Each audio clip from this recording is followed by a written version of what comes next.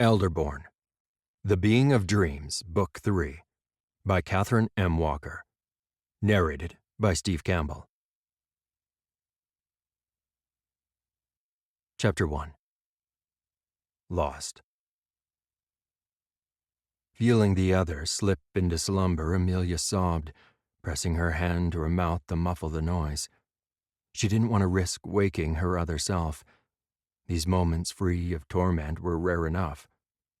Though she was aware that she only continued to exist in that small corner of her mind, her surroundings seemed so real to her. Here she constructed a bare cell-like room with 2 small barred windows. The rough stone floors bit into her bare feet. Her now filthy and ripped linen shift afforded no protection at all against the damp air. Amelia pushed her matted hair from her face, looking up at the windows. She shivered. Sometimes, when she grew brave enough, she would peer out the windows and see the world that her body, that the other, was walking through. Amelia liked to think the other was insane, that it wasn't her committing all those terrible acts, that she hadn't killed her king. Those moments were rare. Even here, there were other moments where she reveled in the power she possessed, the power her master had woken in her. In those moments, she could see so clearly that she'd been a possession, a thing. She'd been the perfect lady, spent her life perfecting being the kind of possession that would appeal to people with power. It was what she'd been trained for, what all those of her birth and rank were trained for. Oh, women like Jess existed, controlling who they were, forging their own path and destiny in life. They were exceedingly rare in her social circles, yet even Jessalyn, for all intents and purposes, was a kept woman. Everyone knew that the Crown Prince, William, favored her. While he was looking her way, no one else would dare. That, of course, explained her favored position within the court, why she had been allowed to get away with the behavior she had. None but the king could gainsay the Crown Prince's will. Amelia stilled, her eyes widening in horror. She didn't believe that about Jess. She hadn't really hated Jess, even if many of the other ladies in the court had. Jess had been kind to her. The other hated Jessalyn.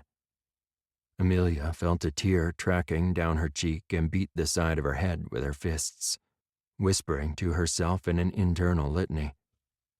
"Remember who you are." The Lady Amelia Stratford had always had her eyes firmly on Prince Alexander, the Fourth, as most young and some not-so-young ladies of the court had. She had known from her father that the Crown Prince was not for her, nor likely any of the peerage of the realm. She took her father's counsel seriously since, as Lord Stratford, he was a close friend to the king and the highest in rank of all the other lords. Or she thought she'd accepted his advice. Until now. Amelia whimpered, pressing her fist against her lips to stifle the noise, even though she knew she really wasn't doing any such thing.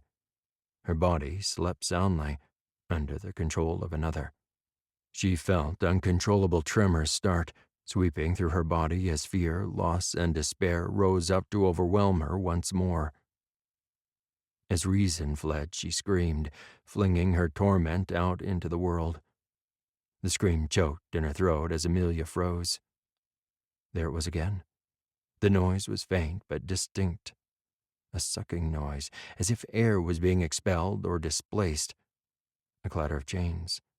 The deep metallic clunk of a key turning in a lock echoing around the cell of her own imagination. A steady, rhythmic thump, exceedingly loud in the confines of her own mind. A sound she was all too familiar with. Booted feet in a measured tread walking towards her.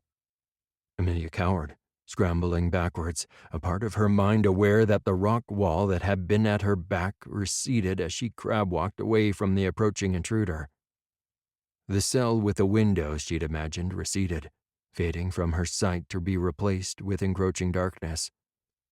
A scream ripped from her mouth as she felt a force wrap around her, halting her retreat.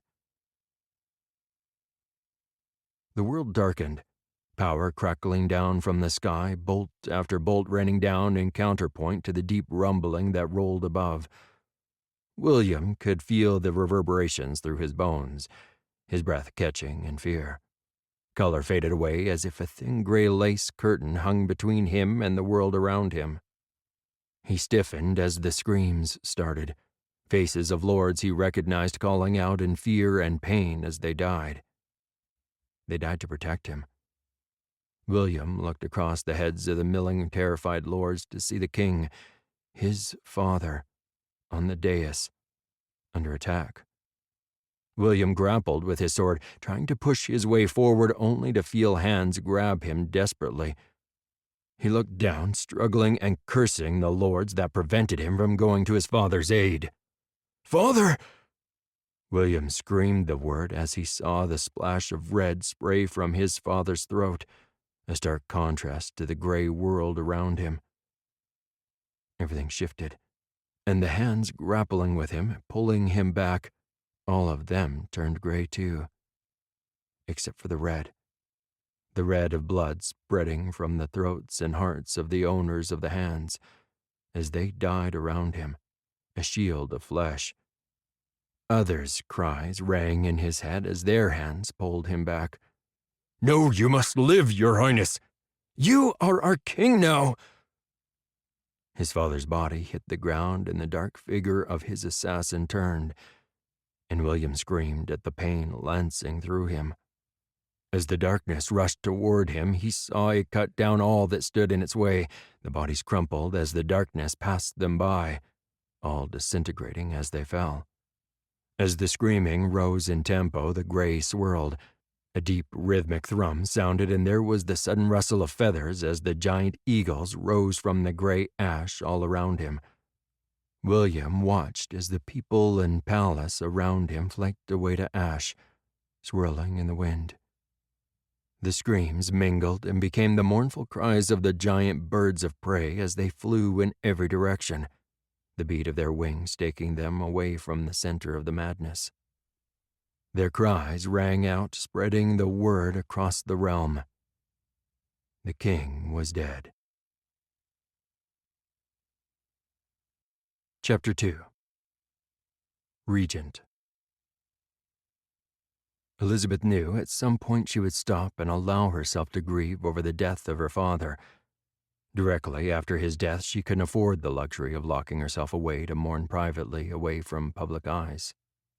Healers had surrounded William in those terrible days after the attack, always with him. They'd forced him into a healer-induced slumber to allow his mind to heal. That had been the first decision of many to require her approval as regent. It had only taken a few moments at her twin's bedside, seeing him writhing in pain, to be convinced the healers were correct. With the king dead and William hurt and unconscious, the burden of running Valencia fell to her. Elizabeth hoped that William continued to improve. Despite being next in line for the throne, she had no desire to sit on it permanently. Elizabeth smiled. Of course, she wasn't alone in carrying this burden. William had assured her in the weeks leading up to this tragedy that their little brother had grown up a great deal. Then again, William always did have a soft spot for Alex. As it turned out, she should not have doubted his assessment. Alex had surprised her the most, stepping up in his role of fourth and lifting a great deal of the burden from her shoulders. Kyle, despite the tragedy surrounding the corruption and betrayal of his own sister by the Order, shared the responsibility. She shouldn't have been surprised. Lord Kyle Stratford had been in William's confidence for years, and despite the party boy image he'd maintained, he was well aware of the affairs of state. He was his father's son, after all. A great deal of his time was spent standing not only at Alex's shoulder in his position as a companion of the Fourth's blade to be precise, but he stood at her shoulder as well to offer advice. His take on the internal family politics and scrambling for position among the peerage of the realm had proven invaluable on more than one occasion. Of course, it didn't help that rumors were running wild throughout the realm faster than the heralds and scholars could spread word. It always amazed her how fast rumor could fly. It seemed the more tragic the news, the faster it ran. The king's death and the circumstances surrounding it had plunged the whole country into mourning. On the back of the terrible tragedy, the news of William being hurt as well nearly brought on a panic. Reports indicated most believed he was either mortally injured or already dead, and the news was being kept from the people. No number of proclamations seemed to assure the bulk of the population that while he was badly hurt, William would be fine. She doubted they would believe it until her brother was well enough to make an appearance and shoulder the burden of the crown publicly.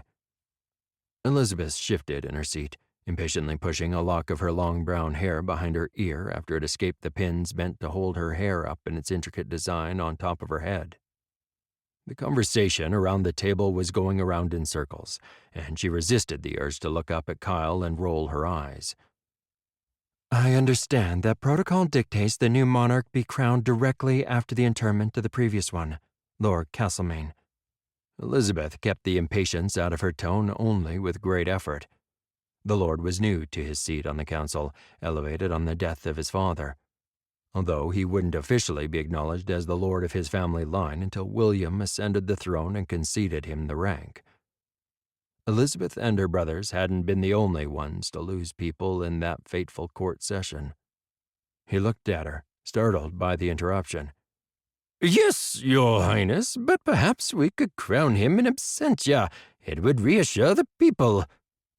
I doubt it. If we did that, it would add more fuel to the flames and convince them that we are hiding his death. Kyle's tone was acerbic.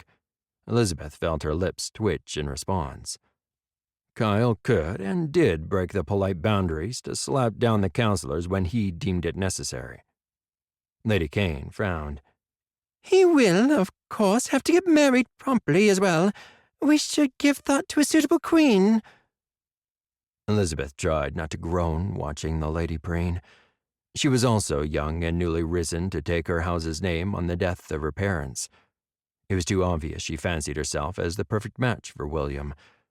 If Elizabeth knew one thing about her twin's taste in women, she was certain that Lady Kane was not in the running, even if he'd had the option. Elizabeth had been appalled when Kyle informed her that his father, the Lord Stratford, had negotiated a contract on behalf of her father before his death to accept the Imperial Princess of Solana as William's consort. That had prompted her to send a hasty message to the Empire requesting they hold off on their intended journey to court. Elizabeth was saved from replying to Lady Kane's comment due to a commotion. Horns sounded outside the walls, and booted feet thundered down the corridors.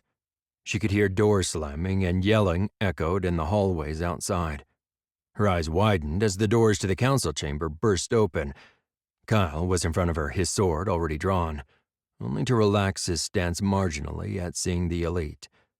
Elizabeth realized she hadn't even seen him move, nor been aware that she'd also stood. Your Highness, it's Crown Prince William. He's missing from his bed. Kyle swore, and the room stilled as he put his hand up, a dire look of concentration on his face indicating he was using his powers. Elizabeth bit her lip as the color started to drain from Kyle's face before he suddenly chuckled. It's all right. Stand down, guards. Alex has found him. William will be fine. Kyle refrained from saying any more. There was only one way that Elizabeth could see how William could have gone missing from his rooms without anyone knowing where he was, particularly given how many guards surrounded his suite. The lords and ladies at this particular council didn't need to know the finer details, that their future king now numbered amongst the kin. Not at this point in time, anyway. Elizabeth let out the breath she hadn't been aware she'd been holding. She nodded, resuming her seat.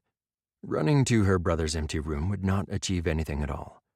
She waved the council members back to their own seats, determined to ignore Lady Kane's rather poor attempt to raise her own status further. After all, the woman was destined to be disappointed since William was promised to another. Elizabeth smiled to herself and relaxed. Lady Kane and her advances were her brother's problem to sort out, not hers. When the phantom screams filling William's head finally ceased, he sank to his knees, whimpering in relief at the blessed silence. A familiar voice spoke to him out of the gray fog that surrounded him. "It's all right, William. I'm sorry we left you. You burnt off Aaron's sleeping draught faster than expected." Arms pulled him into an embrace, and William felt himself tremble as relief washed over him. He rested his head, unresisting, on his brother's shoulder, accepting the shelter and comfort for what it was. He laughed suddenly, remembering all the times he'd comforted Alex when he had been a boy. Now it seemed the tables had turned. He opened his eyes and watched in awe as the bleak nothingness that had surrounded him was replaced in a wave rippling out from Alex. His nightmare, the giant birds of prey, the blood, and the specters of those who'd fallen to protect him, vanished, being replaced by a peaceful glade. Tall trees, rushing water from a river, the sweet songs of birds, dappled light filtering through the trees, and a soft, warm breeze wafting through. Where are we? William was perplexed. As lovely as this place was, he didn't recognize it at all. "You transported yourself into the Vale. It brought your nightmare to life around you. We're still in the Vale, but I thought you might find this place a little better. It's a recreation of a glade in the deep forest near that inn that you tracked me to." William felt himself relax. He pulled away from Alex and found he was suddenly leaning against a log that he could have sworn hadn't been there a moment before. He shrugged, guessing that if Alex could spin this whole glade from the Vale, he could create a convenient log to lean on. They sat in silence.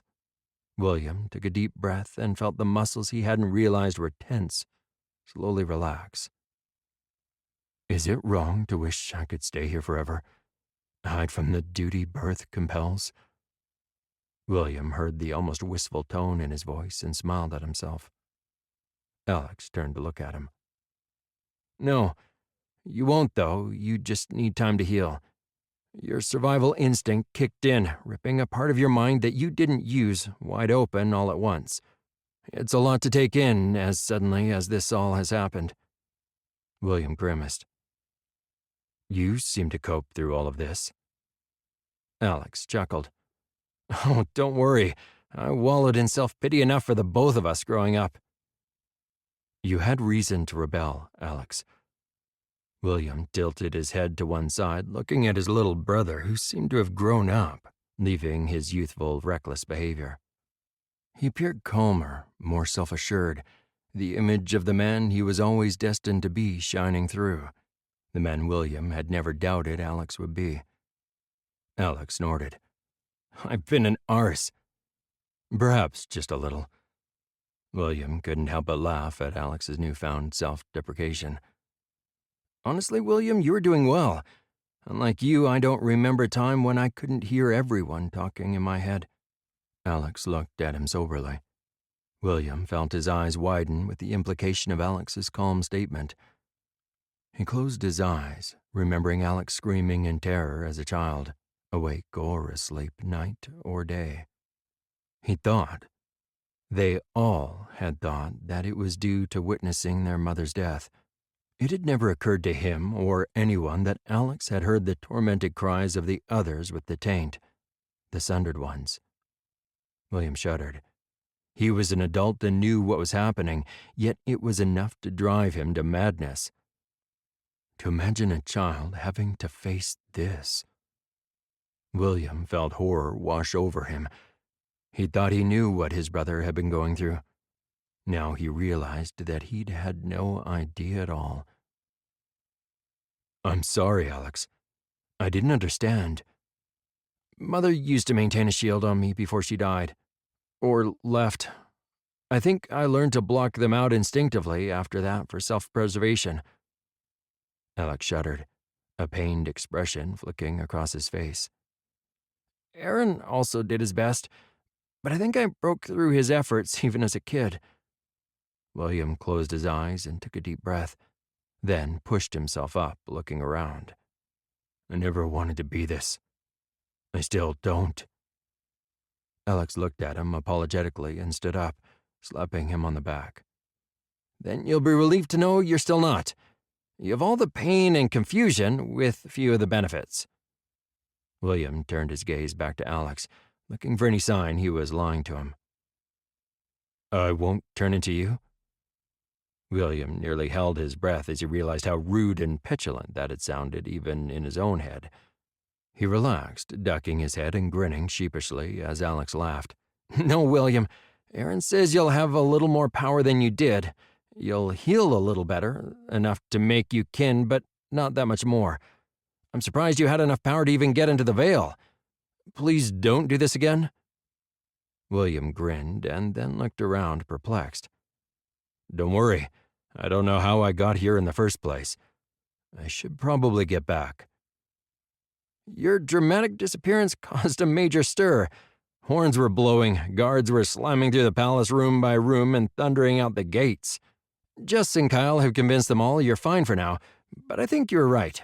It is best you get back before we try their patience too far. William felt Alex's power envelop him, and he shuddered at the sudden cold as they moved through the veil, nothing but a gray blur of motion before they appeared back in his room. He realized in that stillness that Alex was shielding his mind, yet upon stepping out of the veil he found that he was the focus of many outraged eyes glaring at him. The commotion that ensued wasn't the type of voices that Alex could block from his mind, however, and he had to endure it patiently. William traded a rueful glance with Alex and contemplated asking his brother to take him back to the sanctuary before deciding against it. The others would only get more agitated, and at least two of them were quite capable of tracking them down in the veil. He would have to face the music sometime, and it might as well be now. Elizabeth nodded at the proposal, one of the few sensible ones and the only one that could be implemented forthwith. Yes, Lord Stanton, we can at least move forward with planning for the coronation. If you could look up the protocols and get back to us all. Elizabeth smiled her thanks at the Lord for the breath of sanity he conveyed. Elizabeth looked up expectantly as her servant appeared at her elbow. Your Highness, Crown Prince William is back in his rooms. Elizabeth nodded her thanks and stood. Kyle, but a moment behind her as the counselors followed suit, flustered at being caught flat-footed. Thank you for your input, my lords and ladies. That will be all for today. Elizabeth turned and left the stunned counselors with Kyle on her elbow and the elite following. She nearly groaned thinking about the absolute panic that had ensued when William had disappeared from his bed. Even though it had only lasted for a few minutes, it would not help. Nothing could be more certain than yet another rumor spreading about the prince's disappearance. She didn't have far to walk down the wide, opulent stone corridor since the meeting room she'd been in was just off the royal wing. She ignored the framed paintings on the walls and the cool breeze that wafted through the large window showing the manicured gardens of the palace beyond them. It was normally restful. Today, she was intent on getting to William. The elite on duty outside his room snapped to attention and the attendants pushed open the doors for her, allowing her to breeze into William's rooms unhindered. She halted just inside the doors to see her twin being berated by Jess and the healer, much to Alex's obvious amusement. She gathered her little brother was enjoying the fact that for once it wasn't him getting yelled at for being irresponsible. Elizabeth realized, seeing them stand there side by side, how much alike they looked with the same dark brown hair, piercing blue eyes, tanned olive skin that showed off their well-honed muscular bodies. That had been one of the few differences between them. William had always had a little more flesh on him than Alex. It seemed with his recent illness, the extra flesh had dropped off William's frame, making the resemblance between the brothers unmistakable. William, sit down before you fall down. Elizabeth hadn't raised her voice, yet it was enough to command the attention of those in the room. In the silence that fell, William smiled apologetically and sat down with a sigh.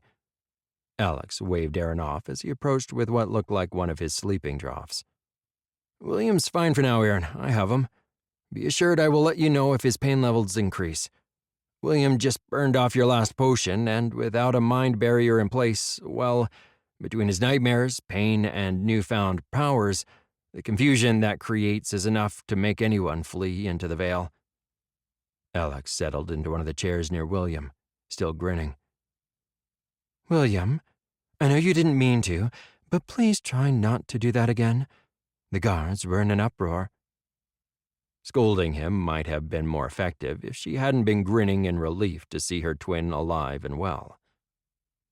Sorry, honestly, everyone. I have no idea what I did or how I got there. If Alex didn't show up to rescue me, I'd probably still be sitting there not knowing how to get home. William at least had the grace to look contrite. Jess shook her head and placed her hand on his shoulder as she took a seat on the armrest of his chair. As soon as the rawness in your mind recedes, we'll teach you how to shield. The anger had drained from Jess as soon as she'd realized that William was fine. Elizabeth walked over to William and kissed him on the cheek. Take all the time you need and get better, William.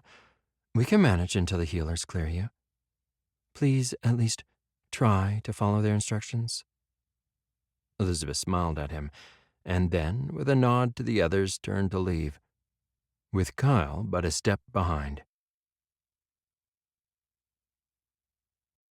Chapter 3. Madness. Shh. Don't despair, my girl. I'm still with you. Amelia tried to scramble back, yet felt herself held in a firm hand, her head twisting around desperately looking for the source of that voice. The person remained invisible to her, yet the voice was oddly familiar.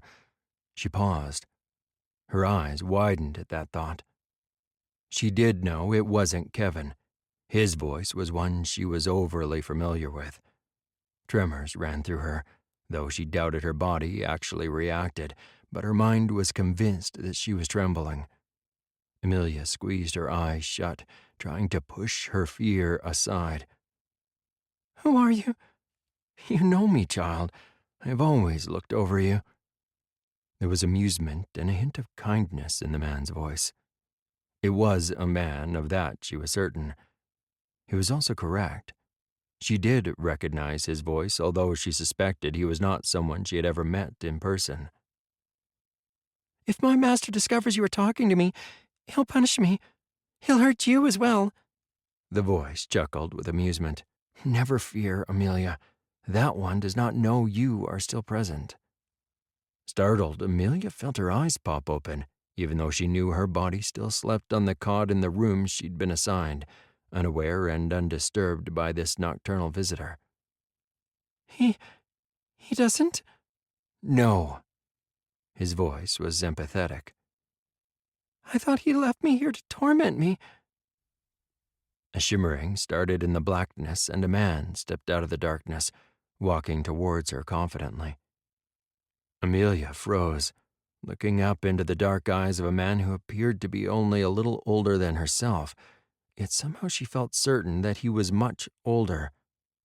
He knelt near her, and she felt the sensation of being gathered into his strong arms. She stiffened as she felt a hand stroke her hair. No, I'm sorry. I should have spoken to you sooner. My name is Aiden. I have created this safe haven for you. Kevin does not know you have survived. Fear thrilled through her as Amelia felt his power caress her, roll over her. Somehow she knew this man didn't want to help her. He wanted to possess her, to take the small part of herself that she had left and twist it to his own ends. No! She surged up, thrusting out with her powers, pushing the spark that was the other one away from her, slamming the door to her cell shut, large bolts clunking into place. She scrambled to her feet and ran, the long, dark, cold stone hallway of her mind stretching out before her as she fled. Chapter 4. Treatment.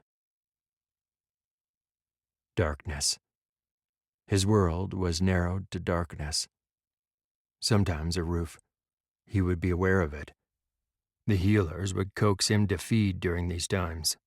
Then, the moment he feared, they would give him that liquid. Fire and pain would run through him, causing him to convulse, lose control. He didn't even scream anymore. I will kill your son. a whispering mind voice in the dark, causing a woman unbearable torment. At times he would realize the cruel voice causing heartbreak and driving the other to madness was his own. It was his own voice, yet it wasn't. Another ordered him, controlled him.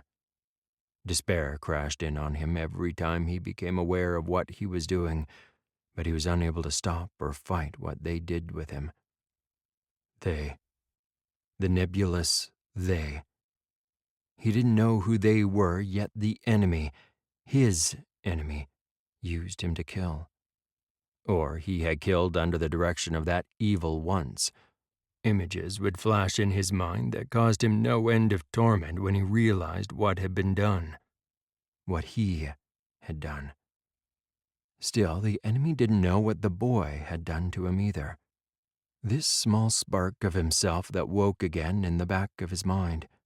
The boy's own mind voice ordered, begged him not to kill. That injunction still existed in his mind, compelling him. The child even then had been stronger than the evil that tried to use him. He remembered. The images showed him they had tried to take him out to kill others, to compel him to kill again. They had power. He could feel the compulsion racing through his mind. Yet the boy's voice, echoing in his mind over the ages, overrode theirs. Always. He would stand there merely looking at his prey until they compelled him to return. The other, the one that would cause him to shrink away and shudder if he could, appeared in his head, seemingly delighted. Brian, you can be of use yet. I cannot touch her. She is too well guarded. You can, though. You can plague her dreams, both waking and sleeping, with nightmares. The cruel dark eyes and the laughter had burnt into his mind. He'd been used to torment her since, and little did she know he was incapable of following through on the threats they made him issue. Brian's eyes flashed open, as they did sometimes, yet his keepers paid him no attention, even if they noticed. Something had changed. He had the distinct feeling he was more aware than he used to be, although his keeper still hadn't worked out the spark of self-awareness the little prince had granted him. He was no longer chained and shackled, groggy from medication. Yet he still could not leave this place. They had ordered him not to. The boy had grown, the child's voice that still echoed in his head ordering him not to kill. The eyes, those bright, blue, intense eyes, way older than they should be in such a child, still burnt into his mind. That child was no longer a child. He'd grown, and there were times Brian heard whispers of the man the boy had become. He'd come into his own. He was looking for his enemy.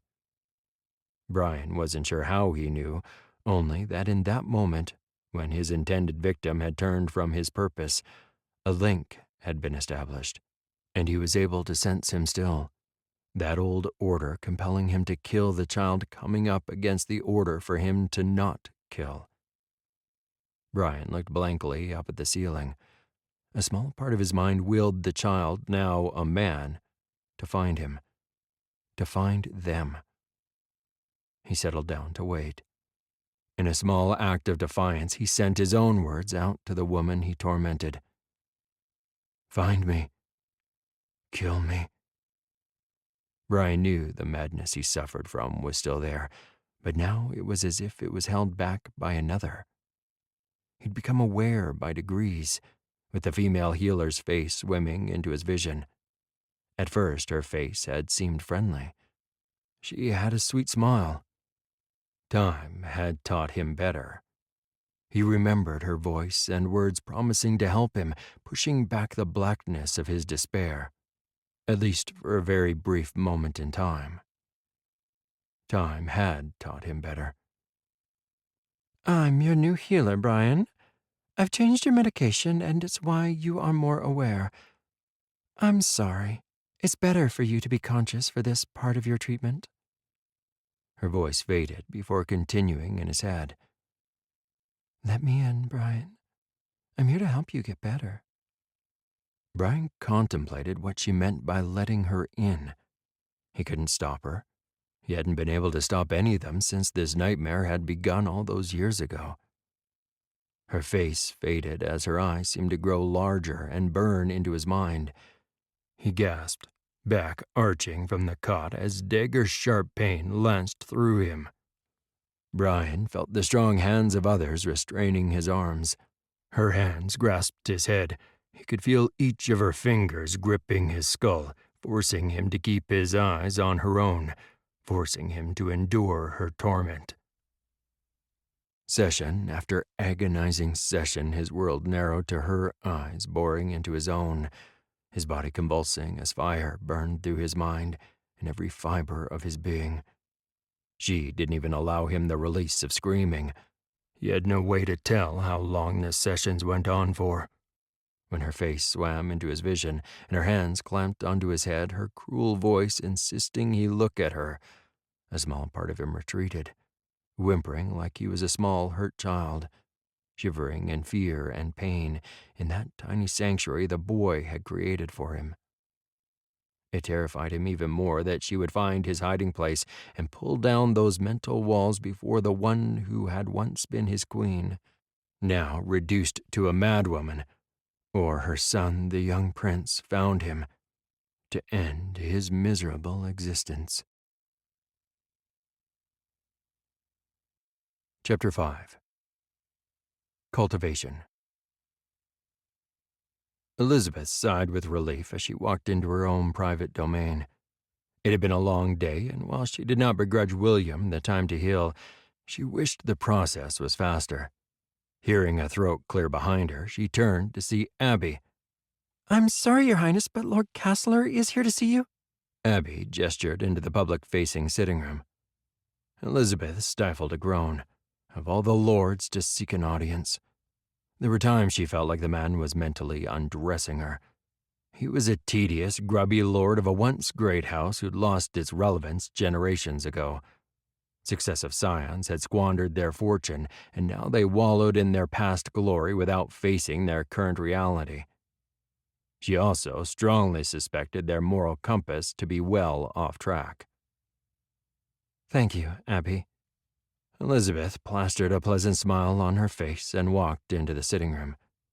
Lord Castler looked up as she entered, his eyes tracking down her from head to toe. Elizabeth suppressed her irritation. She knew very well the man had pressed her father to make her his consort a time or two since she'd come of age, a request that her father had denied on every occasion. All talks of consorts were off the table with her father's death, but she doubted William would have a different position on that score. She fully expected that once the current situation died down, her brother as king would endorse the contract between her and the son of the Speaker for the Heights Protectorate. Elizabeth ignored the lord's hungry eye and took a seat opposite him. "Please sit. What is so pressing that it cannot wait or have been said in council, Lord Castler?" Elizabeth almost winced as some of what she was thinking was reflected in her tone. "Your Highness, it's a delicate matter that I thought best to bring to your attention privately."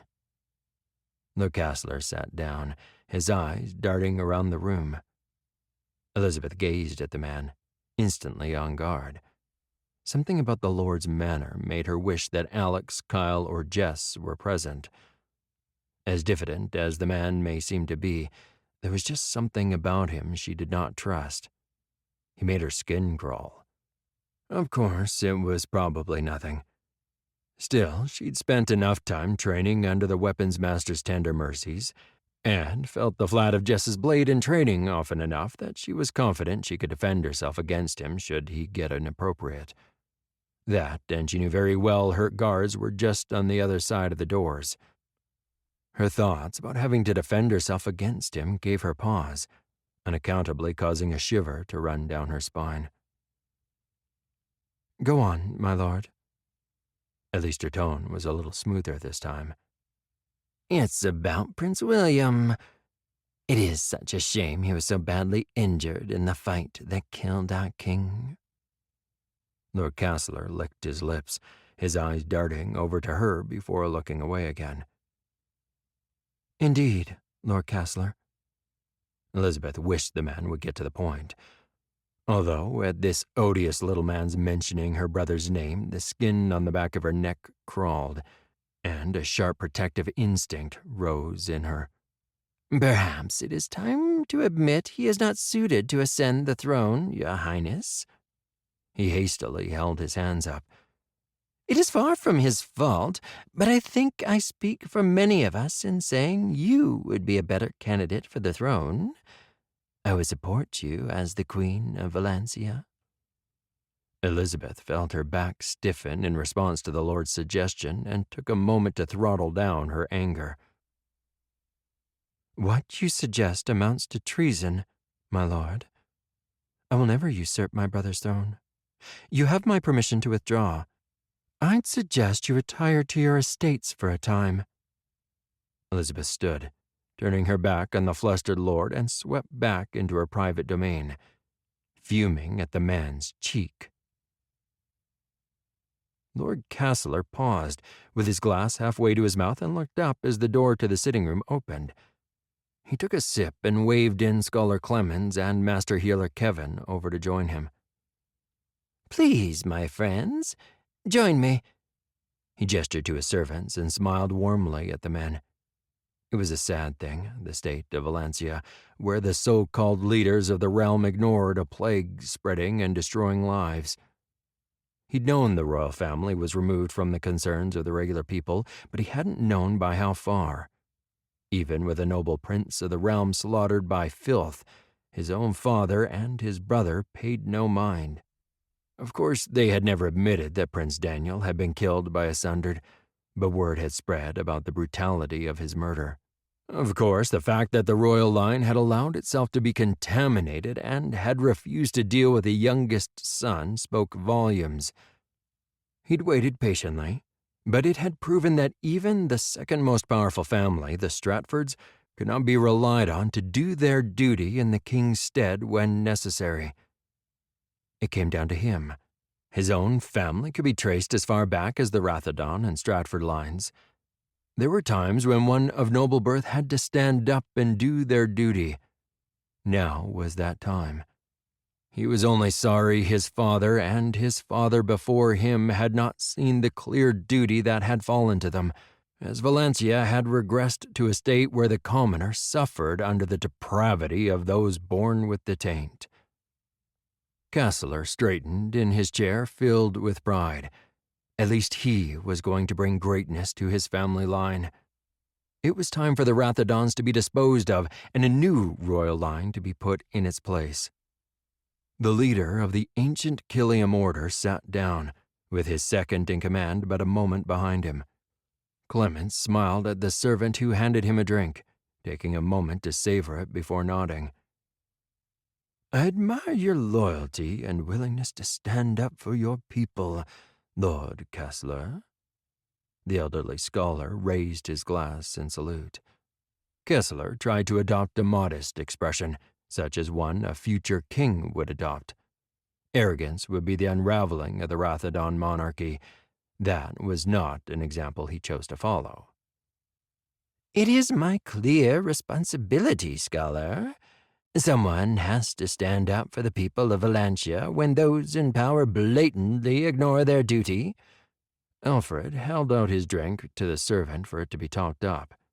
The man bowed his head, dropping some of the rapidly melting ice into his glass, and then topping it up from the glass decanter with the smooth amber liquid. It was a new acquisition he'd tasted at the palace. He'd sent his people to find out what it was and obtain a shipment for him. It is so rare to see one among the peers of the realm put the people before themselves. The healer, Kevin, leaned back and sipped his drink as he regarded him. Alfred smiled, accepting the praise. It was his due, after all, and when he was king, these two would be rewarded, as would all the members of the order for their sacrifice. His mind turned to symbols. He licked his lips and looked back at his guests. Lady Amelia couldn't attend with you this evening? The lady was tainted goods and accused of heinous crimes, including killing the old king. Yet she was still a symbol of an old family line. The Stratford family went back to the founding of Valencia, much as his own did. He hadn't broached this subject yet, but he thought it would be well to take her as a consort. That was if their cause couldn't take Princess Elizabeth alive. She would represent the old family line even better than Lady Amelia. Kevin looked up at him, his mouth turning down. Lady Amelia is resting right now. The weight of all these events rests on her. I'm sure you understand, my lord. Alfred held up his hands, distressed that the lady would feel so badly.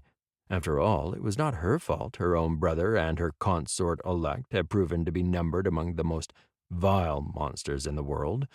That she had been forced in action to defend her own life and the order against the perfidy of the king and court must be causing her unimaginable heartbreak. Of course. It must be terrible for her. If there's anything I can do. Alfred trailed off, not wanting to be too transparent with his intent. Of course, my lord, I am certain it will comfort Lady Amelia that you are concerned for her welfare.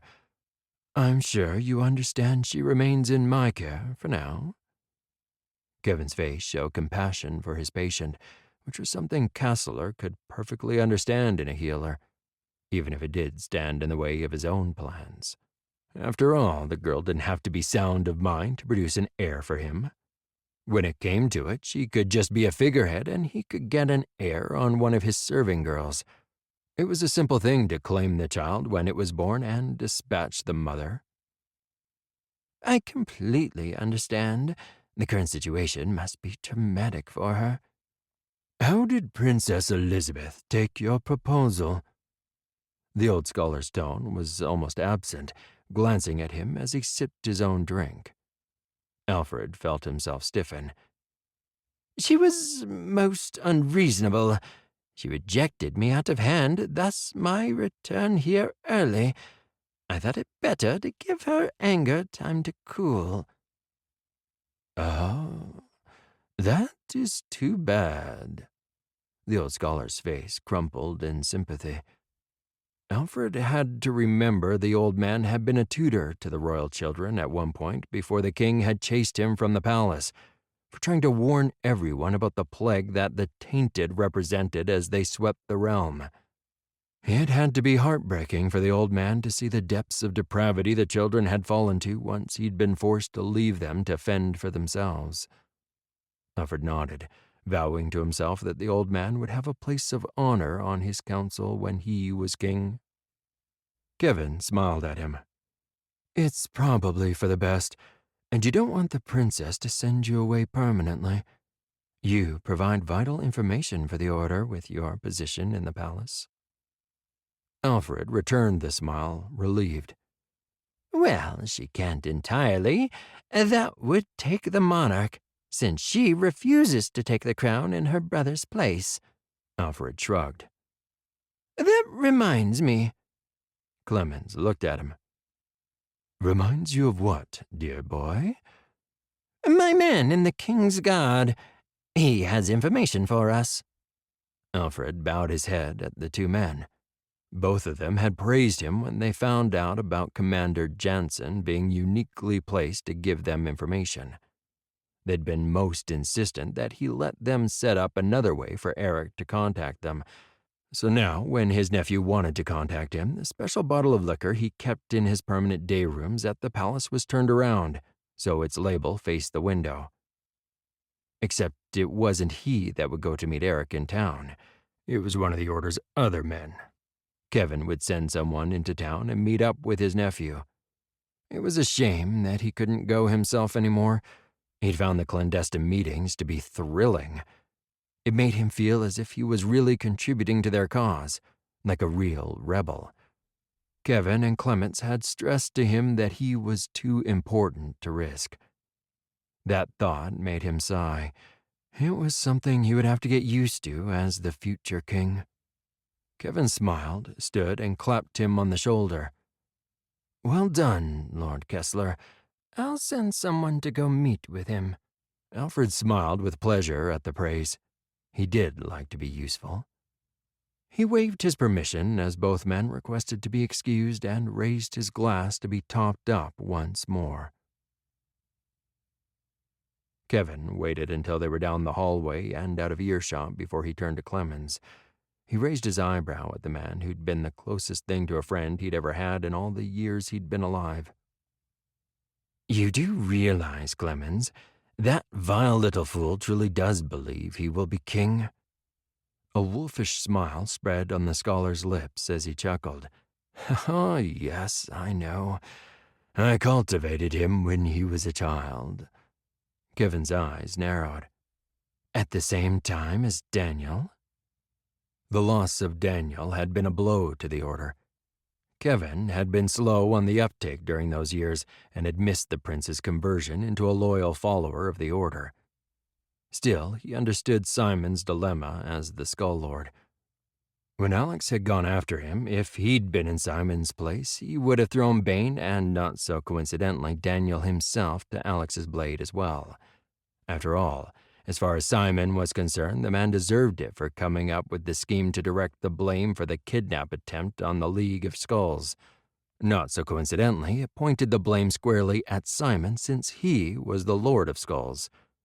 That had prompted the damn Rathadan prince to come after Simon and clean out the bulk of his den of carefully cultivated talented killers. His friends didn't have his own desire to rule, but he didn't take kindly to someone trying to take what was his. The League of Skulls had been a small group, but each and every one of them had no compunction at all in doing what Simon asked, particularly when it was the wealthy they were targeting. Unlike his sundered, Simon's people had the brains to follow through on instructions without being carefully controlled. Simon and his people had been extremely useful. Kevin was sure they would have proven even more so if Alex hadn't cut through the bulk of them. Now, thanks to Alex, Simon only had a few handfuls of them left. Still, Simon had placed some of those that were left to guard the approaches of their current base. That had been of great benefit to Kevin, keeping their current position right under the nose of the king a secret. "Of course, I didn't want to leave anything to chance." Clement's eyes glittered. Kevin frowned, and then he laughed as understanding dawned on him. The old man was extremely crafty. "You cultivated followers in the Rathadan, Stratford, and Castler families." "Well, the Castlers were a fallback. They are hardly the most powerful of families, but they are one of the older ones that can trace their line back to the founding of Valencia." Clement shrugged, dismissing the death of his most strategic convert. Kevin paused outside the door to his own rooms and had to grudgingly admit he admired the old man. "I'll send one of my people to see what it is that the good commander has for us. Given who his uncle is, the man is surprisingly competent." Kevin's eyes narrowed at the thought. It was a shame Jensen would have to die. After all, how could a man who'd ultimately turned his back on his sworn duty be trusted? He caught Clement's nod of approval, watching him as he walked further down the hallway to his own rooms, before retiring himself. Chapter 6. Duty. Kyle looked up to see one of the house staff enter his rooms. "My Lord Kyle, your father, Lord Stratford, is here to see you as you requested. He's in the guest lounge waiting your convenience." The man bowed and retreated as Kyle nodded his acknowledgement. He looked at Bennett as he assisted in strapping on the last of his weapons. Dark brown eyes, much like his own, stared back at him as he caught his long-term servant's eye in the mirror. "Well, this could be an interesting conversation." Kyle wished he had a better idea of how his father was going to respond. Bennett held out his hand to one of the other staff for the jacket, then helped Kyle into it with a practiced ease. "Yes, my lord. Maybe he just needs this prompt." Bennett's face and tone showed no indication of what he was actually thinking. Perhaps. I guess I'll find out soon enough. Kyle tugged at one of the sleeves of his formal jacket. He hadn't worn his less formal attire since the death of the king. That awful night and the failure they all felt keenly was something his mind shied away from. He'd stepped up in his role of companion of the fourth, taking turns with the others in guarding William while he recovered. Kyle shuddered. That they had nearly lost William as well didn't bear thinking about. When he hadn't been standing guard over William, he'd been on Elizabeth's shoulder as she took up the burden of ruling as regent, while her twin brother and soon-to-be king recovered. Kyle shook his head as he gave his appearance one final check in the mirror. It surprised him, really. He felt, given everything that had happened to him, that a wizened old gray-haired man would be staring out at him. Instead, his black hair showed no sign at all of age, no more than the rest of him did. He still looked fit and healthy. The man that looked back out at him was lean and well-muscled, with no sign of the excesses and strain he'd put on his body in recent times. Of course, his appearance was aided by the power of the veil that flowed through him and a body that would heal most things, except his head being parted from his body, or a dagger in the heart. Kyle smiled tightly. Realizing he was delaying, Kyle straightened his shoulders and turned resolutely toward the door of his suite. Bennett was a step ahead of him, well used to his mannerisms. The door swept open in front of him without him having to ask, and Kyle stepped out into a living room area, ignoring the comfortable, inviting lounging chairs. This room was private, shared by himself, Alex, and Jess, with doors from their individual suites all leading into it. Visitors to their private domain in the complex of the Fourth were never brought in here unless one of them gave permission. His measured pace soon took him into the wide corridor, leaving the palatial private lounge with its throw rugs and wide windows looking out into the garden courtyard behind him. He walked the short distance down the corridor, and lights flared to life ahead of him as he walked. Kyle grinned. It was a habit he'd picked up from Alex, and with such a small use of power, he wasn't even aware he was doing it half the time. He was absolutely certain Alex never noticed he was doing it, or that it left some in the court a little wide-eyed in panic. A servant on the doors opened them on his approach, and he passed through, leaving the private areas of the complex for the more public side. Kyle noted the presence of the elite, always around since the assassination of the king, and gestured for them to withdraw before turning his attention to his father. As his father began to rise on his arrival, Kyle grimaced and waved him back into his seat. Please, we're in private and you are my father. Even so, you are dressed for court, and as the Fourth's blade, you do outrank me. His father smiled at him, but complied, relaxing back into the leather chair. Kyle shook his head. I have enough people bowing and scraping to me, seeking favors. I may be dressed for a formal court session, but until I'm out of the complex, there is no need for formality. As he spoke, Kyle assessed his father. It saddened him that he seemed to have aged so much in the last year. Recent events had weighed heavily on him. As much as Kyle didn't want to add to his father's burden, Kyle knew it was past time for Lord Stratford to step back up into public life. Well, you did summon me here, Kyle, and in your official capacity, I take it not as my son. There was not even a hint of resentment in his father's tone. I did. Father, I understand your grief, but Elizabeth needs you. Kyle almost sighed as he saw his father's face crumple a little before he caught it and his expression smoothed. I failed Michael. Kyle made sure to hide his impatience. We all failed our king that bloody night in the court, Father. The mess with your sister, the things I said to Alex, to Michael. Yes, he was your king, but he was also a parent himself and your friend, Father. He understood your pain and grief over what happened to Amelia. He didn't blame you. I should have been there, at his side. Then you'd be dead too. Kyle smiled grimly as his father looked up at him, shock written all over his face. I might have been able to save him. Amelia knew full well you served as the king's blade. She would have killed you. Cal knew he was being blunt, but sometimes a little bluntness was needed to cut through wallowing. His father winced. His mouth opened, then closed abruptly, although Kyle was relieved to see he was at least thinking things through. What do you need from me? Elizabeth needs you. Where you lead, the others will follow. At least start to appear in court again and on the council sessions.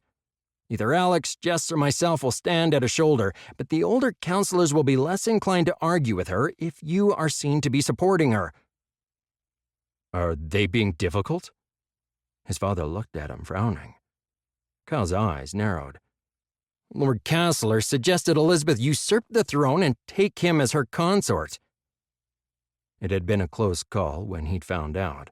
His first instinct had been to place a blade in the man's heart and end his miserable existence. The Lord had no idea the only reason he was still alive was because Elizabeth had ordered Kyle not to kill him where he stood. She'd said there had been enough death and Valencia didn't need to add yet another member of the peerage to the death count right now. He did what? Kyle smiled grimly at the outrage that shook his father's voice. He'd known that little piece of information would get to him. Without you being there as Lord Stratford, he's been puffing his chest out and seems to think his family can rise in influence. His father laughed. He has none, but I take your point. I will start resuming my duties again. I've spent enough time mired in self-pity. Kyle stood and placed his hand on his father's shoulder, squeezing it. Elizabeth understands your grief, Father. If I could let you withdraw from official duty, I would. But we've lost too many, and the realm needs your leadership right now. I'll do what I can, and return to council duties from tomorrow. His father ducked his head, then stood. Son, about Amelia. Kyle nearly sighed. He'd hoped this was the one time they wouldn't have this conversation. Father, we've discussed this. Please, Kyle. Alex never gave up on you when you were in trouble. And Amelia is your sister. Kyle could hear the ragged edge in his father's voice. I know, and I would have been lost more than once if it weren't for Alex, Jess, and William. Kyle stared at his father with seeming calm. His father didn't need to see that the topic hurt him as much as it did him. Then at least try to help her. Please. She's my little girl. I can't just forget her no matter what she's done. Damn it, Kyle, even if she's lost as you say, she wouldn't want to live as what they've turned her into. As grief clouded his father's face, Kyle felt like he'd been hit over the head as he realized what his father was asking of him. To actively track down Amelia, and if he couldn't save her, to kill her. While it was his job since she had killed the king, it didn't mean he liked to think about it. Of course, as soon as William healed and they could start looking for the order, it was likely that was exactly the position he'd be forced into. Right now, my duty is clear, Father. But rest assured, I will look for Amelia. Kyle didn't apprise his father that there was nothing left of Amelia to save. It was an argument they'd had before. He'd come to the conclusion that if it helped his father to think that he could save Amelia, then for now the lie could stand and serve its purpose.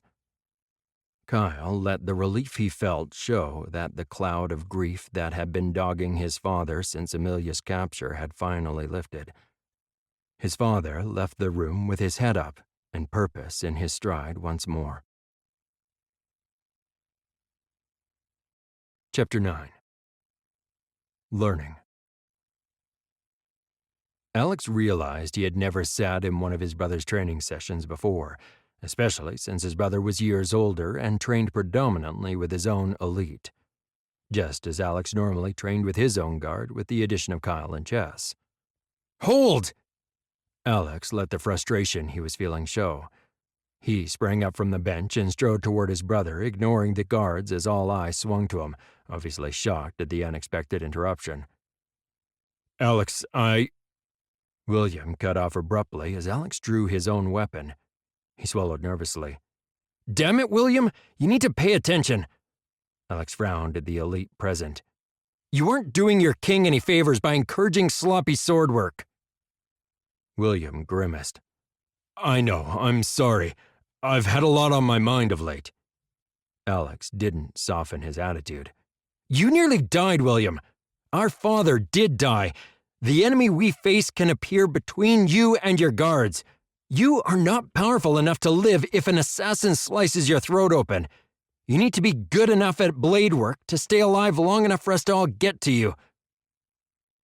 William winced at his words, yet Alex steeled himself against showing any sympathy.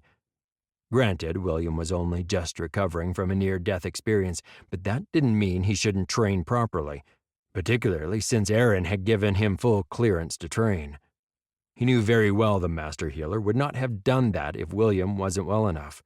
He himself had ignored the advice that he wasn't healed and should rest more often enough to know. Eyeing his brother's protective training gear, Alex smiled grimly. Just as well he was wearing it. For the first time in what was likely years, his brother was going to need it. I know, Alex. I've just always been busy. There's always been other things that were more pressing. William looked down, and sighing, he raised his own weapon, flipping it in salute, indicating he was ready. Your life is a priority, William. Alex flipped his own sword and launched into an attack without hesitation. He forced William to respond, going through the techniques he'd just tried to perform, although badly. Every time William showed poor, sloppy form, Alex lunged, slapping him with the flat of his blade in reprimand, something his brother's people obviously hadn't done for the longest time. Finally, as William's responses became slower with fatigue setting in, he called a halt to their session. Alex smiled at seeing his brother wilting as he flipped his sword, ending the bout just as they'd begun it. Better. Much better. Alex sheathed his own sword, almost grinning at his brother's evident relief that the practice session was over. Thank you, Alex. I think... William shook his head, fumbling slightly as he put away his own sword. He was clearly exhausted. Open yourself to the veil, just a little. Draw it in and let it replenish your energy. You should be strong enough for that. Alex modeled what he wanted William to do, opening himself up and drawing in energy from around him. He smiled as his brother blundered slightly, but then managed to copy the technique. One of the things he'd learned in training William, he was exceptional at copying things he'd seen being performed. That talent certainly made getting him up to speed on his new powers a lot easier. Oh. The relief in William's face showed quite clearly that he'd managed to do as he'd been instructed. It won't last, but it does help. Let's go eat. Alex closed the distance between them and helped unbuckle his brother's training gear, handing the pieces off to the hovering guards. Clapping his brother on the shoulder, he led him back towards William's rooms and the food he knew would be waiting there. He'd learned the hard way that while the veil could replenish energy levels rapidly, it was a false energy. The kin had to stop and eat eventually or face the very real consequence of collapse. He'd gone through it enough himself before he'd learnt that very important lesson. While it might have been mildly entertaining to see his brother learn that one the hard way, he resisted the urge to allow it to play out. The drama that would unfold if William collapsed again would be a nightmare to manage. Kyle walked through the outer public areas of the king's suite. Not that any area of the king's private quarters could be really called public, but these were the only areas anyone outside of the immediate family or closest advisors ever saw. Now these were William's, although he was yet to be crowned. Still, they had moved him while he was insensible as soon as they could.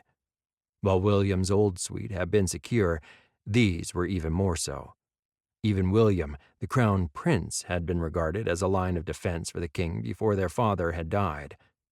Alex, with input from both Jess and himself, had determined it would be easier to protect William here. Kyle smiled. Alex had stepped up and assumed a great deal of responsibility, and, as fourth, had overruled objections to the breach in protocol. Some of the older surviving lords had been rather insistent that William not be moved into the king's suite until he was crowned.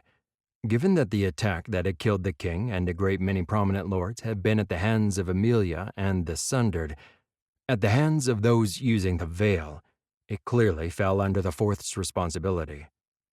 It helped that Elizabeth, as regent, had backed Alex up fully and reinforced to all that responsibility for the safety of the realm fell to the fourth and his companions when the realm was threatened by those with talent.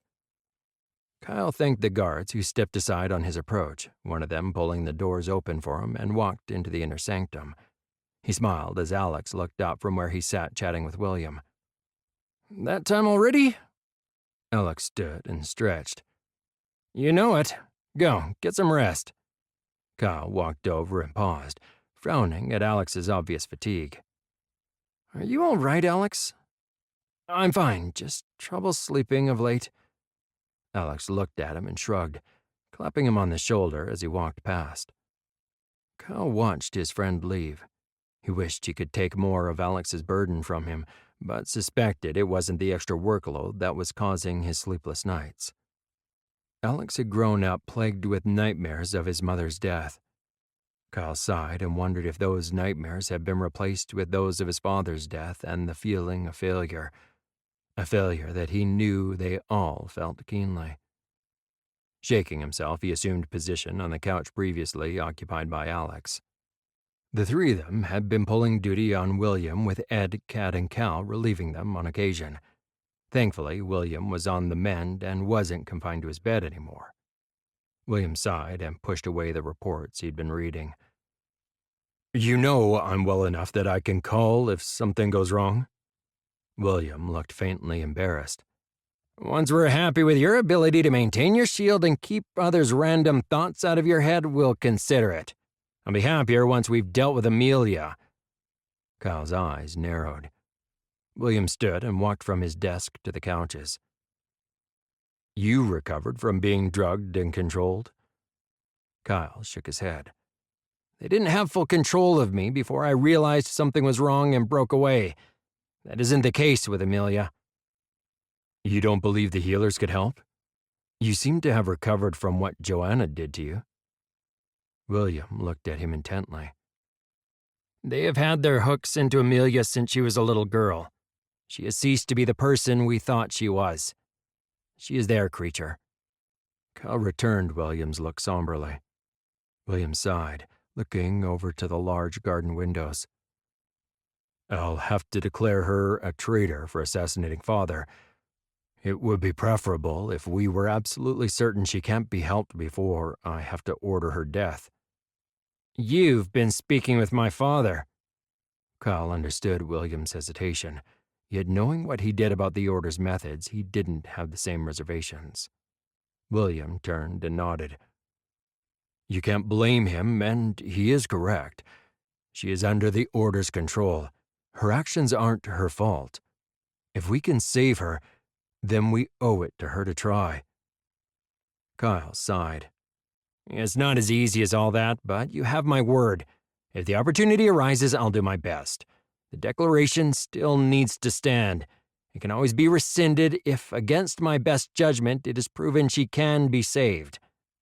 He'd had this same conversation with his parents and with Elizabeth. It had taken some persuasion on his part to get Elizabeth to include the information about Amelia in the early dispatches. What finally convinced her was the reports that flooded in from all over the realm. They all told of how unsettled their people were, as rumor flew on the wind from the palace of the death of the king and the way of it. She'd agreed, and the scholars, under the protection and escort of the guard, had gone out to spread the word that the Killiam Order had been behind the assassination of the king, along with the tragic news that Lady Amelia and others born with the power of the veil had fallen under their control. It assured people that those with the power of the veil were just as much victims as those that had been killed. that the deaths, all of them, had been at the hands of the Killiam Order. They also assured the people that their crown prince had survived the attack, and the Fourth and companions were working to safeguard them all.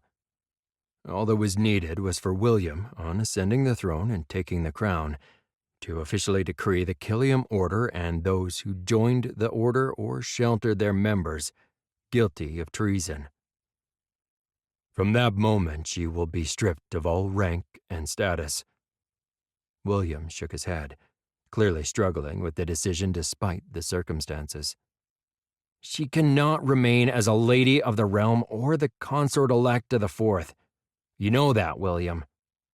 Cal looked at William steadily. William nodded. I know. It is still a difficult thing to come to terms with. It means you're getting better since you're able to think through problems and issues. How's your head today? In all that had been occurring, at least it was good news that William was up and sane. William ducked his head. Much better. I have a new appreciation of what you three felt like when you nearly burned your minds out. Kyle chuckled. Actually, I think what happened to you was way worse. We've been dealing with the veil and its effects our whole lives. Your mind was blasted wide open, making you kin abruptly, like Joanna. William shuddered.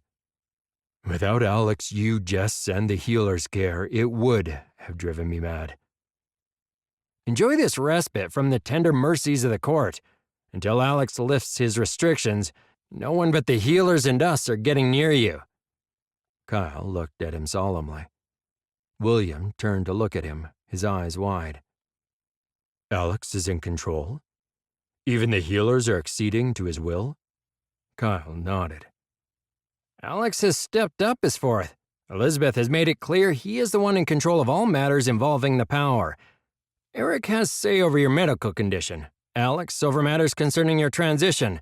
Until he agrees, no one else is getting near you. William opened his mouth, then shut it again, clearly thinking things through. So, my little brother is growing up?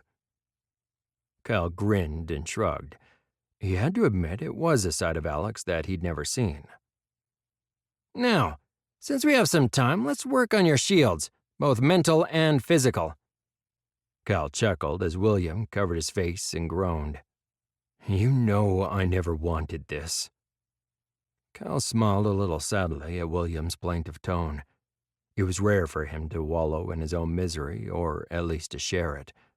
William's current mental state and his need to get used to being kin was another reason both Aaron and Alex had insisted he get the time he needed, or at least as much as they could give him. I know, William. If I could take this burden from you, I would. William shuddered. How do you all stand it? We were born this way, William.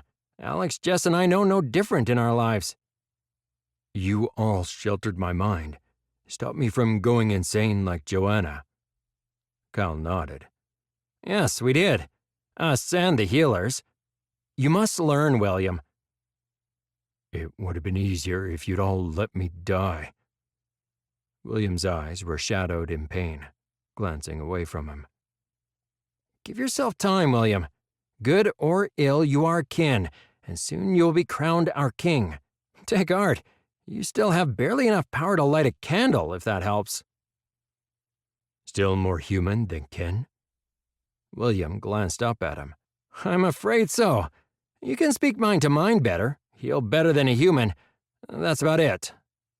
Kyle watched carefully as William considered his options, almost sighing with relief as his friend and future king shook himself, straightening in his chair and nodded, indicating he was ready.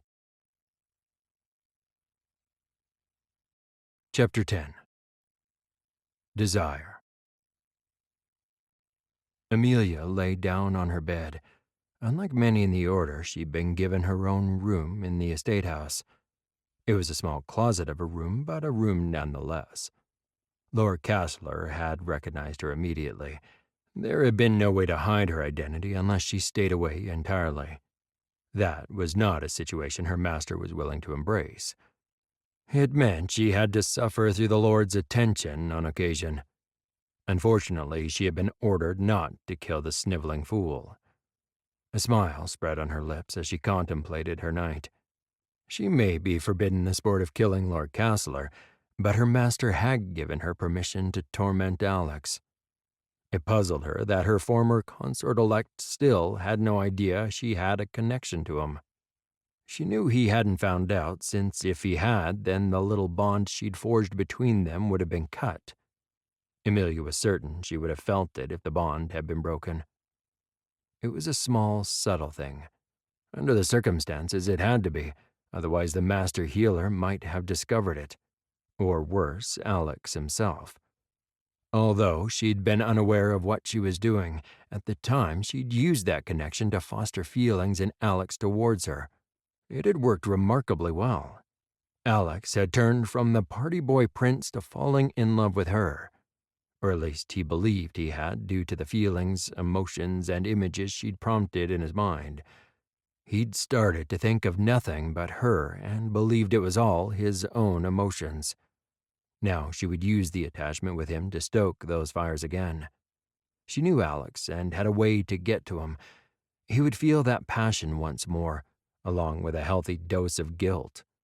Thankfully, she had plenty of her own nightmares she could share. After all, it was only fair. She'd lived through that nightmare because her master had wanted Alex. Amelia pondered her thoughts about that time for a moment, albeit a brief one. She knew her master had taken her. He'd tortured her and warped her mind, turned her into the killer she'd never been, inflicting pain and his depraved touch until she'd begged his mercy. It wasn't just that her mind shied away from rebellion. When she'd given herself to Kevin, the constraints he'd burnt into her made it impossible for her to conceive of betraying him. She knew what they'd done to her, but she belonged to her master now. A part of her ached, worried that she wasn't good enough for him, that she was the secondary prize. He wanted Alex more than anything. What her master wanted, she would do her damnedest to ensure he got. A smile forming on her lips, Amelia closed her eyes and began to dream. Alex moaned, his sheets twisted about him in testament to his unsettled sleep.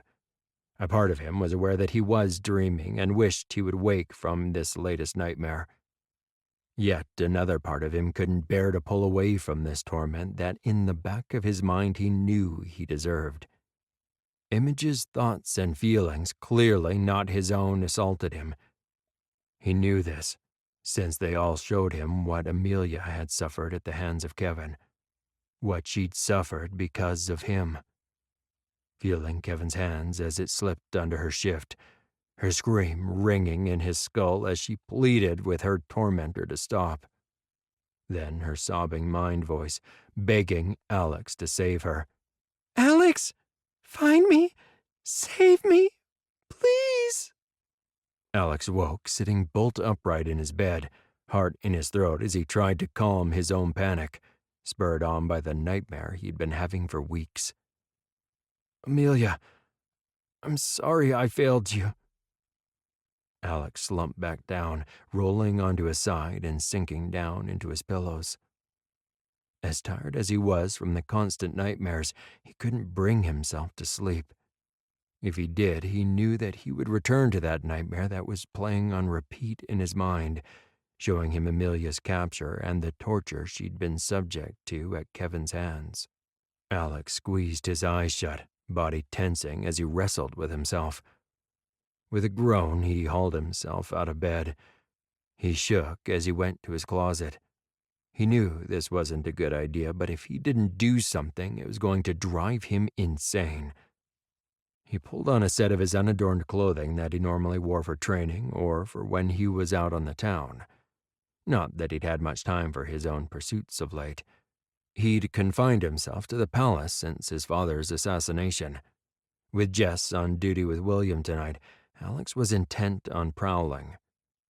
After one last check on his weapons, he pulled himself into the Vale with a sigh. It had been too long since he had left the palace grounds, and it was a relief to be on his own, even if he knew the freedom wouldn't last for long. particularly if the others knew what his intent was, for whom he was searching. He was certain they all thought he was going on his own sweep to try to locate signs of the Order. Alex shook his head. He hadn't admitted to any of them that his dreams had been plagued with nightmares about Amelia, her capture and torture, her screams pleading with him to save her. It had been driving him to distraction, guilt assailing him only to be replaced with a longing for her when he woke. There was only one solution he could think of. After putting enough distance between himself and the palace, with only a cursory glance, he moved from the vale to the darkened cobblestone path in the middle of a small, sleepy village, not far from the Winter Palace. With a final glance around, he called out to her, "Amelia?" Alex tensed as the cold of an arrival through the vale washed over him and stared at Amelia as she appeared in front of him. He was unable to help the longing that welled up in him just at the sight of her. It confused him, since during transition he'd barely thought of her. During that time, whenever he'd thought of any woman, it had been Isabella, and he had only thought of Amelia out of guilt. He knew he should hate her. She had killed his father, yet somehow his mind was filled with thoughts and images of their time together. Amelia took one slow step after the other, closing the distance between them, sheathing her swords. Her eyes smoldered with a hungry, possessive light. Alex could see the coldness behind that fire. As much as he knew he should not be here, that Amelia was dangerous, he sheathed his own blade. She laughed, the sound low as her hands divested him of his shirt. Alex closed his eyes, groaning as the memory of that moment they'd shared on the couch at her brother's bedside flashed up in his mind. "I know you still desire me, Alex." Alex swallowed. As her voice filled his head and she uttered the word desire, he trembled in reaction. He opened his eyes to look into hers, and pushing consequence aside, he pulled her close and kissed her. Alex pulled them through the veil to his rooms at the Winter Palace. He knew she was too dangerous to allow anywhere near his brother. A little sense asserted itself, if not much. A cursory glance and a search with his mind told him no one was nearby, not even the maintenance staff left behind to take care of the palace and grounds until the royal court migrated back at the end of summer. She was a traitor, assassinating his father on behalf of the Order, and she tried to kill his brother. He had no doubt she would do so again. William would declare her to be a traitor and order the breaking of her position as his consort-elect. If the others found out he was meeting up with her, still sleeping with the enemy, they would be horrified. Despite all of that, he admitted, even if it was only between the two of them, that she was right. He did still desire her. Unaccountably, he still loved her. Pushing his own doubts and consequences aside, Alex stripped Amelia of her clothing as she made short work of his own. She placed her arms around his neck, wrapping her legs around his waist as he backed them both up to the bed. "You're right. I want you. Always." Alex could hear the hunger in his own mind tone. Her only response was a breathy chuckle as he fell on her, giving in to his very real desire. Chapter 11. Training. Ryan stumbled and fell back, hitting the ground hard as he heard the weapons master call an exasperated halt. He covered his face, unable to stifle his laughter. While it was true he was getting better with his blade work, how could he not? Being singled out for personal training sessions, and the rest of the time being drilled and put through his paces by the 4th Solite. Regardless, he still ended up on the losing end more often than not. He usually trained with Matthew under the guidance of the weapons master. Still, all the men and women here had been training in swordwork since they were old enough to hold a blade, many by their own family members who were also in the guard. He'd been a little awed to discover that most of them had the single-minded ambition to be exactly where they were from very young. It was a level of dedication and purpose he couldn't ever remember having. Until now. Matthew shook his head at Ryan and held out one hand to help him up off the ground. Ryan just grinned in return. Hearing caustic laughter, he looked over to see the younger courtiers had been let into the training grounds for their own lessons. Ah, orphan boy. So you can't even manage to stay on your feet? Such a shame. Don't worry, you won't be here long before my father gets you kicked out of the palace. Branton sneered at him as his friends laughed. Ryan looked back at Matthew, who looked ready to explode. Ignore them, Matthew. It's fine. Ryan sheathed his blade. It was one of his new ones with the sigil of the cohort etched into it. Any who got a close enough look at it would have recognized it instantly.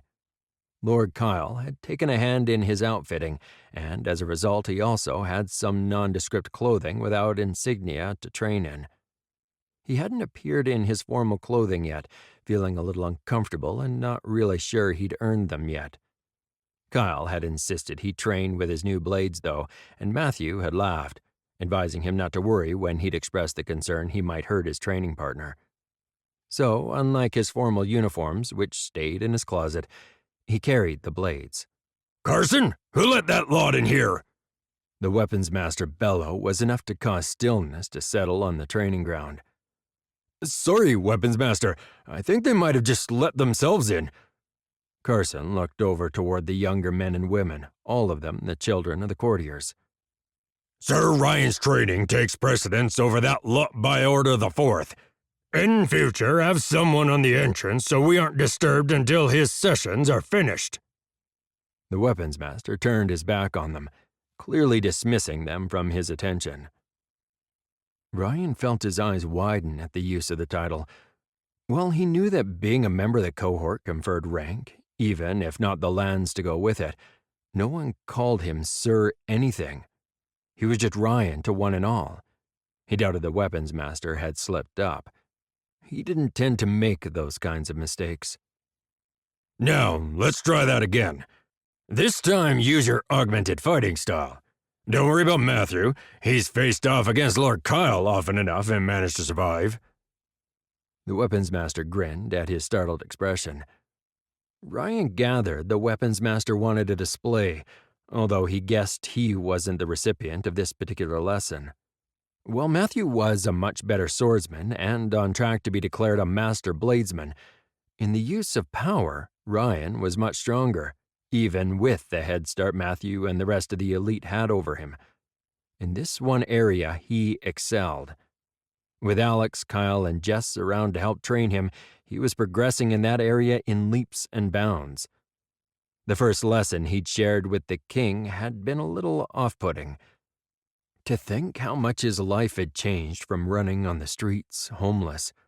Now he found himself training with the preeminent members of the kingdom.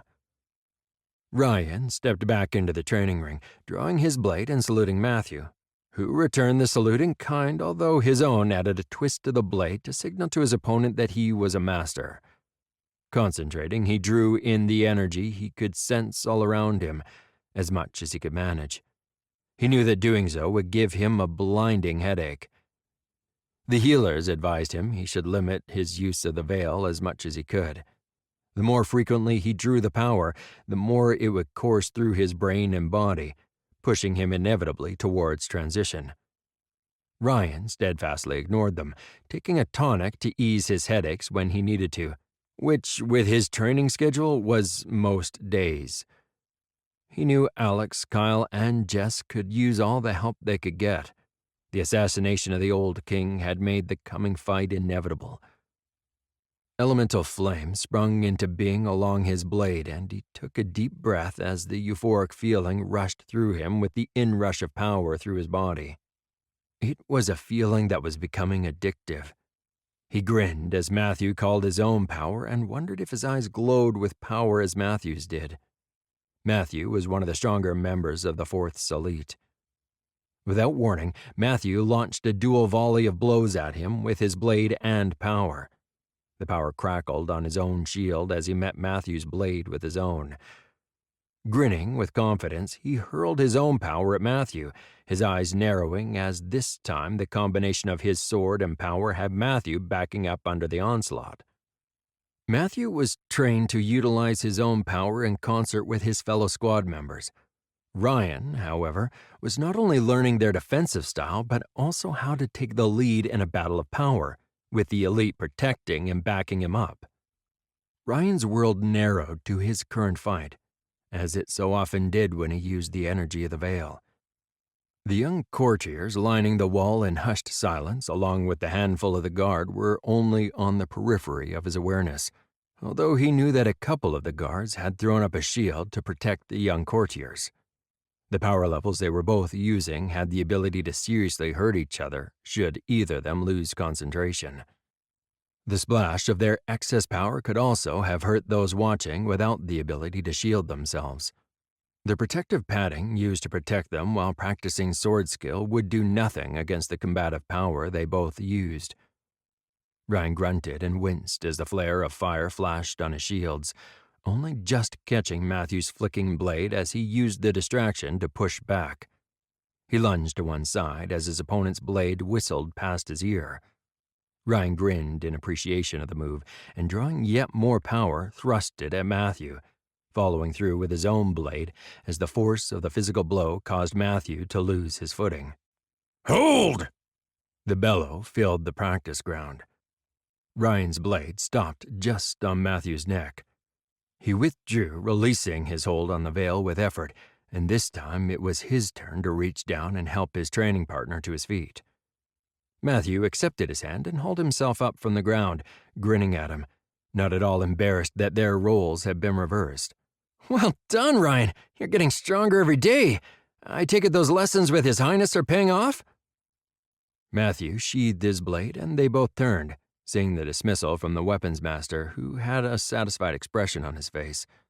That satisfaction dropped off as he turned to face the young courtiers, and bellowed at them to get the protective gear on.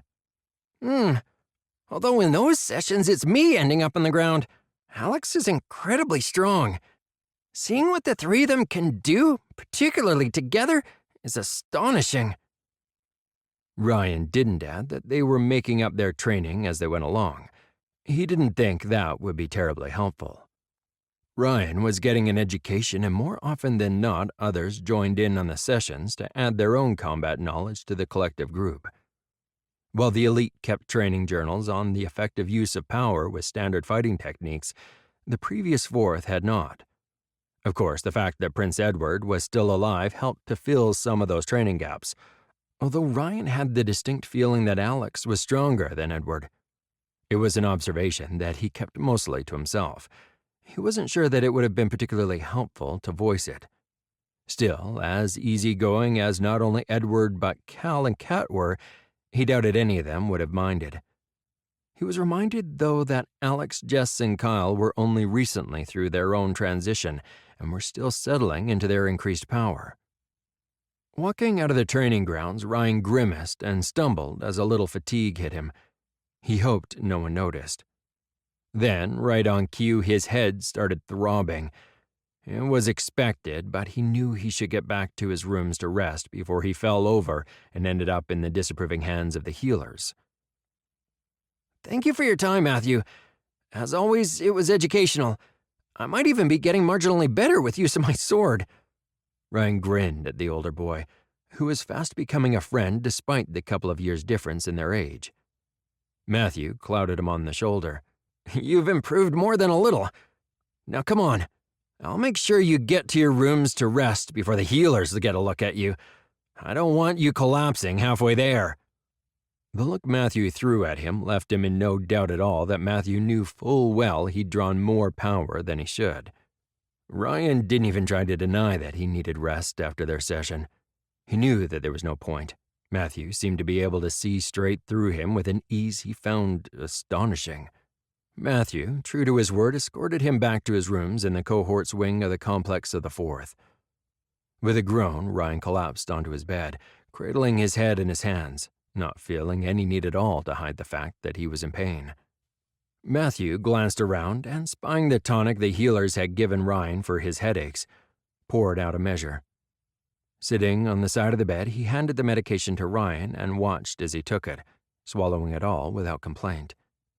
Taking the measure when he was finished, Matthew placed it on the bedside table near the bottle of tonic. He helped Ryan pull off his boots, placing them to one side, then carefully pulled up the blanket as Ryan turned over onto his side, muscles relaxing, slipping into a sleep aided by the healer's medication. Chapter 12. Guilt. Jess curled up in the chair by the windows in what had become her usual spot when she pulled guard duty on William. She pressed the heel of her palm against her forehead as she watched William sleep. Fool. The words were barely a whisper from her lips. She had no intention of falling into William's bed again. It had been easy enough to refuse him while he'd been sick, even though he'd begged her on more than one occasion. That had caused a few wide-eyed stares and embarrassment from some of the healers. Now he was insistent he was well and truly healed enough for bed sport. He was a little harder to resist now, and she wasn't immune to his charms. She never had been. Like it or not, William's future consort, in the shape of an imperial princess, would show up at court sooner or later. Regardless of her disposition and the political nature of their impending union, Jess doubted the woman would appreciate William having a mistress already installed prior to her arrival. She knew William had been trying to steadfastly ignore the issue, but ignoring the fact that he'd already been promised to another wouldn't make it go away. He wasn't above using his forced transition and his confusion over it to try to play on her sympathies either. The thought had the effect of irritating her as she realized William had almost regressed to a willful, bratty child, except he'd never been that way as a child. The more she said no to him, the more he seemed determined to pursue her. Of course, falling into bed with her wouldn't solve any of his issues.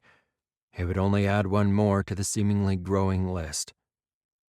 Hearing the door open, Jess wiped a tear from her cheek, then relaxed and smiled as Kyle crossed the room and came up beside her. Jess knew that, after being friends for so many years, he could see right through her. She was almost relieved that Alex was too preoccupied in his own world right now to be aware of periphery things. He had enough to worry about without her adding to it.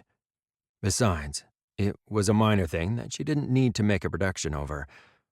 It would sort itself out, or at least that is what she kept telling herself. "Do you want me to speak to him?" Kyle looked across to William's sleeping form. "You've noticed?" Jess kept her voice soft. She lay her head against Kyle's forearm as he squeezed her shoulder. Kyle frowned as he glanced from her back towards the sleeping charge. "He's still recovering and dealing with all of this, but that's no excuse." "He's being so stubborn." "Now that he's mostly recovered, he's also not above using all of his current pain as a means to get you to feel sympathy, and not so coincidentally back into his bed." Kyle slid into the chair next to her, wrapping an arm around her. Jess leaned into his shoulder. At least with Kyle, unlike with William, it was nothing but the support offered by a concerned friend. Without other eyes on her, that was support she could take without it starting a rumor that would run through the palace like wildfire. Not that either of them would truly care what others thought, but right now she didn't want to hear them. "He's lost and hurting. He's never behaved like this before." Jess closed her eyes. "Well, that doesn't mean he should start now." They sat in silence for a moment before Jess looked up at Kyle. "Did you know he just found out from his father that night?" "About what?" Kyle looked at her, confusion on his face. "He didn't know about the negotiations for his consort." "Ah." Kyle shook his head. "Then moments later, the king died. He was angry. It's why he wasn't on the dais with his father as he normally would have been." Kyle groaned. "Powers. So he's feeling guilty. He'd be dead too if he'd been up there." Jess nodded. "I'll be fine, Kyle." Kyle looked at her and leaned in and kissed her gently on the forehead. I know you will be, but it doesn't mean his pressuring you doesn't hurt. I'll speak with him. He pressed his fingers against her lips when she went to object. Enough. Go and get some sleep before he wakes up. No, Kyle, leave it. I'll handle it. If he doesn't see sense when he's up on his feet and fully healed, well, I'll beat him into it. Jess sighed as she looked at Kyle, realizing this was an argument she was not going to win. Also, with Kyle knowing, it meant Alex would know soon enough, which would cause him to worry as well. Still, between the both of them, they might be able to knock some sense into William, get him to understand it wasn't his fault his father was dead, and while they were at him, get his head out of the sand about his future consort. Chapter 13. Service. Matthew walked down the hallway of the elite barracks, turning into the office quarters. James looked up from the couch, dressed in his ceremonial uniform, with his formal jacket hanging on a hook on the wall. He waved and jerked his head towards the office. Matthew knew there was a formal ball tonight, and Alex was obviously going to be in attendance. That meant others were currently on duty surrounding Alex until Marcus and James arrived. It was one of the few times that particular duty went to others. Of course, given the hour, Alex was probably in his own rooms getting ready. James hauled himself out of the chair and walked with him to the office. He looked at James and raised his eyebrow. Being summoned to attend Marcus's office was unusual, and having James join in the conversation as well made him wonder if he should be nervous. Don't worry, it's nothing bad. You may look back with longing after this meeting to the time where you had a life. James grinned at him, and after a perfunctory knock, opened the door. Matthew followed in James's wake and entered the office, seeing Megan sitting in one of the chairs, booted feet up on the edge of the desk. She smiled a greeting as they entered, and Marcus waved them both into chairs. All of them were ready for their evening duty. Matthew wondered how they did it, pulling more hours of duty than any other in the guard, bearing the primary responsibility for the safety of the Fourth and his companions. Originally, the three of them had performed their primary guard duty on Alex. Then, with Lord Kyle and Lady Jesselyn being elevated to the rank of companions of the Fourth, they had been stretched. The rest of the Fourth's elite filled the gaps, yet the greater burden still fell on the three of them, the best swordsmen and strongest of the elite in the use of the veil. He'd come to realize that while the rest of the elite were good, they weren't that good. It was a realization that scared him, given the current environment. There just weren't enough of them. He knew that there were some, even in the elite, who would have been annoyed to run duty for the three of them, fulfilling basic tasks for them that they just couldn't get to. When he understood how stretched they were, he found he didn't mind at all and wished they would lean on him more. How's the boy? Marcus leaned back in his own chair, casual and relaxed. Pushing himself. He has an insane sense of duty, an obligation to Alex for saving his life. Matthew relaxed in his own chair. He was learning from the three of them that when in the elite, particularly the Fourth's elite, you rested when the opportunity presented itself. Well, he'll fit right in with the three of them. Megan's tone was dry. Both Marcus and James snorted in amusement, clearly agreeing with her assessment. I take it you all felt the power he used in today's training session? Matthew looked at his superiors as they nodded their acknowledgement. He's good, despite being new to this style of training. He's resting right now, sleeping off a veil-induced headache. Marcus frowned. You think he's trying to bring on transition earlier? Matthew shrugged. Yes, I don't just think so, he admitted it. Biggest mistake the healers made was sitting him down and explaining the possible consequences of him continually using the veil at high levels. The healers know what he's doing? James straightened, trading glances with Marcus and Megan. They know. Aaron knows their disapproval won't stop him, so he gave him some tonic to help him sleep off his headaches. I made sure he got back to his rooms and took some. He should be fine within an hour. As interested as the three seemed to be in the discussion, Matthew knew this current conversation wasn't why he'd been called into conference with them. You are young for the post, but we all agree, as does the weapons master and the commander of the elite. Will you accept a position in the ranks of personal service to the Fourth? Marcus's gaze on him was steady. Matthew felt like someone had hit him. If he hadn't been sitting, his legs would have buckled under him in complete shock. In times gone past, those in personal service were the elite of the elite. They were in the inner circle of elite, personal protection detail to the Fourth and his companions. They were also leaders within the ranks of the elite, leading their own efforts in combination with the Fourth, his companions, and the cohort in the fight against those with talent who would harm the realm. Right now, there were only 3 of them. The 3 he was sitting in the same room with now, and he was being asked to join their number. If you accept, you can kiss goodbye any kind of personal life. James shared a smile with both Marcus and Megan. It isn't for everyone, and it will be understood if you do not wish to step up.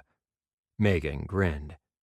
On the plus side, our barracks is better and a little more comfortable than the general barracks. Better food than the regular elite. Due to our irregular hours, the office staff fetch us food from the kitchens. You'll be pulled off general duty around the complex of the Fourth. However, you will share the lead of the personal protection detail of His Highness, Lord Kyle and Lady Jesselyn with us. Ryan will be presented officially at the court as a member of the Companions cohort and conferred the title of Sir by the King, which will add him to their number. Marcus settled back, clearly giving him time to think about his options. Of course, when they go out, more often than not, Alex, Jess, and Kyle are together, which makes it easier than it sounds. They tend to go off on their own pursuits using the veiled paths. It's a habit we haven't been able to break them of.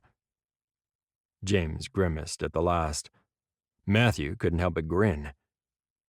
I'd be honored to join your ranks. All 3 of them grinned at him, and James reached across and clapped him on the back. Take the rest of the day and tomorrow off to get settled. Pick a set of rooms in our barracks. There are plenty, so don't feel shy about checking out a few. You'll need to alert our house staff, and they'll clean it up for you. Marcus paused, handing Matthew a list written in his neat, concise handwriting.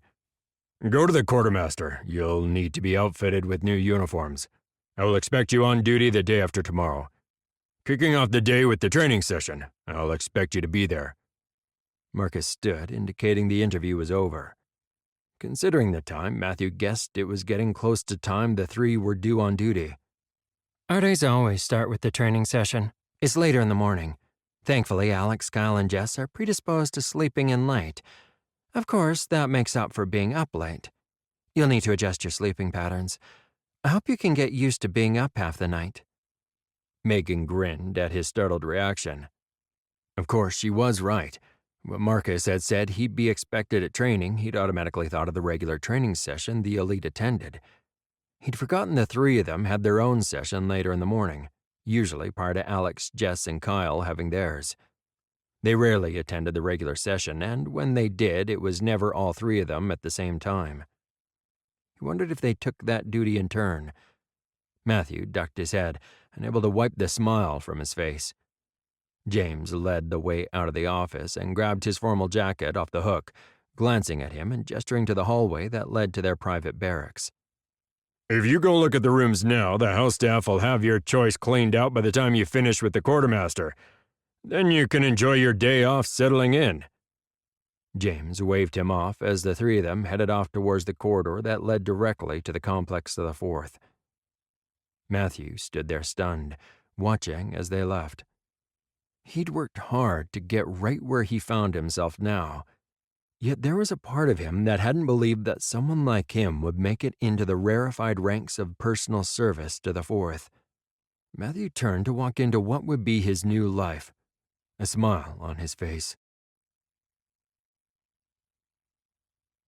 Chapter 14. Coronation. William looked at Elizabeth earnestly. Eliza, seriously, I think you should take the crown. I'm not certain our people are ready for a king who is also numbered amongst the kin. Elizabeth laughed. Oh, no, you don't, brother.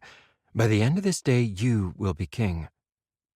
Not getting any sympathy from his twin, William looked over to Alex, hopeful that he'd get an out there. A slow grin spread on his brother's face and dashed his hopes. Jess's head. William sighed and tucked on his ceremonial robes of state. He thought his ceremonial clothing, in particular the vest, had been bad as the crown prince. These were worse. They were highly ornate and heavy. It wasn't his imagination. The weight of the robes hit him as soon as his servants swarmed around him to help him get ready. It had been a madhouse behind the scenes to get everything crafted for his ascension to the throne, although thankfully he'd missed most of it. Even though he'd known this moment would come and he'd been trained for it from birth, he was unaccountably nervous. Of course, there was a part of him that was still sad. Like any child, he'd held the forlorn hope his father would never die.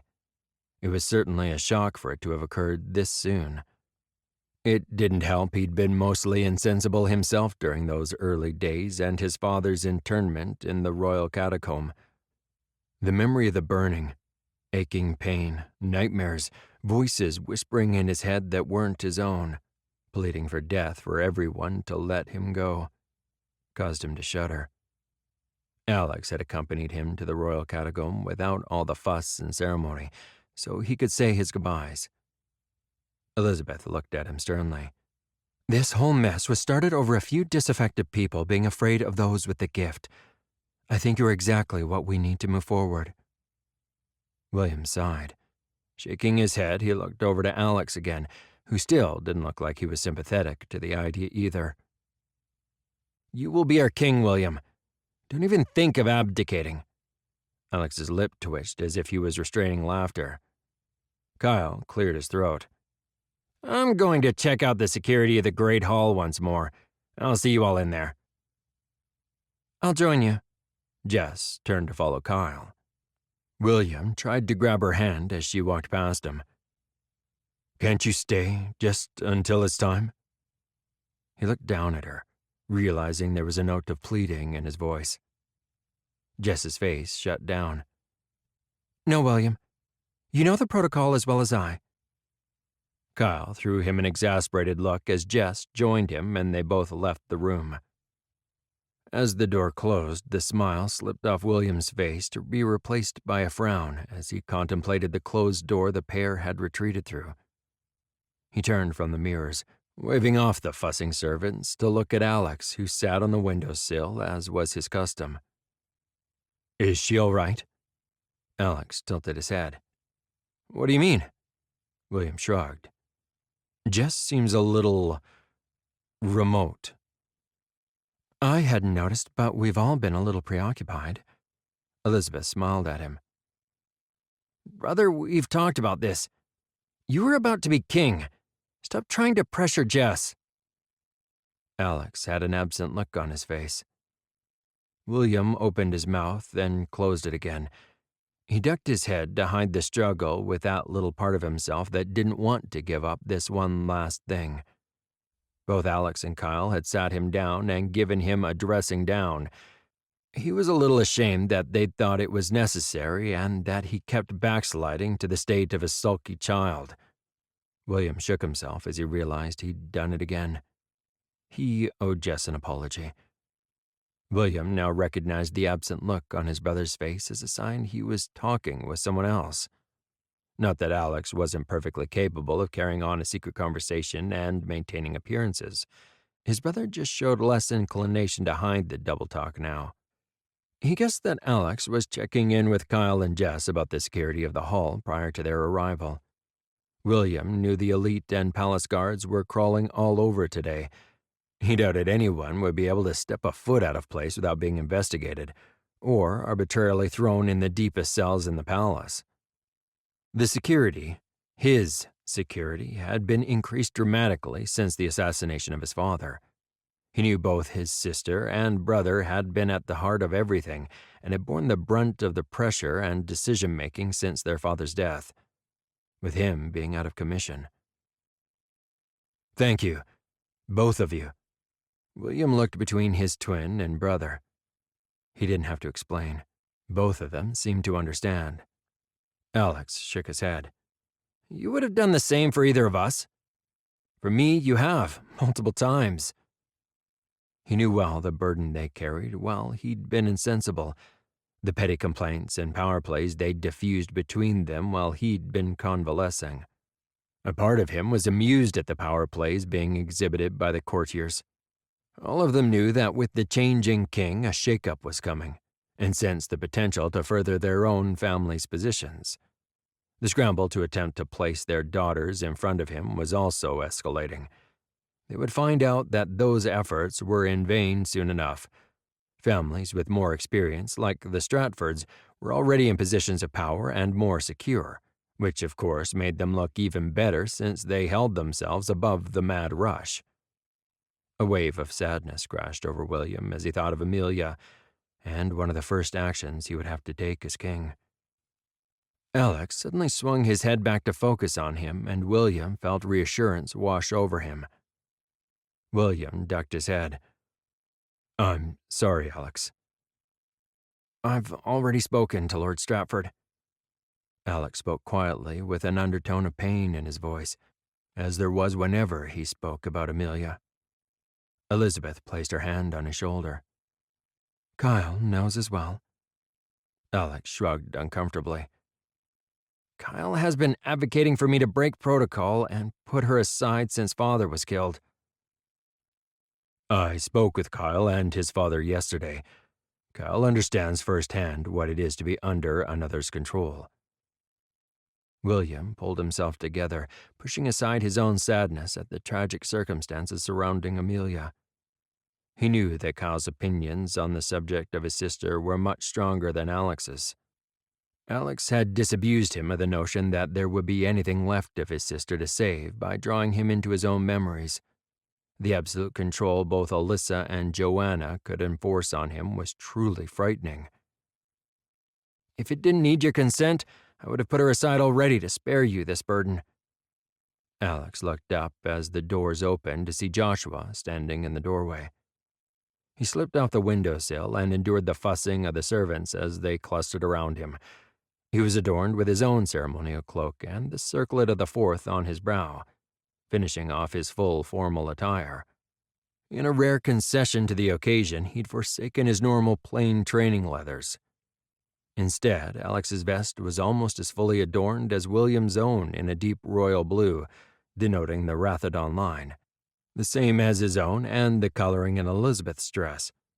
The difference being his sister's and his brother's clothing was threaded with gold and silver, while his own was only gold. William noted that Alex had obviously had some input into the formal gear since it was more practical than his own. He had no doubt at all that none of Alex's ceremonial clothing would hinder his ability to fight in the slightest. His weapons were on display, as were Kyle's own in his deadly role as the Fourth's blade. You ready, brother? Alex closed the distance between them and clapped his hand on his shoulder. William took a breath and nodded to both Alex and Elizabeth, who took their places in front of him as the trumpets blared, the double doors sweeping open. As the children of the late king, they would all enter together, presenting themselves to the peers of the realm. A hush fell over the assembled lords and ladies congregated in the hall under the heraldic banners of all the prominent families. A quick glance told William there was no one missing, or at least no one important. That was a relief, since if there was, one of his first duties after ascending the throne would be to send his guards to deal with the families that thought they could go it alone.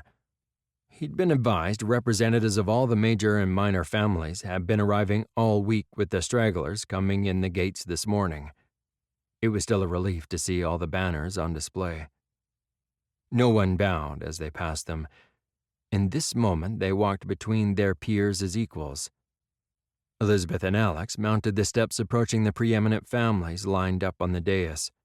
Peeling aside, they took their own places to either side of the throne facing him. William approached the dais and knelt on the padded stool placed there for that purpose and bowed his head. It was the last time he would kneel before anyone. The old Lord Keeper rapped his staff of office on the floors, the sound echoing off the walls and ceiling. "Who approaches as supplicant to lead Valencia?" The old man's voice carried throughout the great hall easily. I, William Michael Ratherden. William kept his gaze down and voice steady.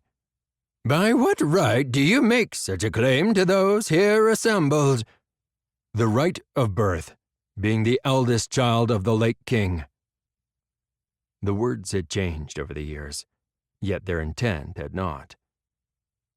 "Is there anyone here who believes they have a greater right to the throne?"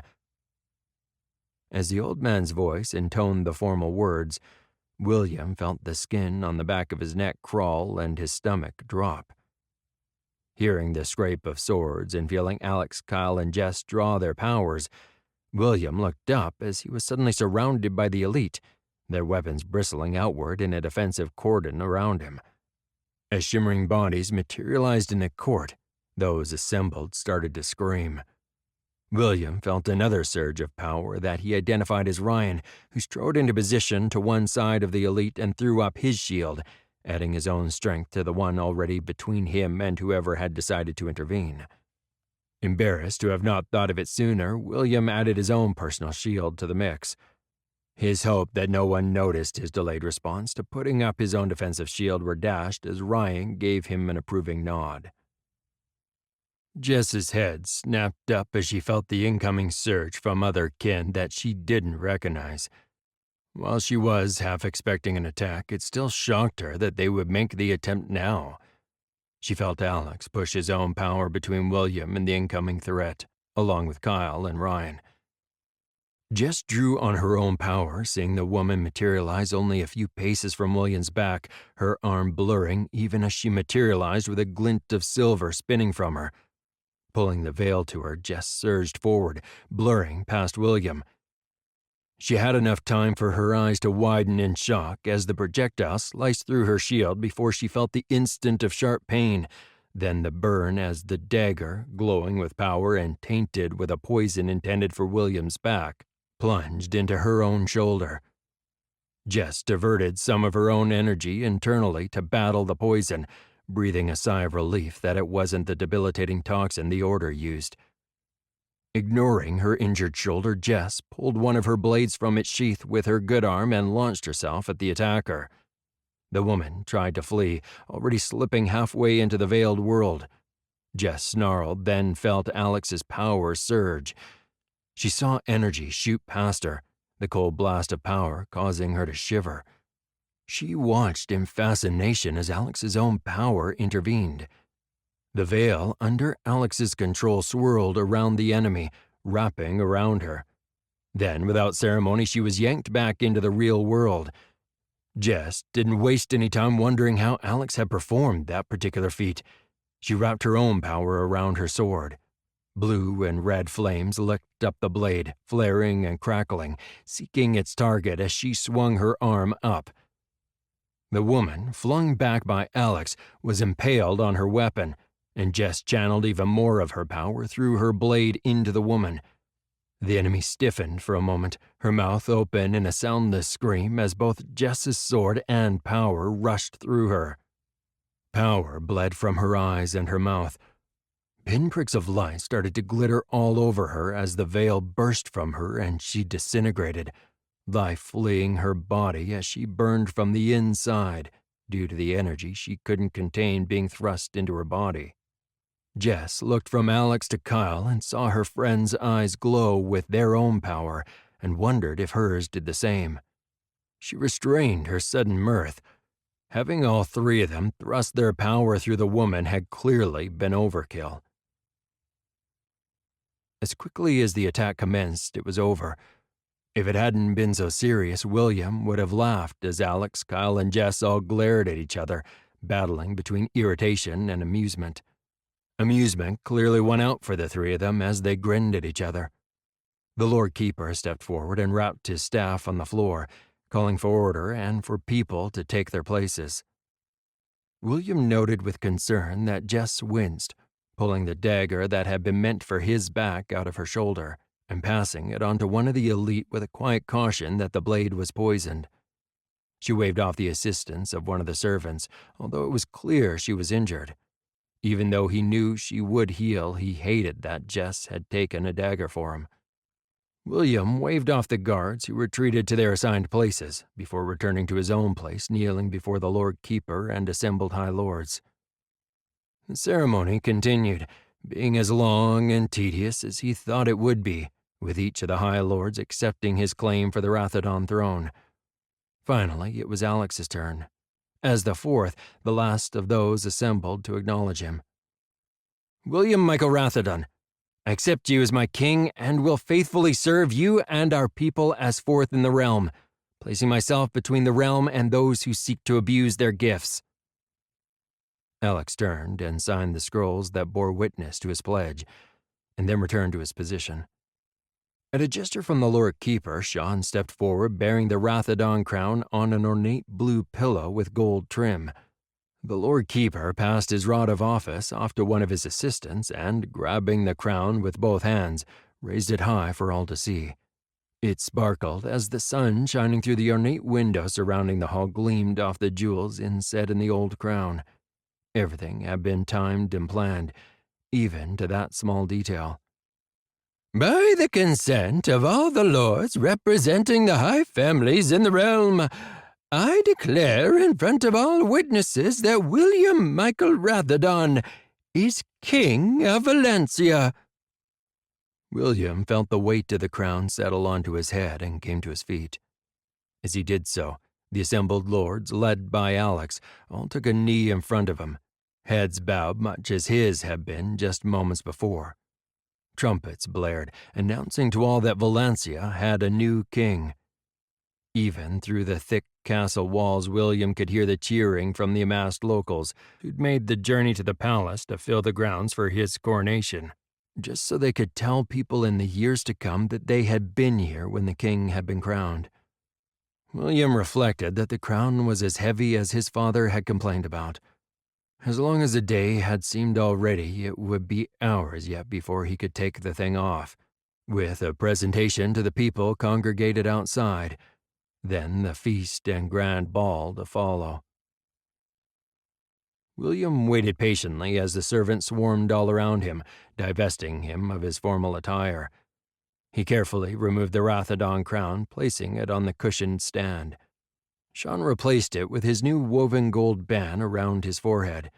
As irritated as he was to have to wear it, at least it was lighter than the full crown. Walking from his inner rooms, he eyed Alex, Kyle, Jess, and Elizabeth, who all waited on him. The conversation they'd been having suddenly cut off as he entered the sitting room. He frowned as he noticed Aaron had just finished affixing a dressing on Jess's shoulder. "Thanks, Aaron."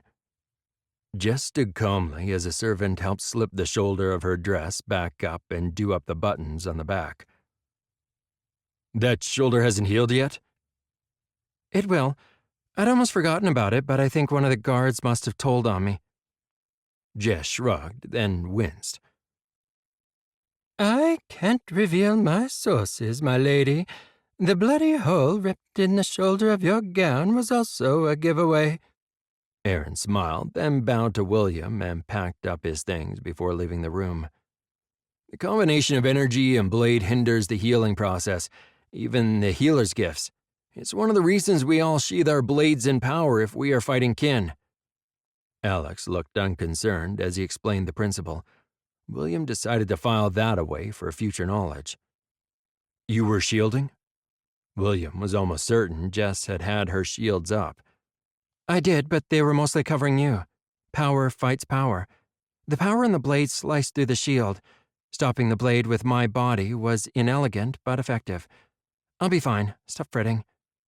Jess waved off his concern.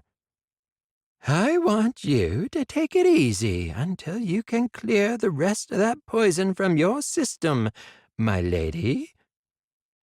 Aaron's tone was stern as he pinned Jess with his gaze. William's eyes widened. "Poison?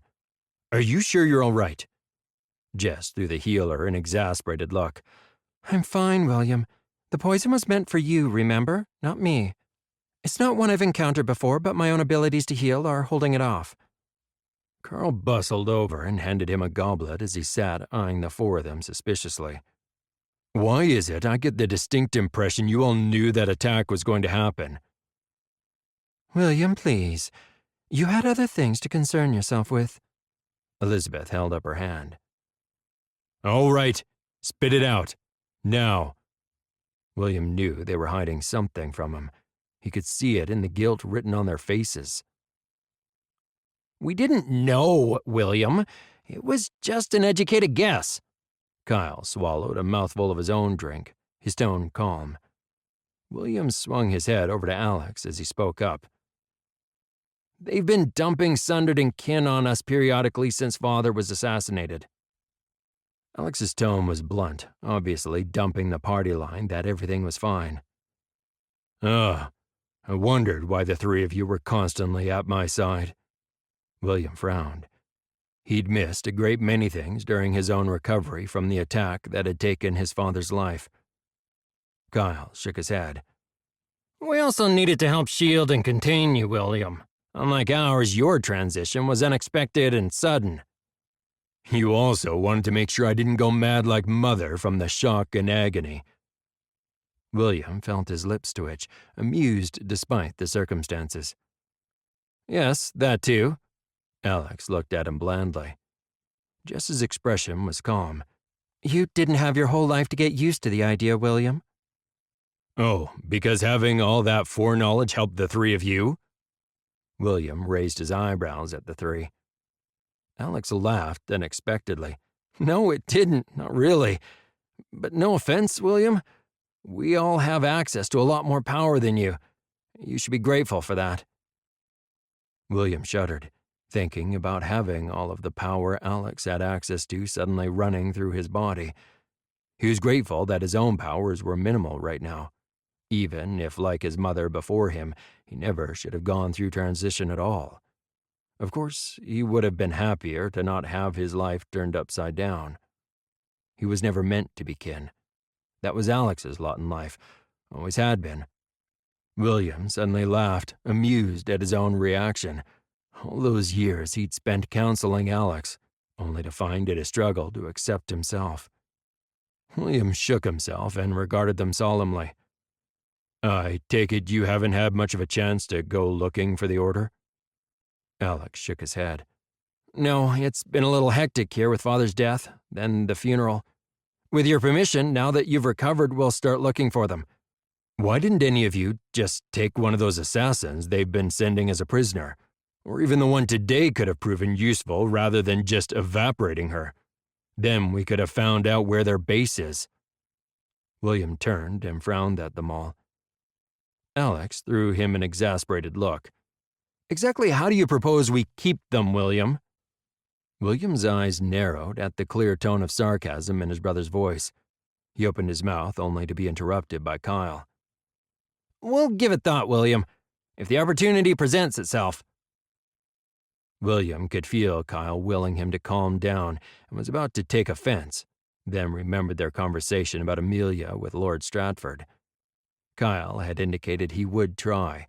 If they had to capture one of the Sundered, it might as well be Amelia. Jess glanced between them, placing her hand on Alex's shoulder, who still didn't look mollified at all. Perhaps with our powers and the help of the healer, we can come up with something. To be fair, William, we've been preoccupied with you. I asked the same question while you were sick. The logistics of imprisoning someone who can appear and disappear seemingly at will hadn't occurred to me. Elizabeth looked at him, a blush rising on her cheeks as she rolled her eyes. William wanted to stay angry, but when his twin put her mind to it, he struggled. Finally, he nodded, dismissing the problem. He'd leave it to Kyle. I didn't think of that. There was a silence for a moment, as if none of them knew how to continue. Elizabeth grimaced. We've been monitoring all of the incoming reports, but there hasn't been anything suspicious. Jess shrugged. One of us will of course be staying here at all times.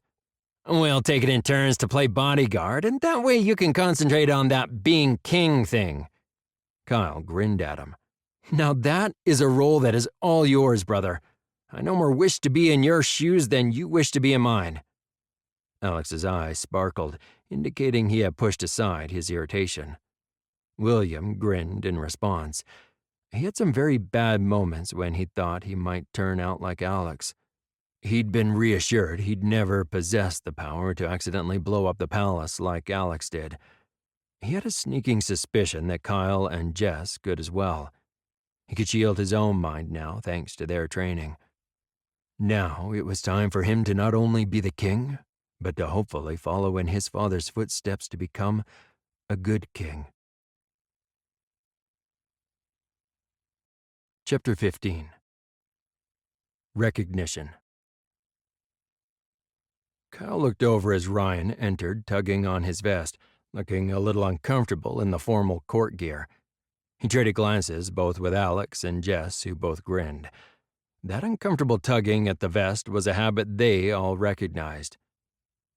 Best get used to them, Ryan. Your days of being anonymous are over. Kyle chuckled as Ryan groaned.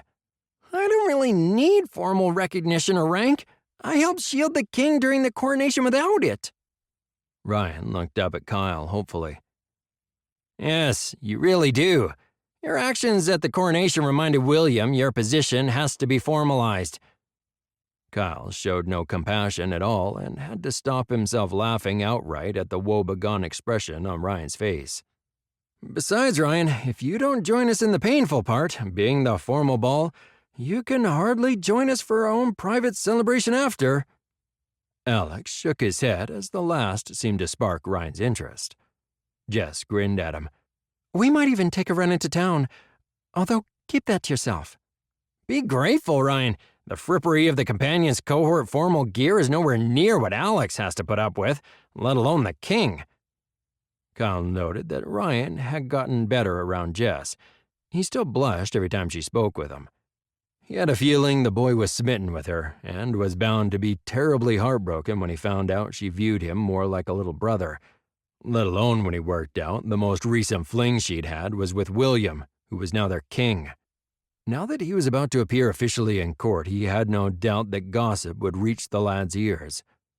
Kyle gazed at Jess and found that thought as a conversation they needed to have again. Jess had been withdrawn of late, and he suspected it had to do with the impending arrival of William's future consort, the imperial princess from the Empire of Solana. It didn't matter how frequently she told herself that the relationship between her and William was a temporary fling, Kyle knew it was still difficult. The pair had been foolish to reignite their relationship, and if they'd known about her Imperial Highness, they probably wouldn't have. Still, sometimes there was what you knew the smart thing was, and then there was what actually happened. Kyle did know how Jess must feel. His own situation with Elizabeth had been similar. Then the negotiations had started in earnest for the contract between her and a son of the Heights Protectorate. It had effectively ended their own relationship, particularly when Elizabeth's intended had shown up at court. It was the thing with their rank. For the most part, they could do as they wished within certain boundaries. However, they would all do their duty and enter into arrangements for the good of their families. He knew William had been much better since he and Alex had sat him down and effectively told him to stop pressuring Jess. That didn't stop him from backsliding on occasion, although he and Alex were quick to intervene when they caught it. It was a fine line the two trod, moving from lovers back to friends. He knew that withdrawing wasn't the answer to that. Cal shook himself from his train of thought and back to the present as the door opened and Joshua appeared. Your Highness, it's time. I'm advised the king is almost ready. Joshua moved forward, taking the circlet from Alex and placing it expertly on his brow. Then he moved aside as all of them heaved a universal sigh and stood to head out the door. Kyle laughed. So much for them all providing a good role model for Ryan. At least on this occasion, it was Ryan that was likely to be the center of attention. Not that the boy realized it yet. He was in for quite an education.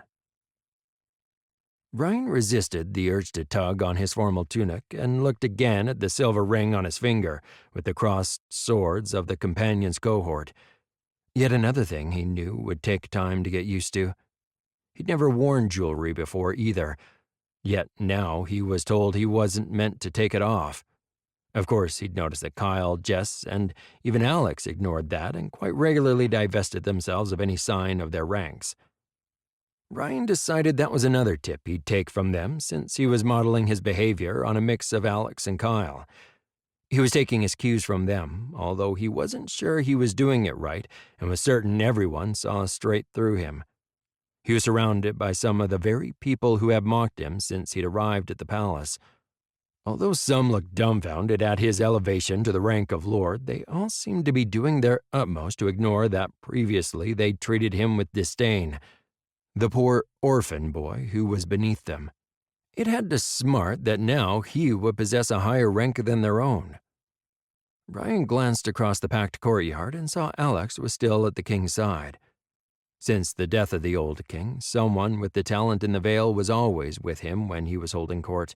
No one was taking any risk with his safety. How did you even know I'd reached my majority? Ryan caught Kyle's amused smile at his exasperated tone, and both Alex and the king glanced in his direction. To his shock, it was the king who answered. The healers kept records of births they attended. Since we know who your parents were, I simply asked them to confirm the date for me. Ryan digested that little piece of information, endeavoring to keep his irritation from showing on his face. That's cheating. You know that, right? Ryan's eyes nearly popped out of his head at his own audacity to backchat the king. There has to be some advantage to having this job, Ryan. The king's tone was clearly amused. Don't worry, Ryan. You still have a couple of years before you will have to shoulder full responsibility as an adult. Kyle grinned, although he wasn't looking at him, and Ryan nearly choked when he realized that one of the ladies surrounding Kyle thought the smile was for her and preened. You're old enough to come and play without us getting in trouble. Jess's eyes sparkled in amusement. William chuckled, not quite as good at hiding the fact that he was having a conversation with them and not paying attention to those who surrounded him. Since when has that stopped the three of you getting into trouble? Ryan's interest was sparked as Alex looked at William, his gaze measuring before grinning. I have a different kind of excursion planned for tonight. You did ask why I kept going back to the last stop. Why don't you come with us? Jess looked across at Alex, startled at his offer. William didn't look at Alex, keeping his attention on those chattering at him, yet he looked intrigued. The only time I disappeared, everyone panicked. Kyle grinned. Retire for the night. We'll tell your people you aren't to be disturbed, then pop you back into your bed before morning. Jess chuckled. That just might work. How often in your entire life have you had the night off, William? Alex's mind voice held a clear note of cajoling. William took a breath and excused himself, then turned to walk out of the private doors to retreat to his rooms. His mind voice floated back to them all. If Elizabeth finds out about this, she's going to kill me. Chapter 16. Realization. William found himself unaccountably nervous. He knew the summer and winter palaces and the towns along the route between them, yet this was a new experience, entering a bar in a prosperous border town, or any of the towns in his kingdom. While he'd been to some of the establishments in Valencia and in Callanhain, those visits had been all carefully controlled and executed, and there had probably been more of his own people in those places than locals, all in the name of security, of course. Alex should never have been to the bars, taverns, and brothels he'd attended either, but Alex had been a law unto himself. Oh, he'd listened politely enough to the security briefings that told him why he shouldn't do such things. He even agreed about the rating of most of the places he went. Then he'd turn around and, along with Jess and Kyle, go anyway. William realized that this was probably why Alex attracted such a following amongst the commoners. While he himself had been the dutiful crown prince, listening to all that came before him for judgment, lord or commoner alike, it still took the average person without rank to make the effort to come to him. Alex had always been more accessible, at least to those without rank. He always had time for the guards, merchants, innkeepers, and even homeless thieves, as long as they weren't in the process of trying to rob him. William glanced at Ryan and wondered if he would have seen the potential in the street urchin that Alex had. His brother had always proven to be an exceptional judge of character. His people adored him and would follow him anywhere. It had always been the case.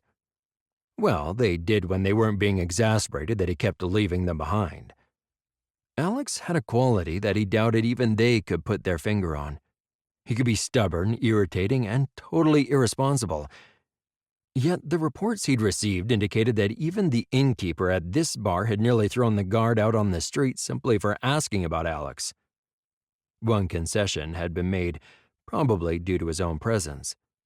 Alex had brought Marcus, James, Megan, and Matthew with them. The guards had looked astonished to be asked to come, or most of them had. Marcus had worn a look of suspicion on his face. Then their faces had shuddered, showing no emotion at all as soon as they realized that their king was coming along on this particular excursion. It had obviously dawned on them at that point exactly why his brother had chosen to bring them along. Alex showed no compunction about risking his own life, but he wasn't about to risk William's. William held back as they entered the bar, smiling as the innkeeper, at seeing Alex, came from out behind the bar with a grin on his face. "Ah, my boy, it's been some time since we've seen you here. I'd fear the worst." The innkeeper enveloped Alex in his bear-like grip, pounding him on the back in welcome. William held back his own grin as Marcus, James, Megan, and Matthew all tensed at the unexpected familiarity shown to Alex, their hands straying to the hilts of their swords in what he expected was an automatic reaction. "I'm fine, Ian. Sorry, I should have sent word." Alex glanced back and drew William forward. "This is my brother, Will." William could almost see the man's brain processing the information. The innkeeper knew very well who Alex was, and William had no doubt that Ian knew who he was. Yet Ian didn't show the slightest hesitation. His gaze flicked around them all before settling on him. "Welcome to the last stop, Will." Ian glanced at the party and smiled, then looked back at Alex. "Your usual table is free, or I can set you all up in a private room if you prefer." Alex waved off this suggestion and started toward a table at the back of the bar. Despite the late hour, many seemed to recognize him and nodded greeting as their party passed. William noted that their guards split up, Marcus and James retiring to a position at the bar with a clear view of the whole common room and easy access to take out anyone who came through the door. Megan, subtly guiding Matthew, took over an empty table not far from their own. William had barely settled on the bench when he noted that Alex, Jess, and Kyle looked perfectly at home, and Ryan only marginally less so, glancing around at the other inhabitants of the bar. William realized with a start that this was Ryan's home village. He wondered whether Ryan recognized any of the men and women in the bar, or whether they recognized him as one of their own lost merchant brats. The innkeeper came across with two of his bar staff carrying pitchers and platters of food, placing them all on the table. Kyle reached for his money pouch to pay the man, only to be waved off. "No need. Alex has paid up well in advance, and even if he hasn't, it would be on the house. All of you relax and have a good evening." The innkeeper nodded, then withdrew, ushering his people before him. William noted that he sent pitchers of what seemed like water and platters of food to their guards as well. Ryan grabbed a pitcher and poured them all around. William picked up his goblet and raised it, waiting a brief moment as they all raised their own, looking at him, waiting.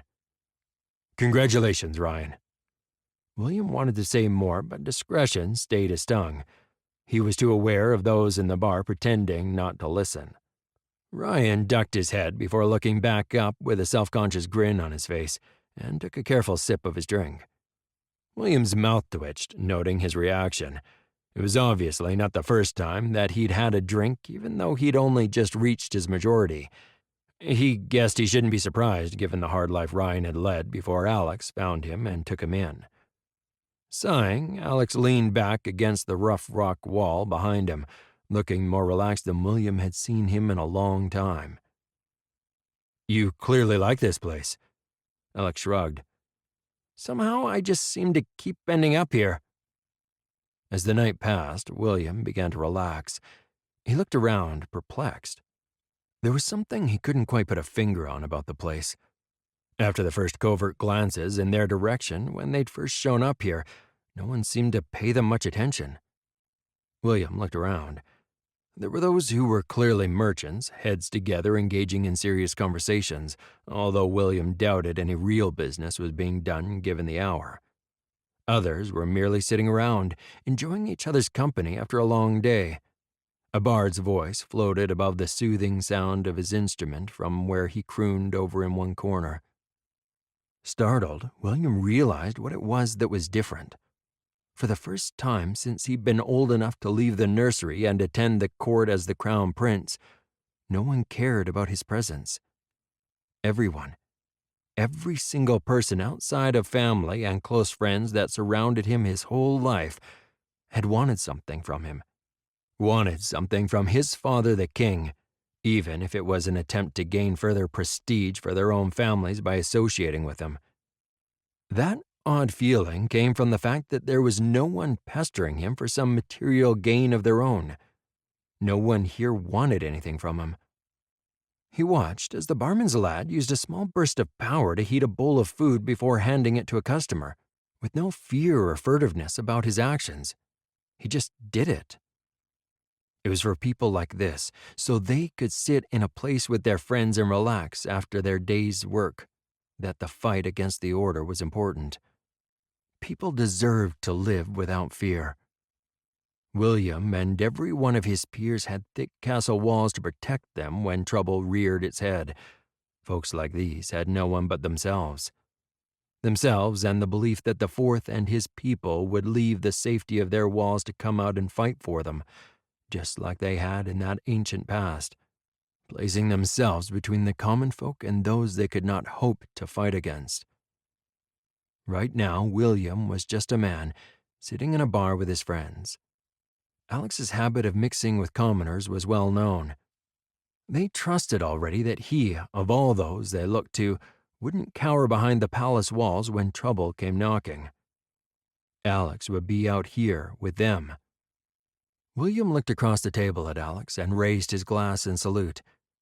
For the first time, he understood why his brother spent so much time escaping the trappings of their birth. Chapter 17. Discovery. Kyle paused in a crouch on the rooftop in the current village he was checking when he felt an incoming surge of energy that meant someone with power had arrived. He was up and running, making his way towards where he'd detected the arrival of the other, only using small, low-level pulses of power in order to augment his own strength and hide his presence. To anyone else with power, the small amounts he used would be lost in the general hum of energy. Before he knew it, he was lying down on a rooftop looking down to the street below. As he looked at the cloaked figure below, his eyes narrowed. There was something about the person that was nagging at the back of his mind. Kyle started to push himself up from the roof to investigate further when he froze.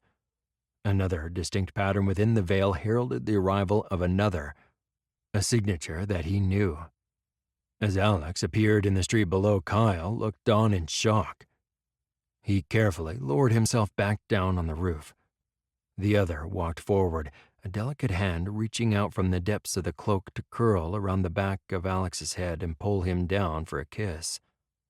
Kyle found he was holding his breath as Alex grabbed her around the waist, pulling her into his body.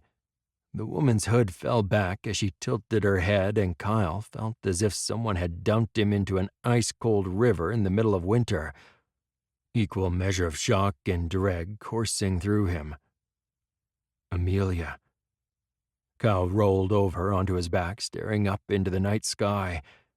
He pressed one hand against his face, squeezing his eyes shut, trying to block out that image. Oh, my friend, what the hell are you doing?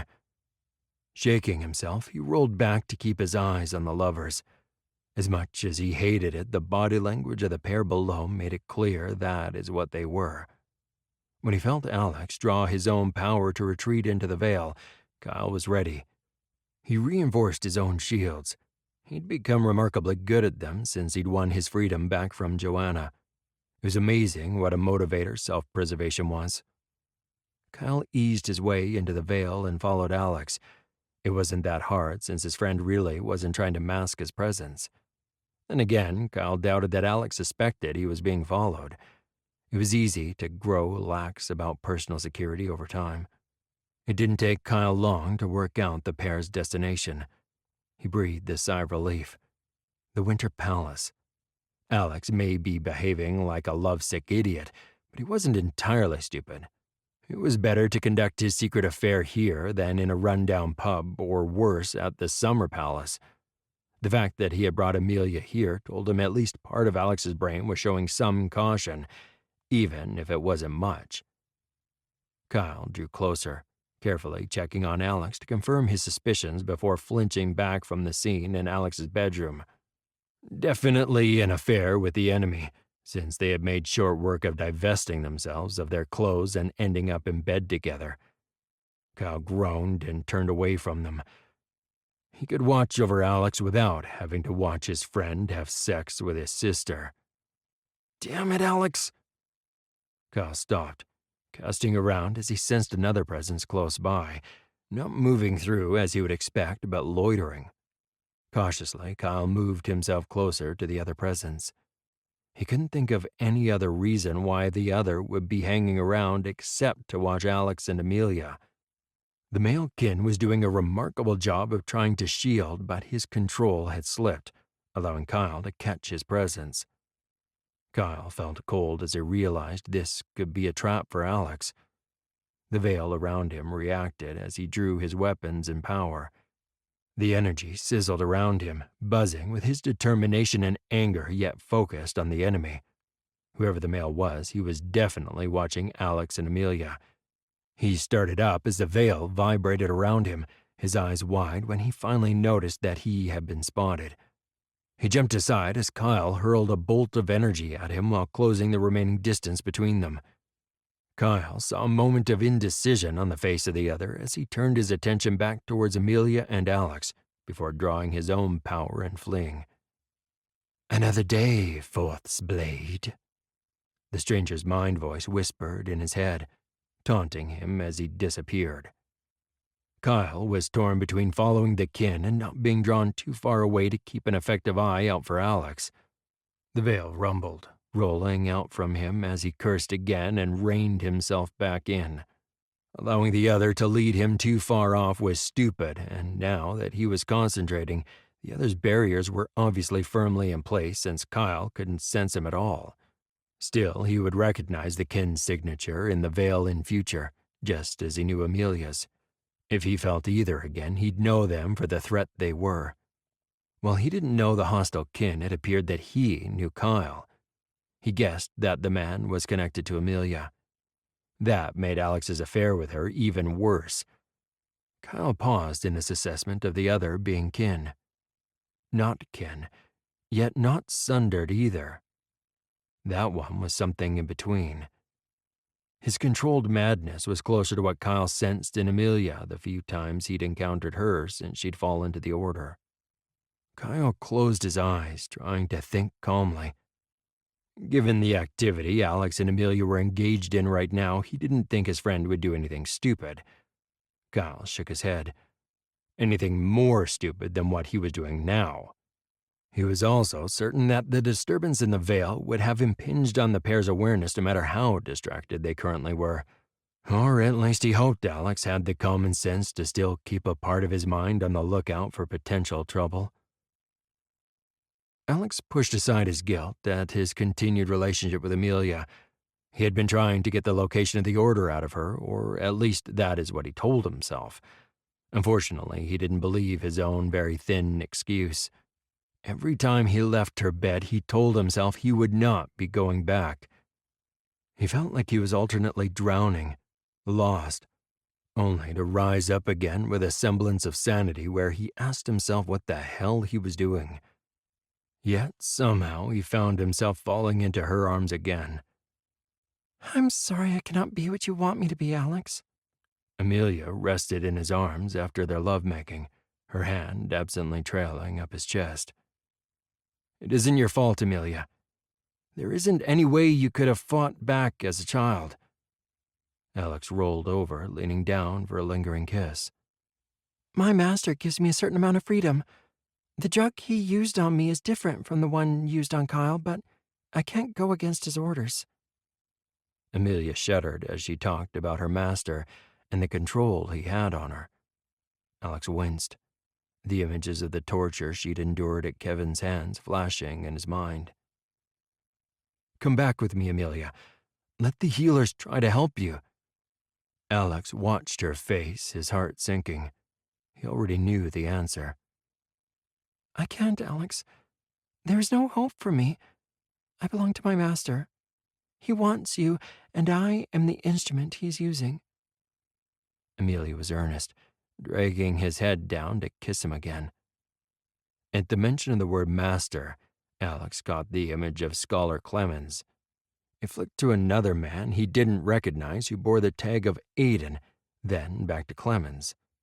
He wondered why the old scholar had flicked into her mind when she thought of her master rather than Kevin. Then a flash of a woman in a ripped shift, matted hair covering her face, grubby arms and hands with chipped fingernails reaching towards him. Beware, Aiden. Kill me. Alex was diverted by Amelia's intentions for a moment, held in her spell. But then he frowned, withdrawing to look into her eyes. He knows about our continued liaison? Alex found his mind whirling, trying to deny the answers that were adding up in his head.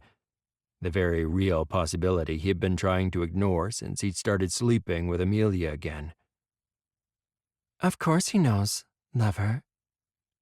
As it so often did, all the previous warmth bled from her, leaving dark, cold, hard eyes staring at him.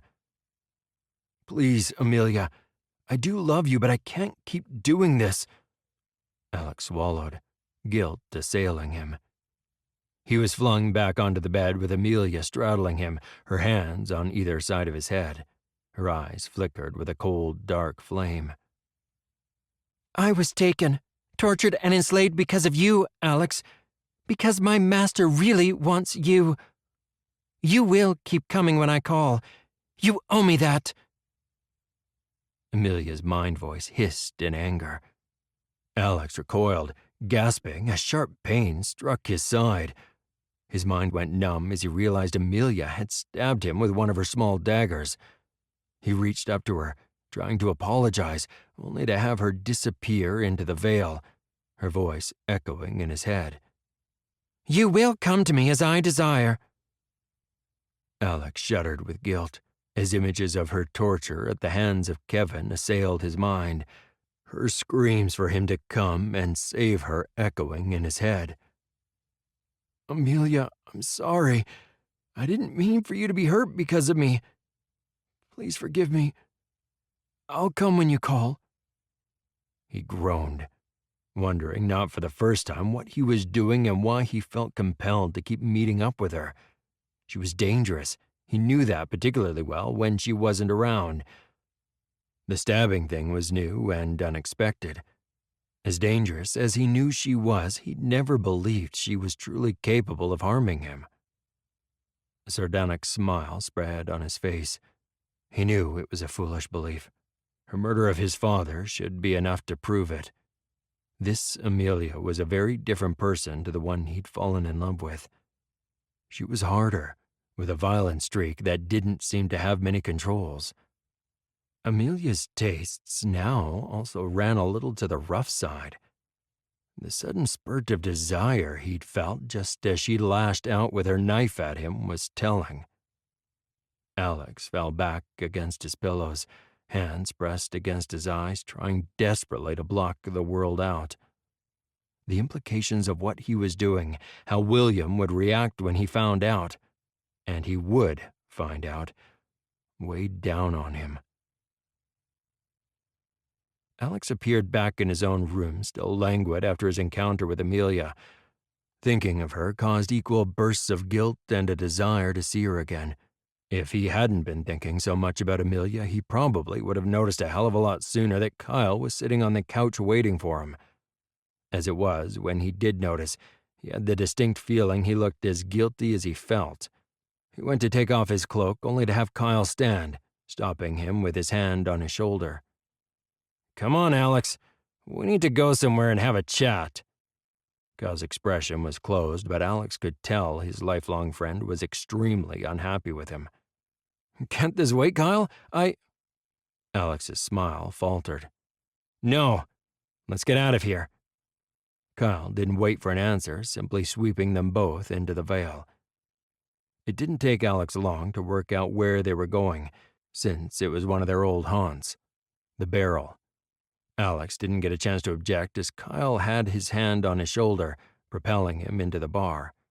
It was getting late and a number of booths were empty, although he had the sinking feeling Kyle would have cleaned out a booth for their use regardless. Kyle directed them both to one in the back corner. Kyle gestured to the barman, who nodded and sent a pitcher to their table promptly and a platter of finger food from the kitchen following in short order. The proprietor knew exactly who they both were. They'd been hauled back to the palace by the elite at dawn on more than one occasion over the years. Kyle sat in silence until the servers had retreated from the table after setting down the food and pouring them each a drink. "What the hell are you thinking, Alex?" Kyle hissed at him. "What do you mean?" Alex broke off as Kyle's eyes flashed in anger. "Don't play games! You're still sleeping with my sister!" Kyle's eyes bored into his own. Swallowing, Alex picked up his drink to take a sip, his mind racing, trying to find a way to make what he'd been up to seem better. He knew there was no simple or good explanation for what he'd been doing. Alex looked away from Kyle's penetrating stare. "I can't help it, Kyle. I still love her." The silence stretched between them. "Damn it, Alex! She's playing you! There is no way Kevin doesn't know what she's up to!" Kyle shook his head in disgust. Alex glanced away uncomfortably and Kyle groaned softly. His friend knew him far too well. "She said as much."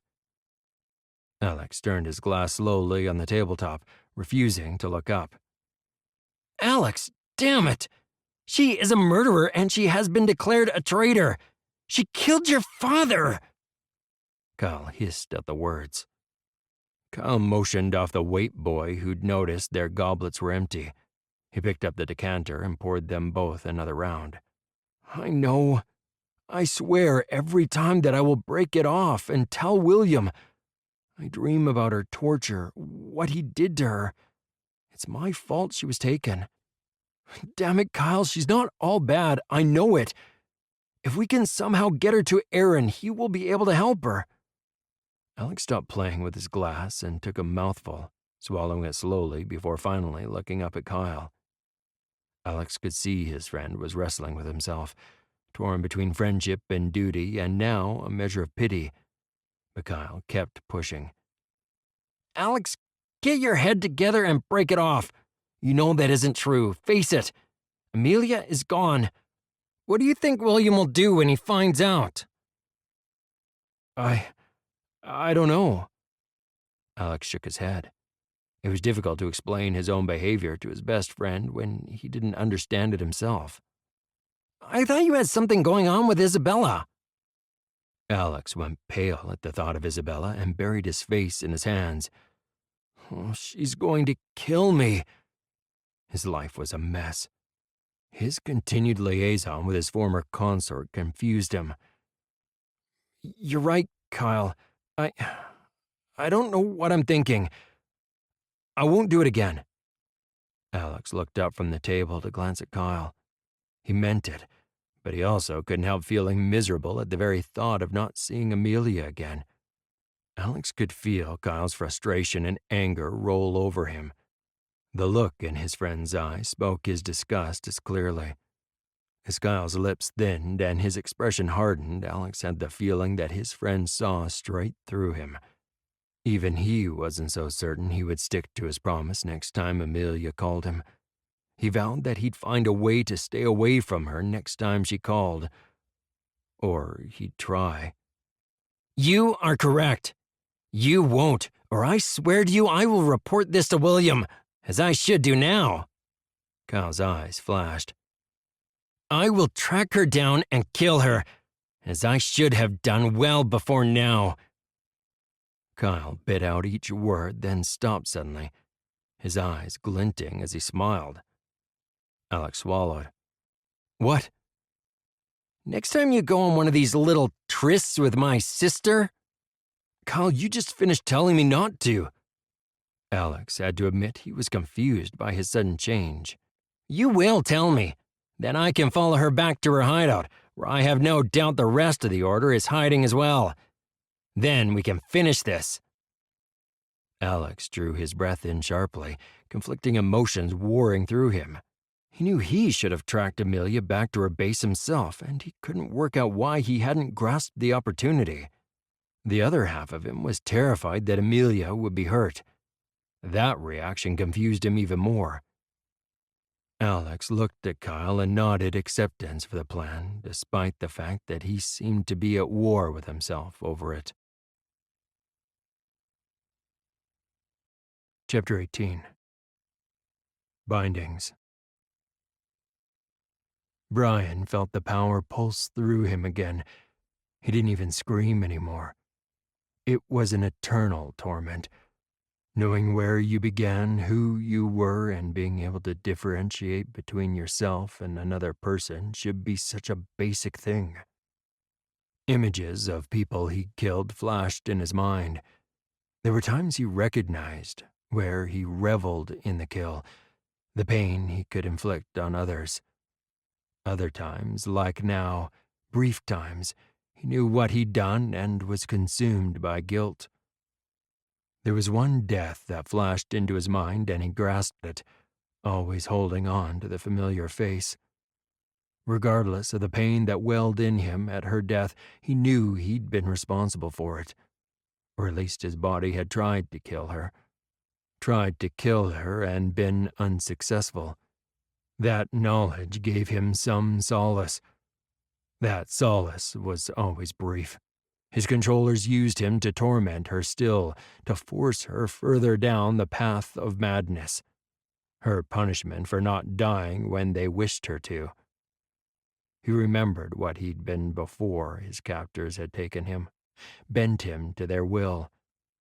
Brian cried out in this moment of sanity, no matter how short-lived it might be, hoping that someone would hear him. Someone who was strong enough would track him down and kill him. Give him the ultimate release. At least then he could not be used to hurt her or anyone else again. Except he knew no one would come and save him. He would plunge back into darkness again. "Find me. Kill me." The plea he flung out wouldn't work. He knew they would use him again to kill and torment others. Amelia accompanied Jenny through the foothills with the new sundered one that she had been working on. Her master wasn't happy that Jenny was out here and potentially at risk. She was still useful to his purpose. Yet they insisted the test of this new one, Brian, was necessary. Amelia looked at him, raking her eyes over this new addition to their fighting ranks. He was like many of the old ones they initiated the new treatment on. This Brian was halfback, not totally consumed with madness as most of his kind were. There was something odd about him, but Amelia couldn't quite pinpoint what the oddness was that she sensed. It was clear to her Brian was nothing like herself. Still, he had apparently been a fighter in his day.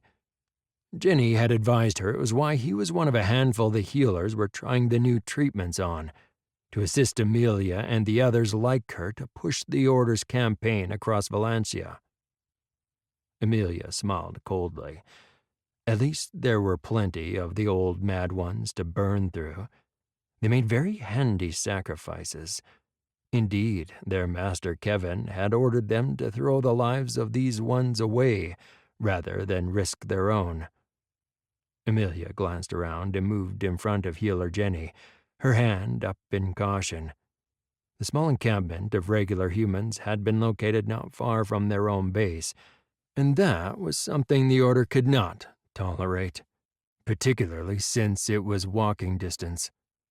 It was distinctly possible the small family could stumble upon them by accident. Besides, it was also clear that they didn't belong to one of the local farms or villages beholden to the Castler estate. Otherwise, they wouldn't be camped out here. Mistress there, down near the small pool of water. Amelia gestured, drawing her attention to the couple and their neat encampment. Jenny's own eyes held not even a hint of emotion as she looked down on the man and woman. Amelia understood. She could feel their mutual master's mark on her stronger today than it had been. She knew that Kevin routinely strengthened his hold on her. She was strong as a healer. Even she could sense Jenny's own powers working away, trying to heal that which bound her to another, although she doubted the healer was aware it was happening. She turned to look up at Brian. Go, Brian. Kill the couple below. They are a threat to our safety. Amelia heard her order, but since it wasn't directed at her, she wasn't compelled to assist. Not unless she chose to. Her eyes narrowed as Brian pulled the veil to himself, disappearing momentarily before appearing in the clearing. Brian was strong, stronger than many of the other mad ones. The woman was the first to notice the new arrival to their camp, and her high-pitched scream rang around the surrounding hills. The man spun at hearing her cry and yelled something inarticulate as he charged at the stranger. Amelia watched, shocked, as Brian just stood there, looking down at the woman, not moving or making any attempt to obey Jenny's order. He seemed frozen. As the man reached him, he drew his sword and launched a wild strike at Brian. As he walked calmly alongside Healer Jenny, Brian cringed on the inside. He knew she was going to try to make him kill again. Every time they did this, he feared they would find out about him, then find a way to work their way around the boy's injunction. That they would turn him into a killer again, as he had been when they first took him. He glanced at the sundered one that walked with him and the healer. Amelia. She was one of the new ones. He knew she was what they were trying to turn him into. As he looked at her, he suddenly saw two of her, one superimposed over the other, her form seeming to flicker back and forth between the two. Brian looked at Healer Jenny, who walked on, unconcerned as if she hadn't a care, or perhaps not perceptive enough to notice anything wrong. Brian looked at Amelia again. There was the strong sundered fighter who burned with bright power, controlled with a layer upon layer of compulsions. He could see them, similar to the web of power that lay on him and in his mind. Then there was the other one, the young madwoman in a white shift and matted dark hair. As his own body walked on, following the directions of Healer Jenny without the need of his input, he stared at the other one, the madwoman who, it seemed, against all odds was similar to him, separate somehow from herself, yet still trapped and constrained. "Amelia?"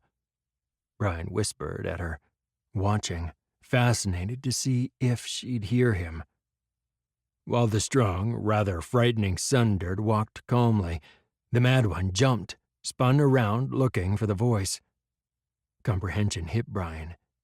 This other Amelia, the scared mad woman, was what survived, or was cut away when she was created into the killer she was now. The mad Amelia existed in a space in her own head, locked away from her body. The flickering he'd seen between the two was when she'd come closer to the surface of her mind, possibly staring out of what had once been her own eyes. "Shh! Don't fear me, little one." Trusting his body would keep on doing as he'd been commanded to do, Brian chased after the madwoman as she retreated in fear, further into her own mind. Who are you?" Amelia's voice trembled as she turned, her back to a wall staring at him. "I am Brian, the one that walks beside you in the real world." Brian watched her carefully as she considered what he'd said. "What are you?" She looked around as if wondering how to escape him. "I'm like you. There was a part of me that survived what the Order did." "No, my master left me here, locked up to punish me further, so I'd know what I've become." Her voice sobbed, the wall behind her starting to fade as she backed up, tears streaming down her face. "No, little one, you locked yourself up. If your master knew you still existed, he would kill you." Brian threw those last words at her as she fled, hiding in madness. Perhaps she would remember. Perhaps the words would sink through her madness and she could cling to them, use them to drag herself back from the insanity that possessed her, to cause trouble for their masters. Brian smiled. Another small victory while he waited to die. Amelia shook her head, certain for a moment that she'd heard another speaking to her. She looked around with her eyes, but her mind only saw those she expected to see. "Amelia, help him!" Jenny's command burned into her brain, shaking her out of her momentary confusion. Amelia swung her attention back to Brian and jumped the short distance between them. She drew upon her own weapon, seeing blood spurt from Brian's side as the man's sword bit into his flesh. Without pause, she cut down the attacker who hadn't even noticed her arrival, then lunged past Brian, running through the woman with her blade. The woman stiffened, her face going pale, slumping back as she jerked out her sword. She was still alive, but Amelia dismissed her. She was only human, and with that injury, unlike kin who would heal, she would die soon enough without a healer. Amelia looked up as her mistress rushed down the embankment into the makeshift camp. She ran straight past the woman moaning on the ground to Brian's side. Even though he was showing signs of healing already, she expended her own energy to hasten it along. "Please, help me." The woman lay on the ground, her blood pooling around her. Amelia looked at her, her eyes narrowed in disdain. She was so pitiful and weak, not even able to help herself to live. Amelia smiled. The master was correct. Humans were too weak to live except as the most meaningless slaves to serve the kin. Her smile widened even further as Jenny looked down dispassionately at the dying woman before looking back at her. "Amelia, can you help us both get back to the healing compound, please? I need to check Brian's bonds again. Ignore that one. She will die on her own eventually." Amelia nodded, and drawing her powers to her and gathering her mistress and Brian with her, they returned to their own camp, leaving the intruder in the clearing to die. Blake waited until the Order's corrupted healer and her two pet-sundered ones left the clearing. He waited, fully shielded, tracing their path back to their encampment. He sighed, walking forward, dropping the barrier he'd maintained to hide not only his own presence but those of his two companions. He looked down as the woman moaned, "Please, help me." The woman's voice was weak, barely audible. It was obvious she would die by nightfall. Without a hint of expression, Blake stepped to the woman's side. He drew one of his blades with one hand and brushed her hair out of her eyes with the other. "Shh. The pain will be over soon." As she smiled weakly, gazing up at him, Blake struck with his dagger. Blake stood and grimaced, looking around at the bodies and evidence of the slaughter, shaking his head. Amateurs. All right, let's get this cleaned up. If they keep killing like this, well, eventually someone is going to notice. Lane grumbled at him, but started to move around the makeshift camp to gather all of the gear. I know. Still, the Skull Lord's orders are for us to keep that lot from prying eyes as long as we can. Blake shook his head. Lane was correct. As the numbers mounted, eventually people would start reporting those that went missing in this area. That was bound to provoke investigation. All he could do was report back to the Skull Lord. It was up to him how long they stayed here fulfilling this current task. Jenny moved to the next patient in a large hall, packed with one stretcher next to the other. All of them had survived their initial treatment. Her personal theory that she hadn't shared with the master yet was that they survived the old treatment regimens because they weren't powerful. They were powerful enough compared to regular people who could light up a room or communicate in a limited fashion mind to mind. Regular people could use power that was external to themselves. Healers could use more of it, powerful in their own way, but the power was still external to themselves. She sat on the edge of Brian's cot, her hands lightly touching his forehead, assessing his progress. Then there were the poor souls like this man. The power wasn't just around him. It wasn't just a matter of stopping himself from channeling it. The power ran through him constantly, unless he was fully medicated. The Order had learned from trial and error that this inevitably led to death. Jenny pushed down the sadness it caused her to think of all the deaths their great endeavor to find a cure had caused. The thing that kept her going was knowing that they were working for the greater good of all. As strong as Brian was, compared to Amelia, he was a small candle flame compared to a raging fire bringing down great tracts of forest land unchecked. Jenny shuddered, thankful that the Order had located and treated Amelia. She would have been extremely dangerous left to her own devices without the necessary control of the Order. A smile touched her lips. She admitted a little bit of pride at her own role in the refinement of the medication that had made it successful. While there was still some loss of life, particularly for those who came late to the treatment, the success rates were much higher now. Identifying the children early and beginning their treatment and mind control young was key, even though some believed their new treatment plan to be cruel. Jenny's lips thinned in displeasure. It was necessary for those poor children. Their lives would be highly controlled, yet at least they would have a life. Normal people would also be safe from their excess. It was no different to how those like herself, normal children who could use some power, were identified by the Healers Guild and had controls placed on them for the good of all. It was just that those constraints used by the Healers Guild didn't work on even those like Brian at the very lower end of the ability with the power, let alone those as powerful as Amelia. Many of those under the Order's care, like Brian, were starting to respond quite well under the new treatment plan. It was a relief, healing hundreds of souls. Some had even graduated and become much more useful to the cause, going out in forays with Amelia. It saddened her that it had come to war to protect people, but sometimes everyone had to make sacrifices for the greater good. Brian had showed an initial improvement, but had stalled.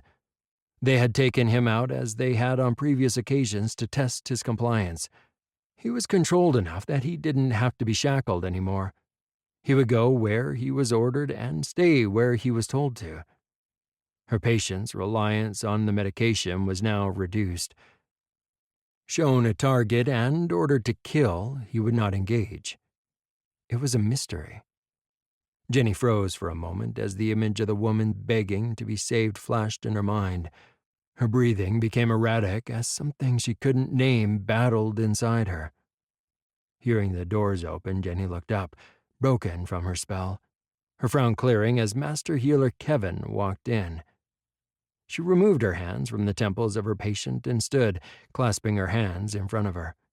She smiled and bowed her head in acknowledgement. "Master, what brings you here today?" Jenny smiled in genuine welcome. He didn't comment, simply placed his hands on her temples, and she felt the firm touch of his mind on hers. Her breath caught in her throat, fear thrilling through her mind as she stiffened. Pain raced through her brain. From her temples, it ran like fire through her whole body, and she felt herself trembling in reaction. If she could have screamed, she would have, but his firm hold on her prevented even that release. She could only feel and stare into his dark eyes that danced with a fire of their own. "You are mine. Your allegiance is to me. Never try to break these bonds or look to another. We do what we do for the greater good." His words burned into her mind as the litany continued. And part of her mind was analyzing it as he reinforced her bindings. They were more effective than the shackles they used on the Sundered. As her master, he was responsible for making sure she stayed on track.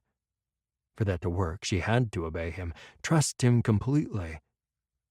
Eventually, the pain receded and she felt him retreat to a light presence in her mind. She sobbed and crumpled, trembling into his arms as he held and supported her while she recovered from her rebinding. It was excruciating every time, yet necessary. She knew that. "Thank you, Master." She looked up at him, reactionary tremor still running through her as her binding settled on her once more like a firm, well-fitting glove. The image of the dying woman no longer burned in her mind or troubled her. "I'm sorry for the pain, my pet, but you know it is necessary." His hand stroked the side of her face. She saw it tremble as he stroked her, and he licked his lips, his voice low. Jenny shivered as his hands traced a light pattern on her, and she could feel the power coming from him. "Master." This time, instead of causing pain, it receded under his seeking fingers. He grabbed her hand and led her toward the door. "Come, Jenny. I have need of you. Leave Brian and do not worry about him. He serves another valuable purpose." There was power in his words, and Jenny shuddered as his will settled on her. They walked from the large underground cavern where they kept all the Sundered who were under treatment and into the tunnel that led to the estate house. Jenny sighed. She remembered that her master had his own rooms in a quiet corner tower with easy access to the caverns. He'd taken her there a few times before. His rooms were much more comfortable than her cot in a small alcove off the healing cavern that she shared with her master's other bonded healers. As they should be. He was her master, after all. Jenny frowned, vaguely remembering that she had been treating a patient. Or so she'd thought. As he led her down the hallway to his room, she pushed aside her concerns. It couldn't have been important. Chapter 19. Obsession. Alex pulled on his tunic, hand shaking in his haste, not caring if it was one of his plain set or emblazoned with the crest of the Fourth. Running his fingers through his hair, he glanced around the room, spotting his boots off to one side where he had no doubt Joshua had carefully put them. A stab of irritation hit him. He'd have to talk to his servant about that annoying habit. He walked across the room to pick them up, retreating with them to the seat. Fumbling and swearing softly, he finally managed to complete the normally easy task and get his boots on his feet. He gathered the veil to him, but habit made him pause. He should go armed. Swearing again, he stopped and walked back to his dressing room, straight to his weapons rack arrayed on one wall.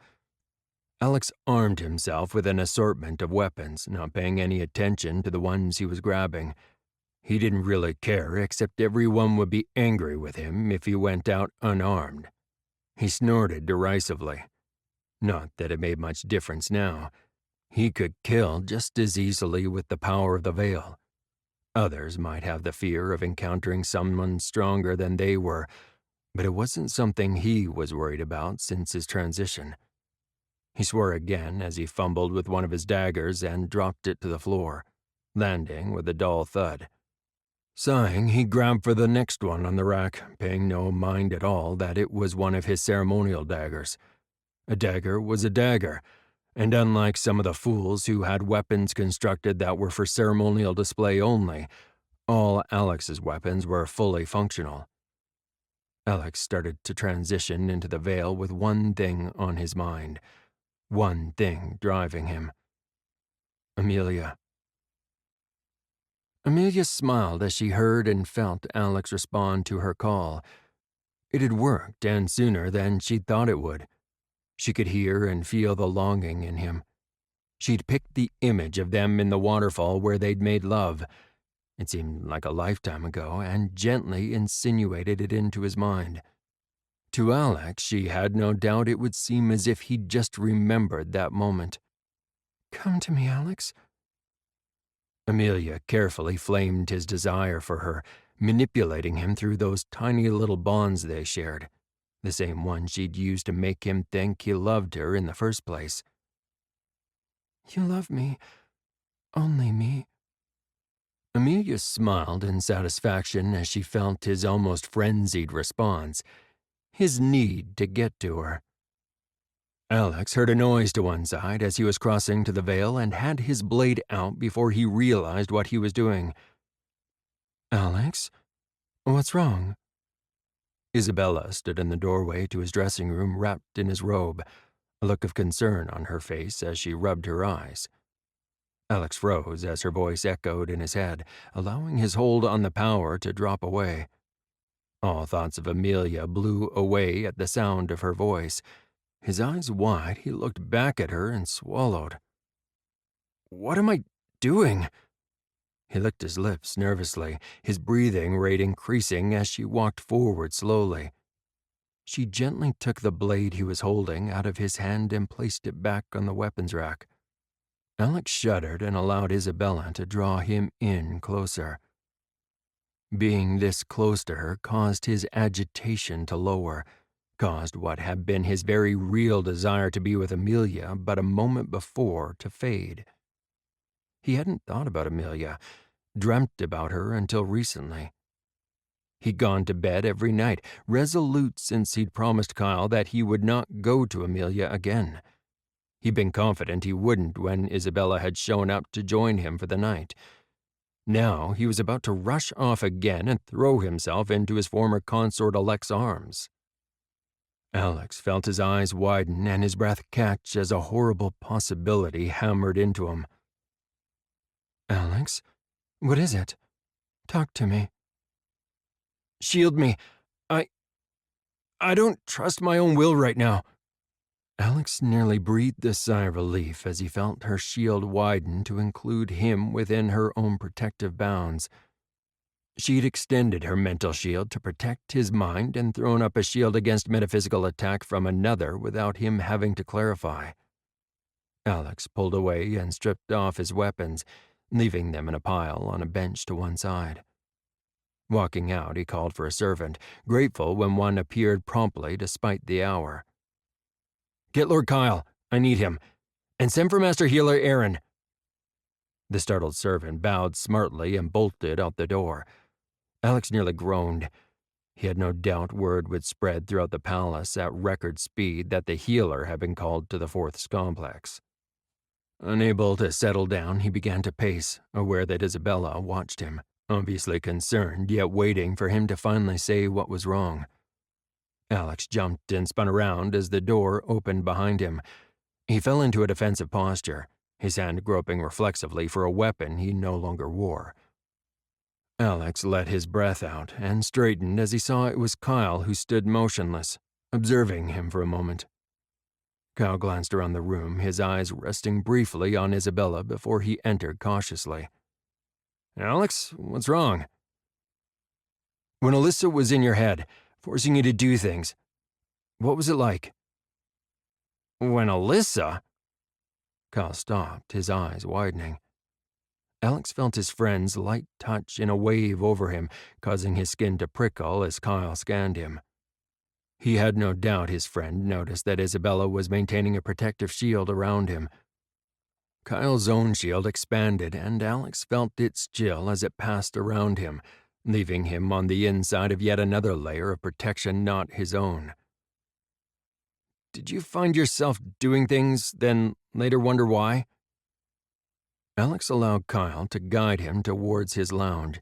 He complied and sat down as Kyle nodded, noticing his own hands were shaking. It sometimes felt like I was driven. I couldn't think of anything but her. Until recently, I haven't thought of Amelia. Not really, since well before the assassination, except for feeling a little guilty that I didn't miss her and kept ending up with Isabella. Alex glanced across at Isabella and smiled. He swallowed again and saw Kyle glance from him to Isabella, both of their expressions grim. Alex had the feeling they shared a communication but didn't pry. All right. What happened tonight, Alex? Alex shuddered and leaned forward, burying his face in his hands. Not just tonight. Since just before the coronation, I haven't been able to get Amelia out of my head. Isabella stiffened, and Alex was about to apologize to her when he felt the ripples of her power brush over him as she reinforced her shield around him. You think Amelia is in your head? Kyle kept his own voice level, but Alex felt him follow Isabella's example and strengthen his own shields. Her capture, her torture at Kevin's hands. I keep seeing images I've never really seen. They could only have come from her. Alex sat up, taking a deep breath, trying to calm himself down. Isabella walked across to him and sat down on the sidearm of the chair, her hand resting on his shoulder. Where were you going when I disturbed you, Alex? To Amelia. I knew nothing but desire to be with her. I couldn't think of anything just then except my need to get to her. Then you spoke, and it was like I woke up. Alex felt conflicting emotions running through him, all tangled together, making it hard for him to think. He was startled to see Aaron standing in the doorway. It was a sign of how agitated he was that he hadn't heard the healer come in. Chapter 20. Cleansing. As Aaron approached, Alex went to get up only to have the healer wave him down. Relax, Your Highness. This will be easier for you if you do. Aaron waited until he rested back against the couch again and then walked around behind him. Alex felt Aaron's hands on his temples. Relax, Alex. This won't take me long to check now that I know what I'm looking for. Alex felt himself going hot, then cold as his emotions swung from fear to anger, then back to fear again, but he complied with the healer's orders as best he could. Alex knew the moment the old healer stiffened in response to something he'd found and felt himself tense with a thrill of fear in response. Oh, Alex, this is going to hurt. I'm sorry I didn't notice this sooner. At the healer's warning, Alex felt himself tense, his breath catching, but he concentrated on letting Aaron do his job. It was hard not to automatically raise his own shields and kick the healer out of his head. He felt Aaron's gentle probing and unbidden thoughts as images and feelings flashed into his brain. Alex recognized the whispering voice in his head, a voice that had whispered to him as he'd slept. You love me. You can't live without me. Amelia's eyes boring into his own. Her smile. Her voice whispering to him when they slept together, instructing him, using words that seemed to echo and repeat from deep in his own head. As Aaron worked, Alex felt as if his time with Amelia was on replay, one incident after the other, every moment they'd spent together prompted by her voice in his head, a smile or a touch. The healer brought all of it painfully to the forefront of his mind. There was the stark contrast of his feelings for Amelia. He'd seen her as a little sister, but then she'd insinuated a small bond between them. He'd been so consumed by guilt over Kyle being sick he hadn't noticed. It had prompted a reaction in him that he'd not felt for her previous to her suggestion, seeing her the way Amelia had wanted him to for that very first time. Alex felt pain hammer into him as he realized that nothing he'd felt for her had ever been real. Right from the beginning, she'd prompted him, subtly pushing him in the direction she'd wanted. Aaron pulled up his memories, each time highlighting the thoughts and patterns that weren't his own. Alex turned his eye inward as the healer flashed in his mind what he was seeing, and that small bond Amelia had forged between them, the bond so small and personal he hadn't known it was there. The bond she'd been using all along to change how he thought, how he felt. It hadn't been enough to alter his thoughts permanently, but fed into the back of his head drip by drip, it had been effective. The healer paused, his question evident in Alex's mind, seeking his permission.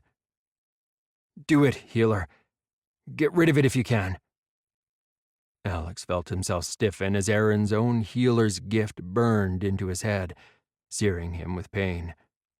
He felt himself buck and then hands restraining him. Such a small little bond, yet extinguishing it burned. A voice in his head, Aaron's, telling him it was nearly over. Yet in the moment, none of it mattered. He was mourning the loss of a love he knew now had never been real. The loss of that little piece of normal that he'd tried to create for himself, that Amelia had stolen from him. He knew exactly how he felt now. Anger won over fear. Alex's head snapped back and he screamed. Isabella caught him as he slumped.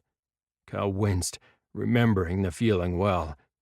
He imagined he could hear the echoing scream over the veil that he knew belonged to Amelia. He readied himself for the next blow, for what he knew now was multiple minds, pounding, grappling, trying to grab for Alex.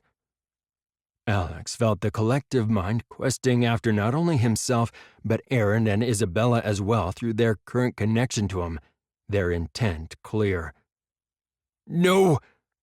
Alex pushed the healer out of his mind and turned his attention inward, paying no attention as the healer sprawled to the ground. He shunted Isabella out of his mind as well, instinctively throwing a barrier around her to protect her. While Aaron had cleaned out the main bond, Alex knew there were more. Amelia had been busy building her own little bonds in him. He could feel it now, like an insidious web throughout his body. Now that he could feel the bonds, he poked and prodded at his own mind and body until he found them. If he hadn't had the experience with what Alyssa had done to Kyle, he would have overlooked it even now. What they didn't have this time was their toxin blocking his ability to access the veil, since he was immune to its effects. That was how they stopped the kin they took from healing and repairing the damage they inflicted. His face hardened and he gritted his teeth. Looking out to the glowing power above and around him, he opened himself up and drew it in. He could feel the power welling up and spilling over, yet he still drew in more. He felt the lines of malignant power light up in his internal eye. A feral grin spread across his face, his eyes lighting up with the glow of pure, raw power.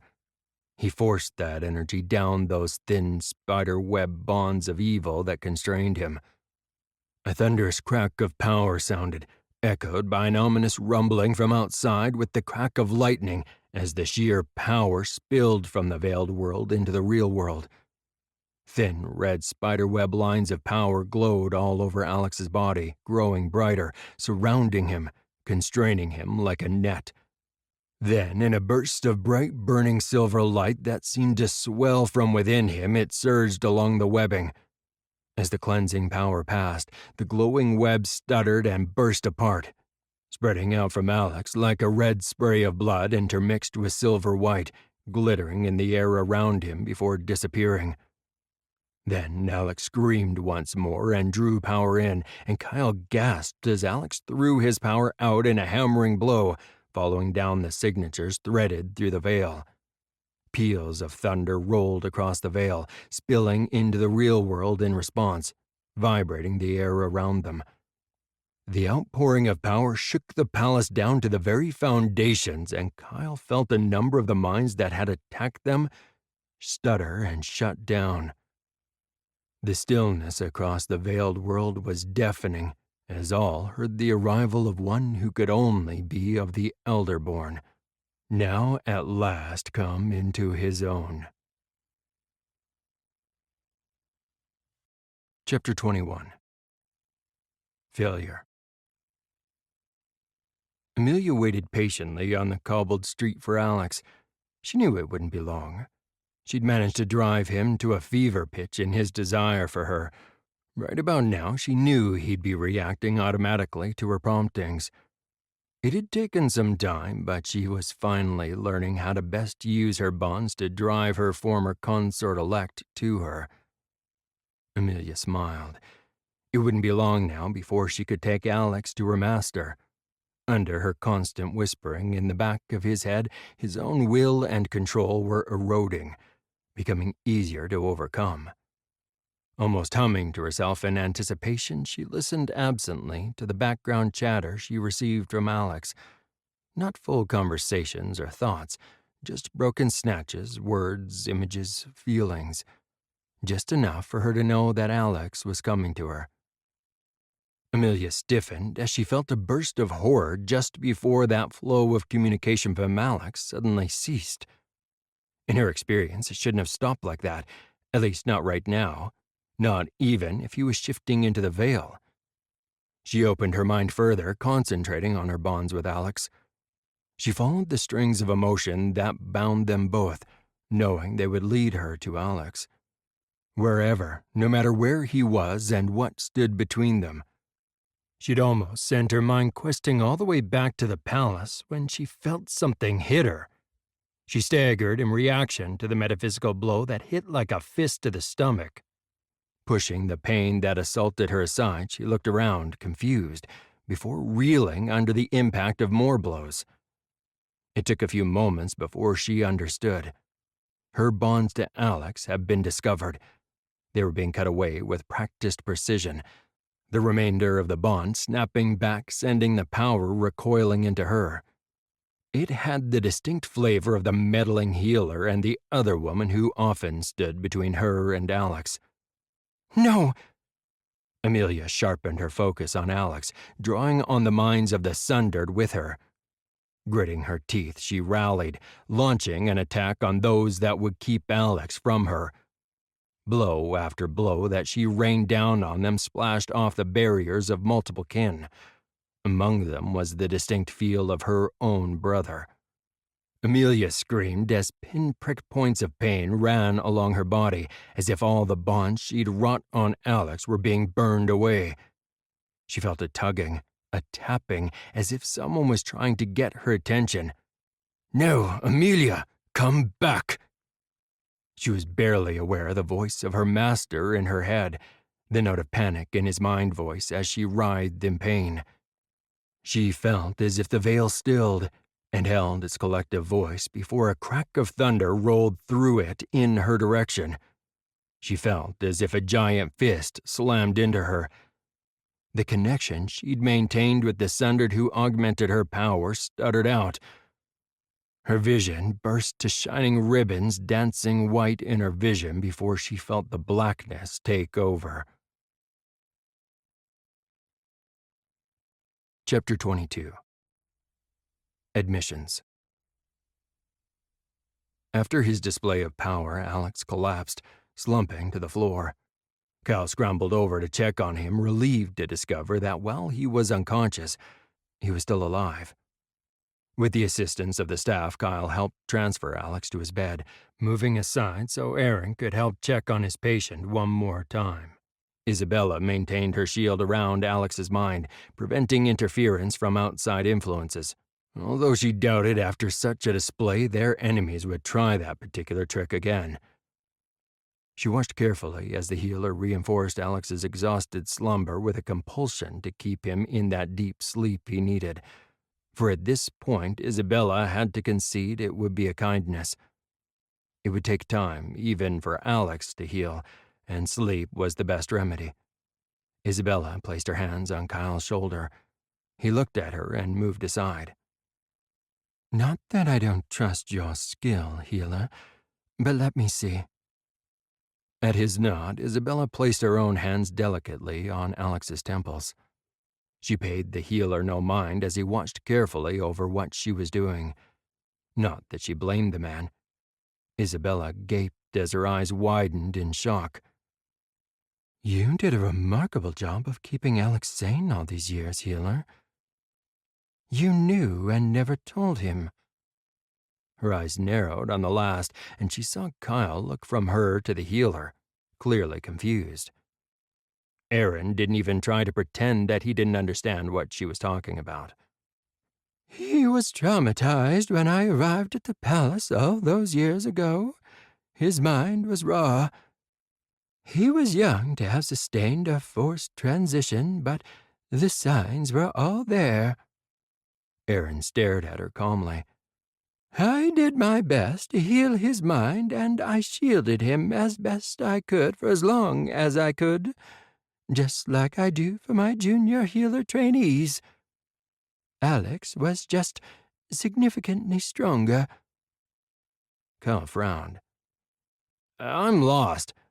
What are you talking about? Isabella looked from the healer over to Kyle. Alex's mind broke, and he wakened to being kin when he was a small child, in the glade when the Sundered attacked. It is rare for one such as he to survive. The trauma is usually too much for a child to sustain. Isabella looked back at Aaron, considering his strength. He was strong for a human. Aaron shrugged. I did what I could.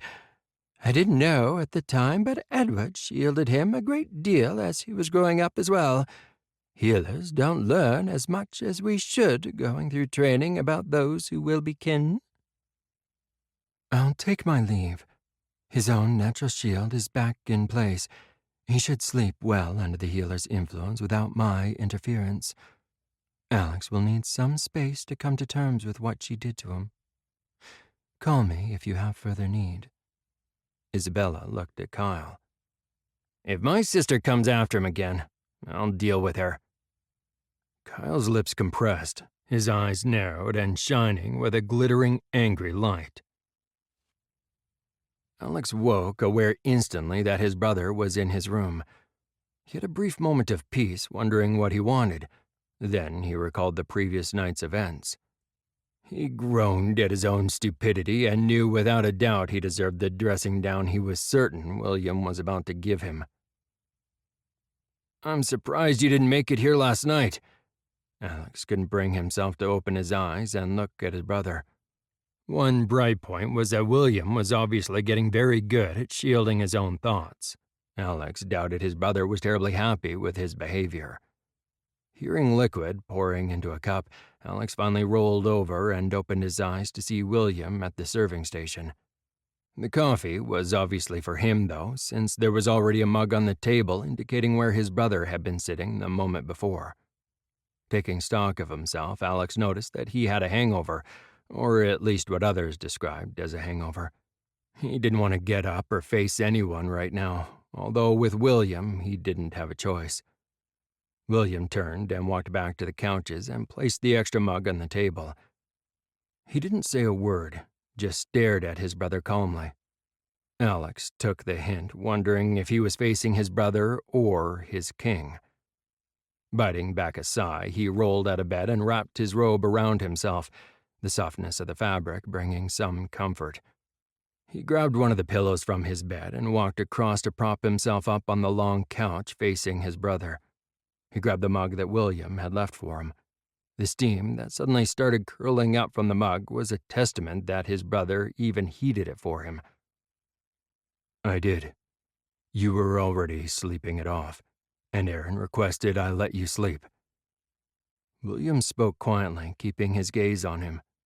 Alex wished he could hide from reality for just a little bit longer. I didn't know, William. If Isabel hadn't stopped me, I would have gone to her.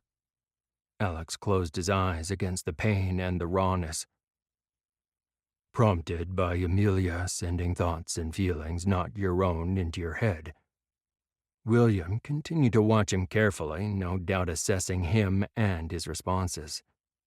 Alex took a deep, shuddering breath. She made me believe I loved her. Alex heard the catch in his own voice but didn't care. For you, it was real.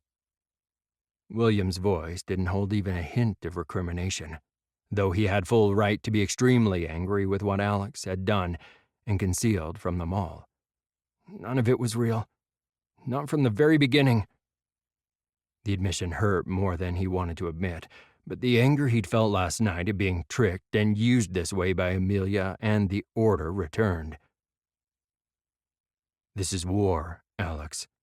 You were the target as Kyle has been. And, Father, I'm just grateful she didn't mess with you enough to get you into the Order before Kyle and Isabella realized something was wrong. William sipped the last of his coffee and placed his mug back on the coffee table. I should have believed Kyle sooner. He told me Amelia had never been the person we thought she was. It just felt so real.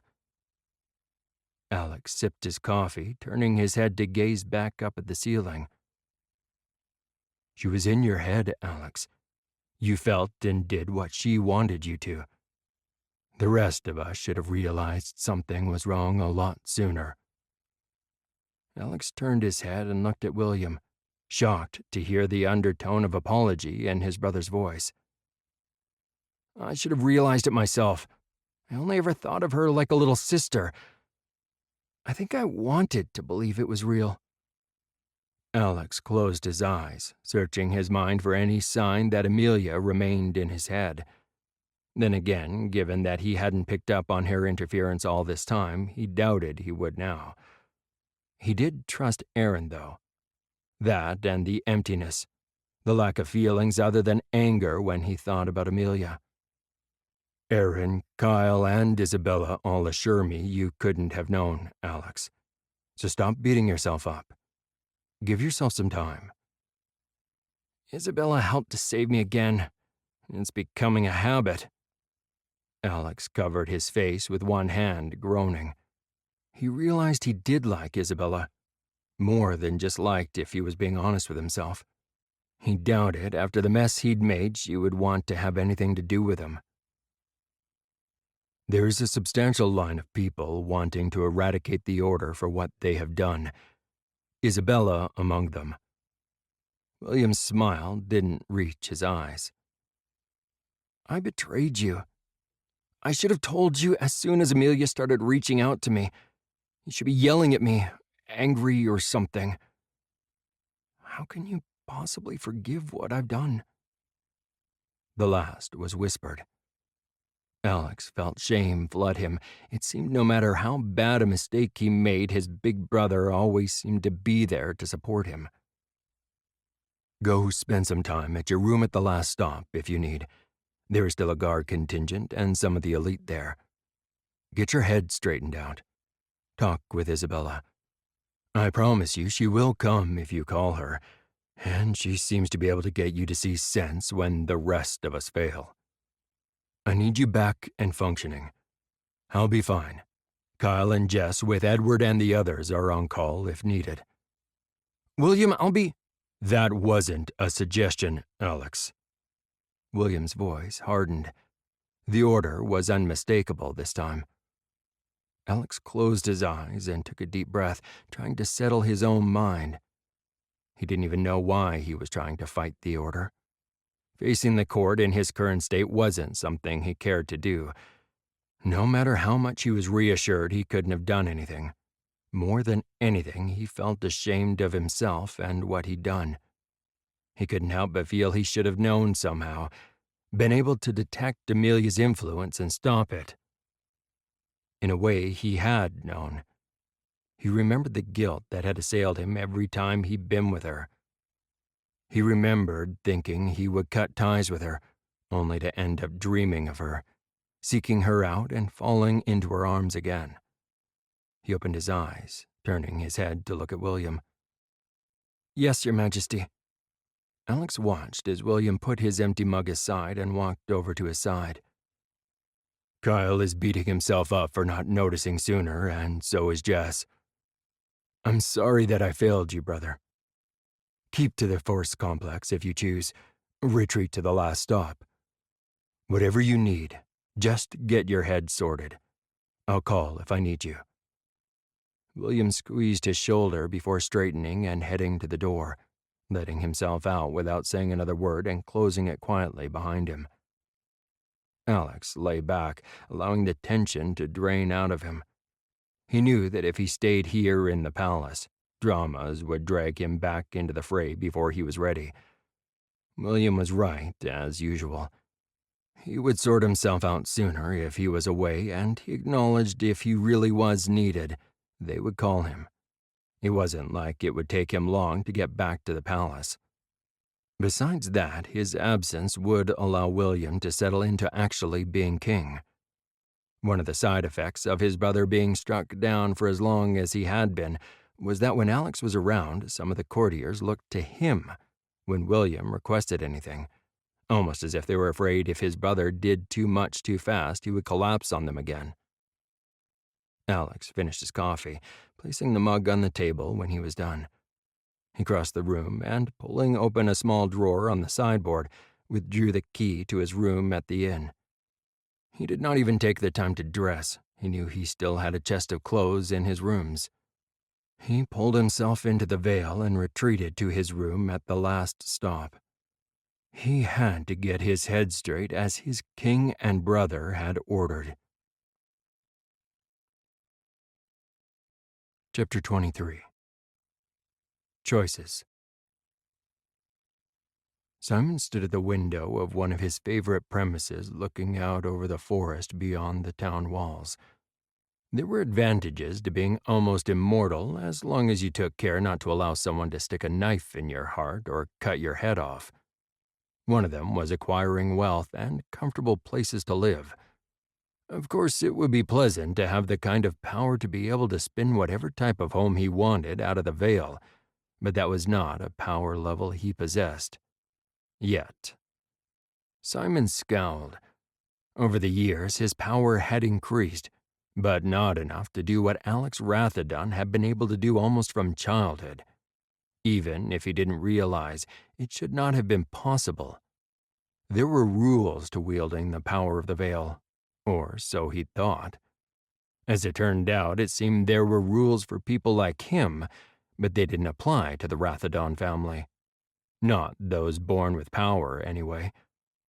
Still, being the Skull Lord had proven to be an advantage over the years, allowing him to possess places like this. Chewing his lip over the reports from his men that he'd stationed on the access points around the Castler estate, he shook his head. He dumped the concise report on the desk.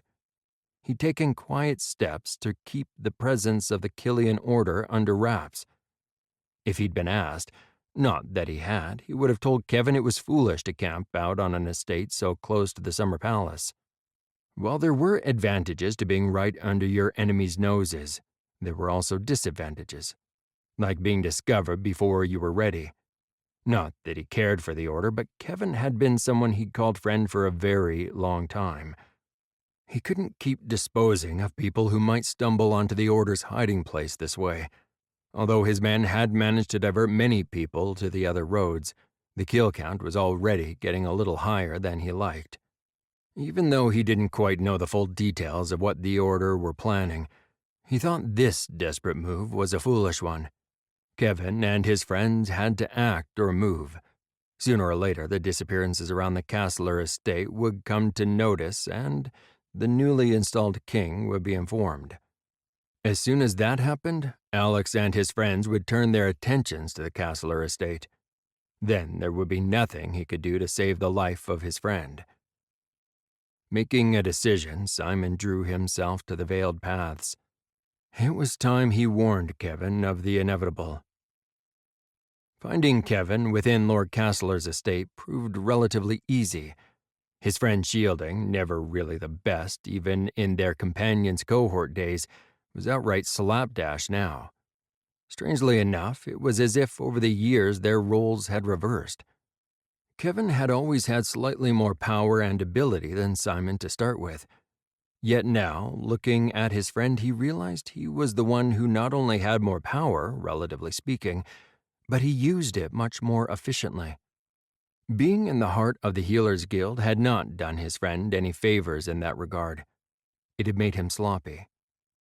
Simon let go of the veil and used the more mundane method of walking through the door that led to the room Kevin was sitting in.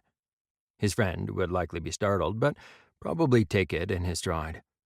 Simon ignored the guards down the end of the hall. They were barely competent and at this moment were staring out the windows rather than protecting their master's door as they should have been. Simon paused just in the entrance of the large sitting room, glancing around it. The furnishings had obviously seen better days. The Castlers had fallen far indeed. As the men inside noticed his entrance and it dawned on them that he wasn't a servant, their conversation stumbled to a halt. The portly man in a stuffy, over-embellished surcoat that could only be Lord Castler stood looking at him with a look of pure outrage. "Who are you, and how did you get in here? I'll have my people flogged." Simon flicked his eyes over to Kevin, who looked amused at his appearance and not at all concerned about Lord Castler. I'm the one who has been helping to keep the presence of your guests from the attention of the king. Sit down, Lord Castler. Simon allowed a little menace to creep into his tone, almost smiling as the easily cowed lord took a step back. "Simon, it's good to see you, if a little unexpected." Kevin smiled and looked reassuringly at the lord, who swung his gaze at him. "You know this man?" "Indeed, Lord Castler. Simon is a man of many talents. What brings you here, Simon?" Kevin's gaze left Lord Castler, dismissing him. "Whatever you are planning, I'd recommend you do it soon. That or move. You and your friends have been holed up here too long. I've done what I can, but the king will find out you are here. It is only a matter of time." Simon had been ignoring the others in the room, but now his gaze slid to the third man and the smile almost froze on his face. Kevin, seeing his attention switch, gestured with one hand at his other companion. "Simon, this is Scholar Clemens, the leader of the Order." The elderly scholar smiled, the corner of his eyes crinkling. "A friend of Kevin is a friend of mine and the Order. Welcome to our ranks, Simon." The man's voice was dripping with sincerity. Yet there was something about the old man that made Simon uneasy. He certainly didn't trust the sincerity. As the Skull Lord, he developed a skill at picking out vipers. That seemingly sweet old man wasn't so sweet. Of course, the fact that his guild wished to replace the current ruling family of Valencia was also at odds with his harmless old man routine. "I wouldn't say I'm in the ranks of your order, Scholar Clemens. I have my own." Simon didn't see any point in pretending to be nice. He'd made peace a long time ago with the fact that he wasn't. What do you mean, helping?" Simon swung his gaze back to the stammering lord, who'd obviously just plucked up the courage to speak again, and allowed what he knew was a cold smile to touch his lips. He almost ruined the whole impression by laughing as the lord paled. "I've had my men stationed at access points around your lands. When outsiders get too close and can't be persuaded to go elsewhere, well, let's just say they aren't left in any state to bother anyone with their tales of the current location of the Killiam Order." I don't understand." What do you do with them?" Kevin looked at the Lord, exasperated. "His people kill the intruders, Lord Castler." Simon didn't think it was possible for the Lord to go even paler than he was, but somehow he managed it. His head swung from Kevin to Clemens, then back to look at him before his eyes flinched away. Who gave you the authority to do that? When I'm king, I'll not tolerate that kind of thing." If the fool's voice hadn't been quavering, Simon might have found the declaration a little more impressive. It was becoming increasingly clear how and why he'd been manipulated into committing treason against his king. He was a quivering fool. Kevin's low, mocking laughter caused the attention of the aspiring king to switch back to him. "I should have mentioned Simon is the Skull Lord. I doubt he cares for the king's permission." Simon bit back a curse. Kevin was a fool. That piece of information wasn't something he spread around. He traded by being in the shadows, by people not knowing his identity. His eyes narrowed as he contemplated Kevin. "One other thing. Tell your pets to leave my own people out of your recruitment efforts." Simon didn't wait for Kevin to acknowledge his request. Turning, he nodded to Clemens and, ignoring the wide-eyed lord, turned and left the room and estate the way he'd entered. Chapter 24. Ideas. Matthew walked out to the general lounging area. He knew this is where the elite working personal service congregated between bouts of duty, particularly when they knew that there would be a requirement for them in short order. The others were frustrated that their charges kept disappearing along the veiled paths, hunting for the location of the order without them. While them disappearing into the veil wasn't a new thing, it wasn't any less frustrating for their guards, particularly since they knew the murderous intent of the order. Alex's bland observation that there weren't enough of them, and their talents were better off here to help defend the king should he come under attack, didn't placate them at all. The fact that it was true was even more galling. It filled them all with a sense of dread that something would go wrong and they wouldn't be there to help. Lord Kyle had explained to him there was no way he could drag them with him everywhere he went. Matthew conceded the point given the Lord's description of how he searched the villages, half in this world, half in the veil, using his powers to propel him silently from roof to roof like a thief. Except much better than the regular kind, since he was faster and, unless an individual was kin, they were unlikely to see him at it. Still, Matthew felt he could take a few of them with him, even if Lord Kyle left them in the vale nearby while he went to search. Matthew knew he couldn't get to the vale by himself. Yet. He'd been practicing, though, and observing the maneuver every chance he had. He was fairly confident that he could keep the other guards in place if Lord Kyle got them that far. It was an interesting problem that they had debated. If they were dragged into the veil by a kin and left there, what would happen to them? Would they just appear back in the real world? Become lost in the veil with no way to get themselves back home? Die?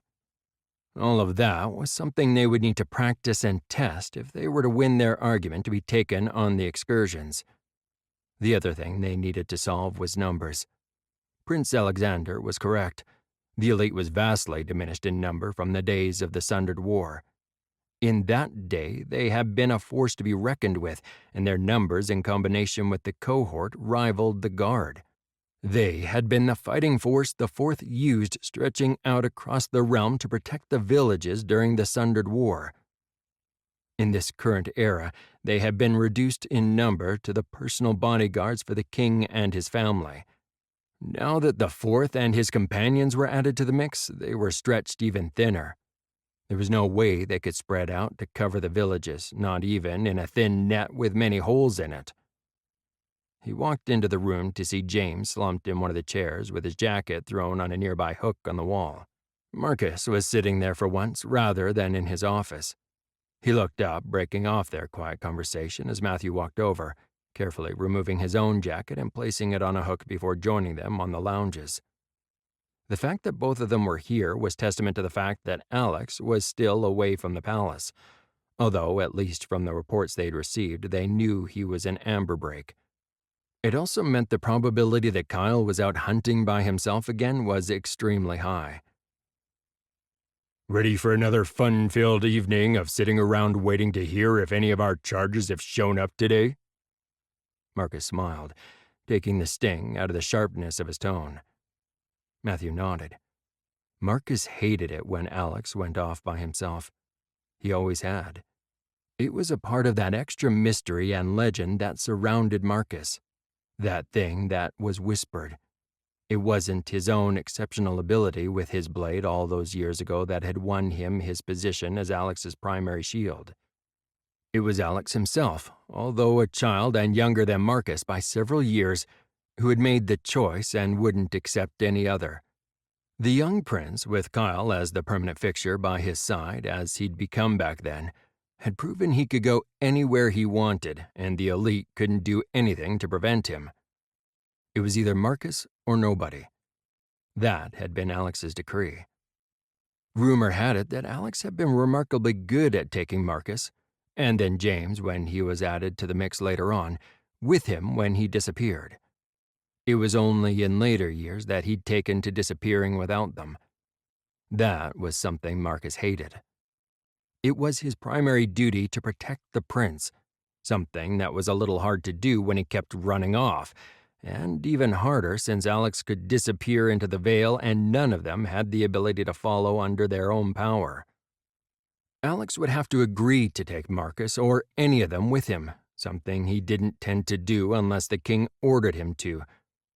It wasn't just Alex, though. The same could be said for both Jess and Kyle.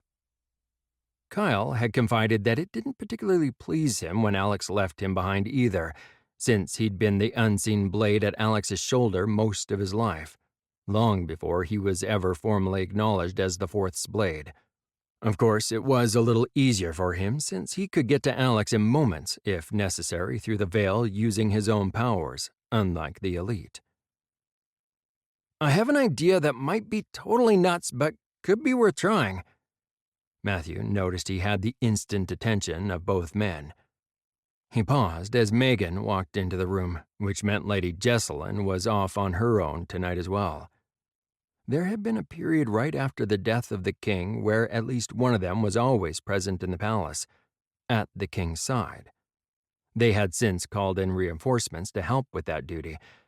It had caused some consternation when the court had realized that the reinforcements were none other than Prince Edward, Lord Callum, and Lady Lyanna, or Cat as she was more commonly known. The fact that all of them were meant to be dead was taking some adjustment in beliefs and attitudes. The effect of having more of them that could guard William meant that it hadn't taken Alex, Jess, or Kyle long to revert to running off by themselves. Even more concerning was the fact that, unlike before, he didn't think they were all together this time. Anything is worth a shot. Come on, spill. I promise not to laugh. Megan smiled and poured herself a glass of water from the pitcher on the table before leaning back in her chair and placing her feet up on the footstool. It's really an extension of what we were practicing with the King's Guard before the assault at the Healers Guild. Matthew looked up at them, noticing he had the attention of all three. We'd need to test it, but what if, say, Lord Kyle took me and a couple of the elite and some of the guard with him when he goes hunting? Enough for the formations we had started practicing with him. James frowned, shaking his head. We've already suggested it. Lord Kyle has flat out refused. Matthew nodded. I know. His main objection is that we can't do anything in the Vale without him hauling us along. But what if he could take us with him when he goes to check a village, and then leave us there while he explored? Matthew shrugged. At least that way we're all kitted up and closer. If he needs us and something goes wrong, he can haul us in to help. All of them looked from him to trade glances with each other before Marcus cleared his throat, rubbing his chin with one hand. Not ideal, but better than the current status. The problem is that Prince Alex, Lord Kyle, and Lady Jess don't know what would happen to us all if they were to take us into the Vale and leave us there." Marcus watched him carefully. "I think it's time we find out. I'll volunteer. Lord Kyle can drag me into the Vale and leave me there." Matthew shook his head and smiled. "Hopefully he can then find me and draw me out again." Megan chuckled. "I can't see that being a test Lord Kyle is going to like." "I know, but I'm much stronger with the Vale now. Not like the three of you or anywhere near Lord Kyle, but I've been practicing with shields." He ducked his head. "Healers tell me they believe I went through a sort of mini transition, although not like Prince Alex. They don't quite know what it will mean." Marcus nodded. "I know, they briefed us. Welcome to the club."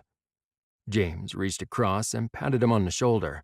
"We have some records. I'll dig them out for you. Many of the elites were like us, strong enough to be useful, but not necessarily enough to be truly dangerous." James looked at Marcus, then back at him. "So, going back to your idea, Kyle dumps you in the Vale, then goes back to get you. If you survive the experience, what then?" "Then we get more volunteers. We've been practicing shields. I know I can extend mine to cover a small group.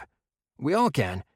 If the first stage works, then Lord Kyle dumps a small squad of us and I keep my shield around them and try to keep us all in position. If that works—" Matthew broke off, leaving it unsaid that it would hopefully kill off some of the objections. Marcus raised his eyebrow. "Getting Lord Kyle to agree to this test might prove problematic." James laughed. "Finding volunteers for the second part of the test could be interesting as well. Could be worth trying, though." James leaned forward. "I get the feeling they've all just been hauling us along with them. I haven't sensed them doing anything else." Megan nodded. "I agree, it could be worth testing. Maybe if we can get the king on our side? Mention it at one of the training sessions when he is here with them? We can see if we have the ability to move, supervised from a distance, so Lord Kyle can play catch. Sorry, I'm making this part up as we talk." Matthew stumbled to a halt, embarrassed he'd rambled on. Marcus shook his head. "Don't be. It's a good idea and worth trying. We need to keep up our sessions integrating with the guard anyhow. I'll see if we can bring this idea up sometime at the appropriate moment." Chapter 25. Recruiting. Devon stepped out from the side street and stopped in the middle of the lane. The figure walking towards him stopped and looked at him, a smile on her lips that chilled him. Devon raised his hands as he turned to walk back the way he'd come. He drew in his power as he heard the woman slowly follow him. He spun, drawing his own power only to see she'd gone. He walked backwards, his skin still prickling with alarm. He could feel the malevolence and violence emanating from her. As he stepped back, he felt himself hit a body behind him, an arm wrap around his throat. Panic seized him. "You really aren't very smart, are you?" A woman's voice whispered in his ear. Devon licked his lips, fear thrilling through him as the woman dragged him into the Vale. His eyes bulged as he saw another kin waiting for them. "Now, Amelia, is that any way to treat our latest recruit? There was no need to frighten him." The other kin, or perhaps elder, Devon couldn't tell, stared at him, smiling. "I'm sorry, Master. He ran before I could issue your invitation." Devon could hear the insincerity in both her voice and the voice of the one she called Master. "Recruit? Please, no. Leave me out of all of this." Devon's mind voice shook as he was unable to stop the trembling that shook him. As the man approached, Devon was unable to stop the trembling that shook him. "You think you haven't already chosen a side? The fourth isn't likely to forgive that you attacked his mother." The man patted him on the cheek, grinning at him. No, you have the wrong person. I haven't gone anywhere near the palace. Oh, I know it was you. You've certainly lost your will to fight. Was it the shock of attacking a crazy woman at her estate and finding the forced blade at her side that did it? Or when the fourth himself arrived? The one the woman called Master laughed as Devon's eyes widened. He stiffened as the woman who held him drew one of her daggers down his jawline. My brother dearest and former intended may have seemed a little distracted at the time, but trust me, they will have marked your signature. Devon tried to struggle, screaming in pain as she sliced him open, her blade sheathed in blue flame. His mind shrieked in fear as they drew him through the veil, and he wished he'd listened to his friends and hidden rather than scoffed at the stories of their kind going missing. Chapter 26. A Plan. Kyle glanced up, breaking off his conversation with Jess as the doors to the small council room opened. His eyebrow rose as he recognized Jansen, commander of the King's Guard. The man paused briefly to nod in his direction. With your permission, Fourth's blade. Kyle frowned before nodding, noticing the large rolled parchment Jansen was carrying with him. At his nod, the commander smiled slightly and walked up to the table, where he unceremoniously unrolled what proved to be a map of Valencia.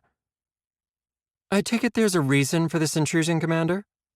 Jess watched the man, a guarded look in her eyes. Sorry for the intrusion, my lady, my lords. I thought perhaps the search for the rebels might go smoother with a little coordination. He glanced around those of them gathered in the room before settling his gaze back on Kyle. Kyle sighed. I guess it couldn't hurt. What did you have in mind? A more systematic and ordered approach, my Lord Blade, if you'll allow.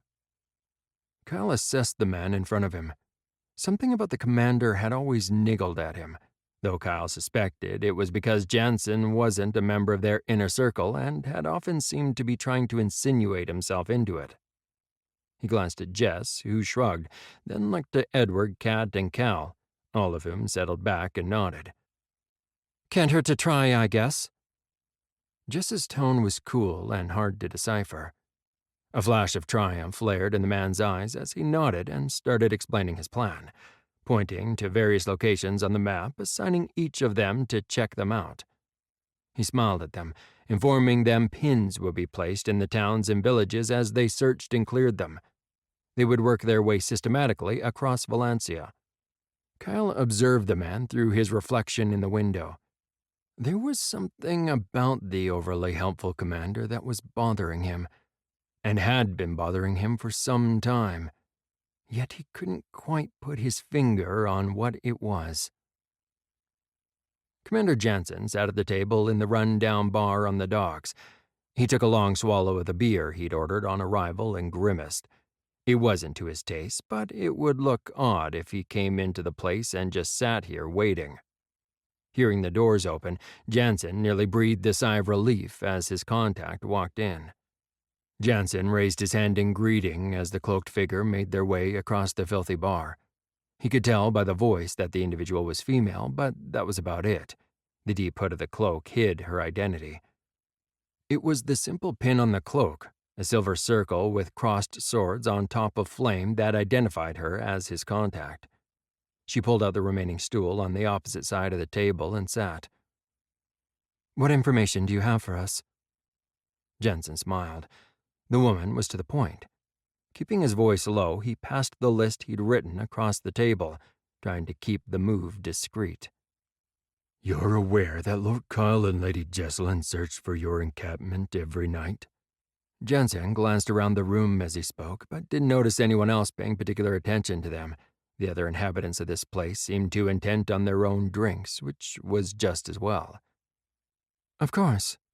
She shrugged, placing the paper she'd been given in an inner pocket of her cloak. That list I gave you will guide you to which villages they will be at each night this week." Jensen grinned in triumph. Well done.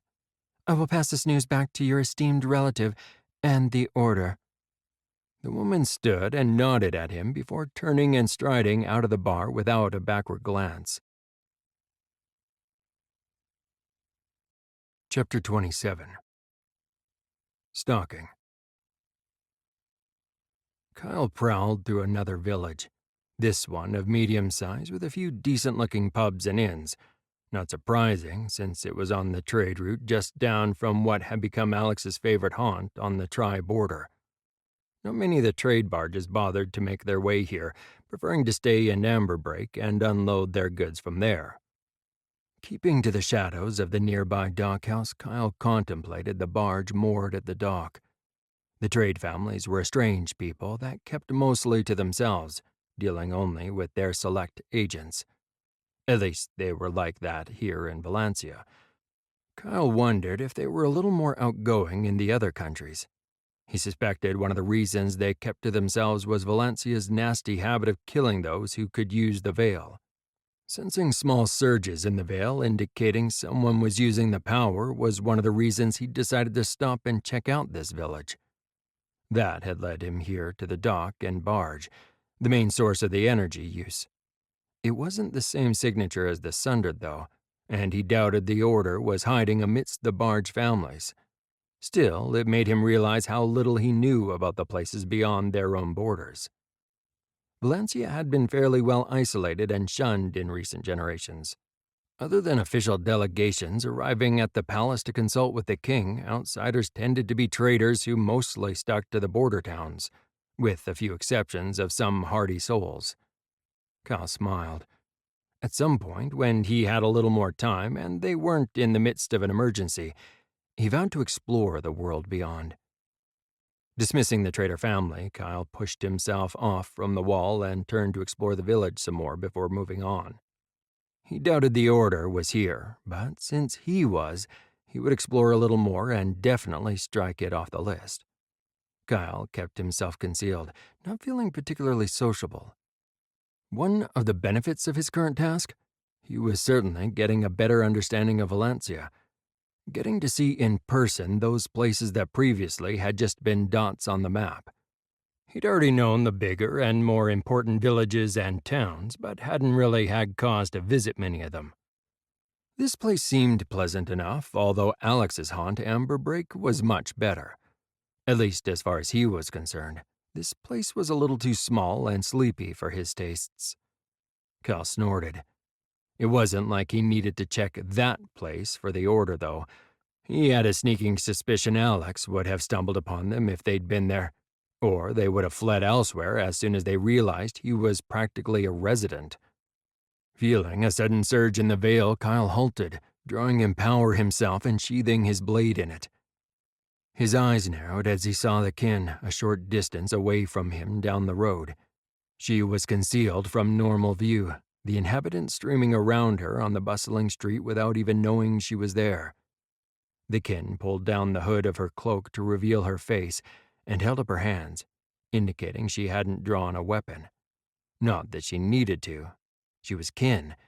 She was already holding power, and it didn't take a big twist to go from shielding herself to launching an attack. "What do you want, kin?" The woman smiled at his bluntness, but didn't seem rattled at all. Then again, she had obviously sought him out, so she had some purpose. A warning. You seek the members of the Order. Kyle frowned at her. It was hardly a secret since the king had issued a proclamation. He guessed that almost everyone in the realm should know by now that the Order was wanted for conspiring against the crown. "That is hardly news, kin. Do you know where they are?" Kyle saw a smile flicker on her lips as she shook her head. No, although I do have information about them for you. Kyle considered her, paying no attention at all to the locals around him any more than the strange kin did. His attention was caught by a shop owner who paused outside his shop, watching the people walk past. The man rubbed his eyes and squinted in the woman's direction. He obviously had a touch of the gift, vaguely aware that someone who seemed like a ghost was standing in the street.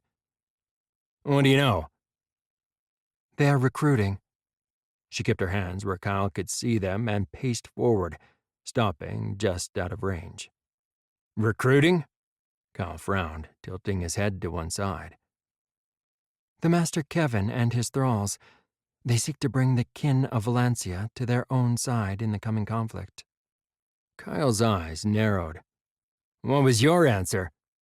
The woman shook her head. I value my freedom, and I'll not let him turn me into one of his slaves. Some have believed his lies and joined his ranks. They believe the falsehoods that drip off his tongue when he tells them of the great power they will possess over the normal humans after he has dispatched the king. Kyle smiled cynically.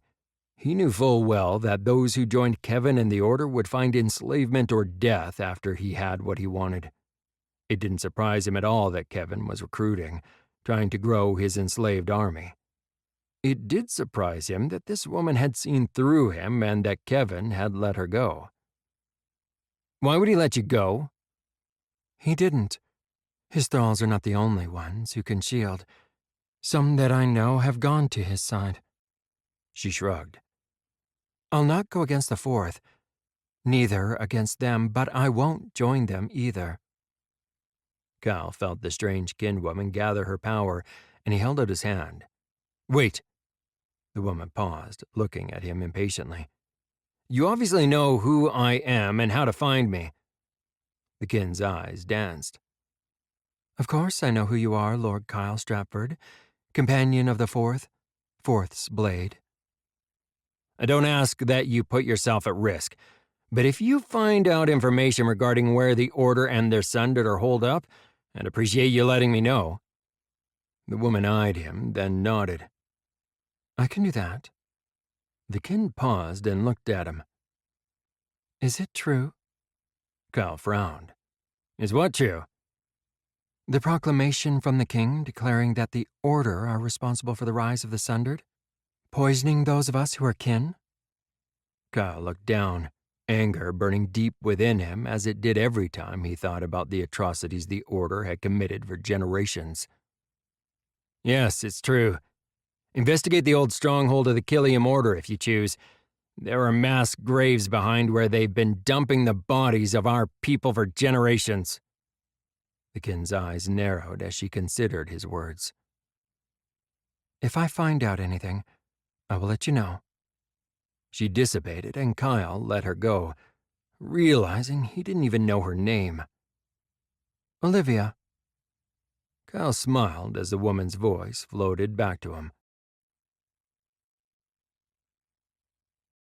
Chapter 28. Torture. Amelia walked down the damp underground tunnel that ran from the Kessler estate to the caverns where the ranks of the older Sundered and new arrivals were housed. She'd heard there was a new arrival with much potential. Nothing like her, of course, but powerful, and she decided to check him out. It was a fine line, she'd learned, when to progress from the medication regime through to full conversion. Through trial and error, her master's healers had learned it made a world of difference in the state of the newly converted and controlled Sundered. Too late, and they were closer to the old breed of Sundered ones in various states of madness. She had proven that even those ones could be useful in the assault on the palace when she killed the king. If, however, the timing was just right, the results were her own kind, controlled and much more useful to her master's plan. The Sundered slaves, as she thought of them, were good as a disposable shield to stand in front of those like her. It was just as well they had so many of them. In real conflict against her former lover and his friends, they were cut down fast. Still, not everyone could be a leader. There needed to be followers as well. In the ranks of the Sundered, Amelia and the others that ranked amongst the new breed were the leaders, if they could be called such a thing. Among those few, she headed them all. Amelia turned to the left as the tunnel forked and felt a faint breeze hit her cheek. This path led to a vast cavern, and beyond that was a separate tunnel and opening allowing those within to either make the trek through the underground tunnels to the estate or to take the tunnels on the opposite side that led out into the hills. The first of the Castler line had been a paranoid man who thought he would constantly come under attack. So when he'd found these lands with its vast network of underground caverns and tunnels, he'd built his estate on top of it. This perfectly suited their purposes, and she wondered how Clemens had known. Or perhaps it was just luck. Humming to herself in anticipation of the work to come, Amelia strode into the cavern. This one was slightly smaller than the other and served as the reception room for the newly arrived healers and the tainted they brought with them. Amelia's eyes glittered in anticipation, her tongue darting out to lick her lips as she contemplated what would happen to the tainted one next. It was her favorite part to witness the excruciating pain they suffered while undergoing their final treatment, just as she had suffered. Ignoring the healers that turned to stare at her entrance, she walked across the intake facility to one of the smaller caverns that they used as a treatment room. She saw two boys. Well, one boy and the other. She smiled in appreciation. The other was on the verge of manhood, his body showing the signs of the man he would be. "Amelia, nice of you to join us. I think Tyson here is ready for his final treatment." Kevin glanced at her and smiled, his own anticipation evident. He loved to inflict pain on others, but he also liked to watch as his creatures inflicted the torture that had been done on them on others. There was little that touched her since her own treatment. At first, she'd been a little hesitant, watching her master and the others as they treated the other tainted. It had been startling to feel that rush of delight when the others screamed in pain. Then, when she'd learnt enough of the process, Kevin had invited her to participate in the final treatment of others. The pure rush of pleasure it gave her to hurt the other, to have them under her control, screaming her name and begging her to stop. It was similar to the feeling that she had when killing, and she reveled in it. Amelia smiled. One of the more agreeable differences between this and killing was that this lasted longer. She looked away from the fine specimen of her own kind standing before her to the young man and knelt in front of him. With her hand on his shoulder, she probed his mind as she'd been taught, assessing him and his potential future strength. "Jimmy, isn't it?" The quiet young man regarded her and nodded. "Yes, mistress?" Amelia smiled. The lad was perceptive and already knew that he would come under her command one day. "Go with your healer, Chelsea. We have business with your brother." Jimmy gave one final look to his brother before holding his hand out to Chelsea, who took it without comment and proceeded out of the smaller cavern, though Amelia noted that she looked faintly disappointed to learn she wouldn't be the one to finish Tyson's treatment. Amelia stalked up to Tyson, who stood calmly as she ran her hand up his chest and checked the bonds forged in his body and mind. She smiled. He'd been under treatment for most of his life from early childhood, much as she had. She looked at Kevin, who indicated with a sharp nod that she was to proceed. Amelia knew the power glowed from her eyes by Tyson's indrawn breath. He'd been calm up to that point. She insinuated herself into the well-worn paths of his mind. The ease at which she gained control of the man was a testament to Chelsea's efforts. Amelia smiled as she felt the thrill of anticipation rush through her. Tyson would be a delight to break. "Lie down, Tyson. You'll be one of us soon." A sudden burst of fear thrilled through her connection, and Amelia laughed in delight as the tainted one complied. She closed her own eyes briefly, enjoying her victim's fear. She opened her eyes again and saw her master's eyes were glittering in anticipation of what was to come. She knelt down and placed her hands on either side of Tyson's head, compelling him to look into her eyes. She knew what this would feel like, Tyson's world narrowing down to just the two of them. She fanned the flames of his fear, and as they peaked, she shot a shaft of power into his mind and sent fire racing along his body. He stiffened at the pain, and she allowed him the release of screaming. Amelia smiled. She liked to hear them scream. He would be calling her mistress, begging her forgiveness and for the pain to stop before too long. She would take her time with this one. Amelia cringed against the wall of her cell, weeping in frustration as her other self tortured another young man with the taint, in an attempt to do to him what had been done to her. Please, I'm sorry. Please, mistress, stop. His scream of pain echoed in her mind, and Amelia cringed, hands blocking her ears, trying to keep out the young man's screams. She started to rock back and forth, her fists hitting her own head, tears streaming down her face.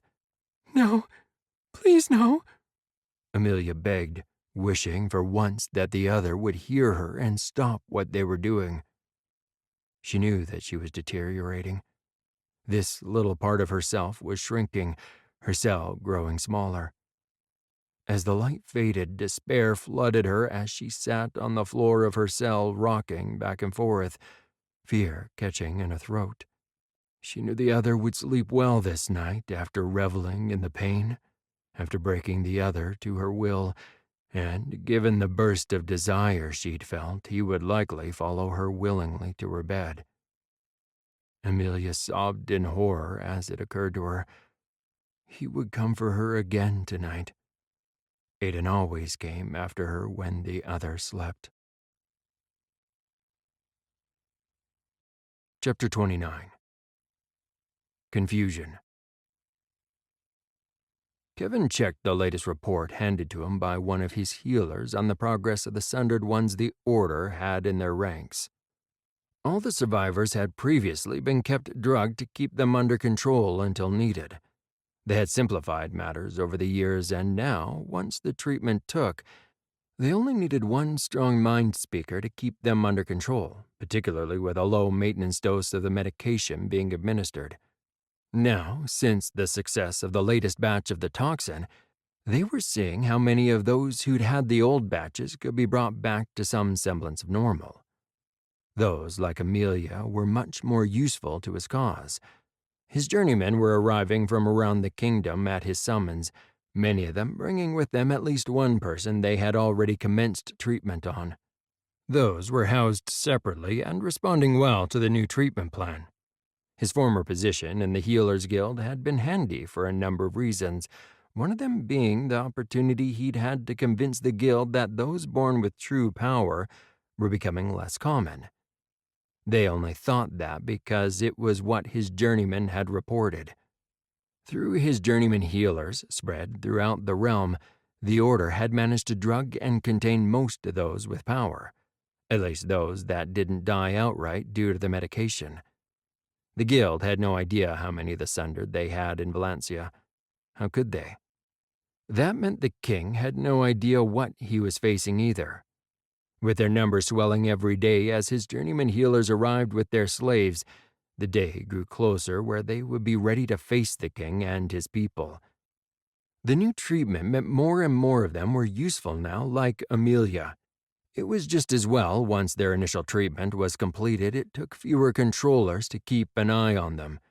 Indeed, Amelia and a few of the others could now be trusted to keep some of their own kind under control and make sure they received their treatment. Amelia, in particular, had shown a particular flair for taking and breaking the new ones, just as she had been broken. While he missed being able to inflict such torture on another, he at least got to experience the pleasure through his thrall. The healers may be compelled to do as he ordered them, but they didn't share Amelia's passion for inflicting pain on another kin. Amelia was totally his now, the proper lady no longer. She knew what he'd done to her, yet it made no difference. She was his devoted servant, Even the original Sundered in their ranks were showing signs of improvement, although nothing would really heal their minds. The original medication had broken their minds in such a way that they would never truly heal. Not that it mattered. With Amelia and a few more like her, they could each control a handful of Sundered ones in battle. The initial test, with Amelia able to kill the king and survive, had been a marginal success. Kevin's eyes narrowed as he considered his next move. His troops definitely needed more real training, preferably in a place without the Rathodons or their people getting in the way. He looked up, broken from his train of thought as Clemens walked into the chambers they were using as the official meeting place for the running of the Order, where the council met. There were a few more who voiced opinions on occasion, but in truth the running of the Order fell to Kevin and Clemens. It was useful for now to let them think their opinion mattered. Kevin found he was greatly amused by their belief that they actually knew what the Order was and what it wanted to achieve.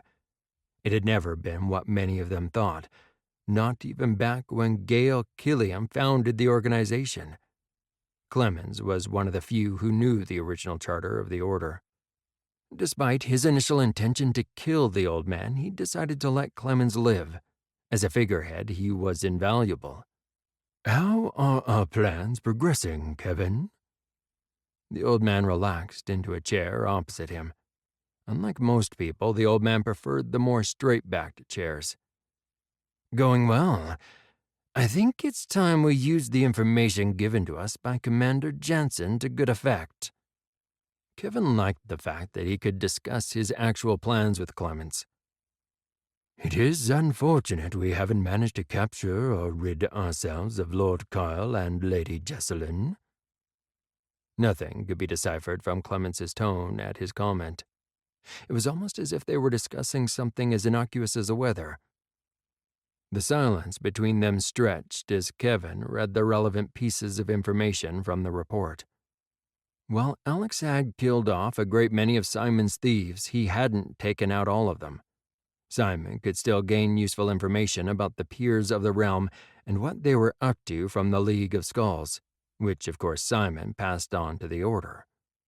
Infiltrating the palace might have been too difficult to achieve, but being in strategic locations where the peers of the realm congregated was not. "I'm thinking of sending Amelia out with a handful of the Sundered under her control. She can go after Lady Jesselyn first. She should be easier to either capture or kill now that we know where she'll be." Kevin frowned, glancing at his companion to see what he thought of the idea. "Are we certain she was hit by that blade at the coronation?" The old man rubbed his chin with his hand. "Simon confirms it." Kevin smiled and waved the report he'd been reading. "Amelia knows Lady Jesselyn. I take it that is why you've chosen her to spearhead this first attack, rather than one of the others?" Clemens gazed at him, his eyes sparkling at the prospect. The old man was just as excited to see their plans coming to fruition as he was. Kevin nodded. "If Amelia is successful with Lady Jesselyn under control or dead, then we can send a party to go after Lord Kyle. It will be good training with the potential of taking out Lord Kyle as well." What of the new ones your healers have been bringing in? Do any of them have as much potential?" Clement smiled as he looked out towards the window and beyond, his mind clearly racing ahead with their plans. Kevin grinned in appreciation. "Yes, there are some very good candidates. It will take a little time to see how they respond to treatment. However, I believe with their addition to our ranks we will be very well placed in this battle indeed." A broad smile spread on Clemens's lips. "This will shake our enemy to the core and rock the faith some of the common people still have for the Rathodons." Kevin nodded in agreement, glad that the old man agreed with his assessment and with the plan for the Order to finally take the fight to the Rathodons. Better than the nuisance attacks they'd been performing, although he'd been rather proud of the coronation attack. It had set them up well for this one, giving them the best chance to take Lady Jesselyn. He brought over a large map he'd been studying earlier. The villages where they knew Lady Jesselyn and Lord Kyle would be were clearly marked on it, and he pointed out to Clemens where he proposed to launch the attack. It was something they both agreed on. It was time for the Order to start making an impact. Chapter 30. Ambush. Jess's eyes narrowed as she pursued a distinct trail through the Vale, one that she recognized, one that she would always recognize. Either she had become sloppy or Amelia wanted to be found. She had no doubt Kyle's sister, or rather the one who walked around in her friend's body, knew that she was behind her. Even though Amelia gave no indication at all of being aware of her, the fact only made Jess consider her purpose in allowing herself to be tracked. Divide and conquer. It would be much easier for their enemy to win this game they were playing if she wasn't going up against all of them. Jess grinned, though it held no real humor. Kevin must be cursing his luck every time he contemplated them all. With the exception of taking Amelia, he'd been thwarted at every turn throughout the ages. That must be galling for a man like Kevin. Still, the man had done something right in being able to hide his true nature until recently. Jess still didn't quite understand what Kevin's ultimate goal was, but she wasn't likely to stop long enough if she encountered the man to ask him either. That would end up badly for them both. Jess caught her quarry's sudden shift out of the Vale in the middle of a village. Jess's eyes widened as she sensed the multiple incoming surges. Before she could move into the village, she felt the roar buffet her as a building from the village below burst into flame, the elemental fire rising from the village and flickering up in a column of flame even here in the Vale. Jess stepped through the thin curtain of the Vale, knowing full well it was a trap for her, yet unable to stand by and let villagers die when she knew she was the target. Amelia knew her well. Drawing her weapon, she reinforced her shields, dropping into the middle of the village where Amelia and her henchmen were making short work of the town and villagers. Smoke filled her lungs, and the screams of panicked adults and children sounded all around. She tried to block out their plight, knowing, hoping that she was correct. Amelia and her people would turn their attention to her. She kept her shields firmly around herself, wondering how close she could get before she would be detected. She saw one of the Sundered aim a blow at a man clutching two screaming children in his arms as he tried to run for shelter. Jess swore and lashed out with her blade as she passed, the length of her sword lighting up as she sheathed it in power. Following through, she thrust a shaft of power into the Sundered's mouth, which opened in a shriek that rang across the Vale. The energy that Jess had thrust into him streamed from his mouth as he screamed and crumpled, his body incapable of handling that level of energy. At the cry of one of their own, the Sundered all turned to face the new threat. She quickly dispatched the next one before he could even contemplate trying to fight back. Jess smiled grimly. She knew there were too many of them. She would go down. Amelia had set her trap well. Still, she couldn't have stood by and let the woman kill the townspeople in her place. Amelia spun, her eyes lighting with an internal fire as she spotted her.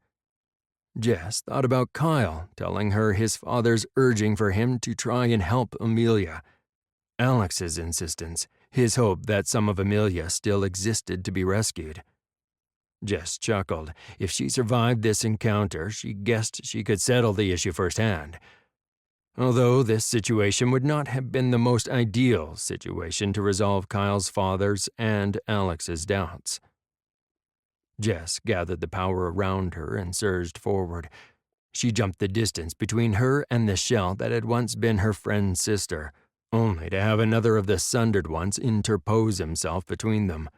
It forced her to stop and lunge to one side reflexively to avoid a wild strike, and she felt the blade score across her upper arm. She frowned, distracted momentarily as she felt the burn of poison again. They really did need to find a new trick. She gritted her teeth, aware that the others were drawing closer as she fought and that she was being surrounded. It was a losing battle. She was better with her blades and her use of the power than they were, but she was outnumbered and wouldn't be able to stand against the onslaught for long. Jess glanced between the gathering attackers, spotting Amelia, who was in control of the others. She saw Amelia's eyes narrow as she watched her flunkies do her dirty work.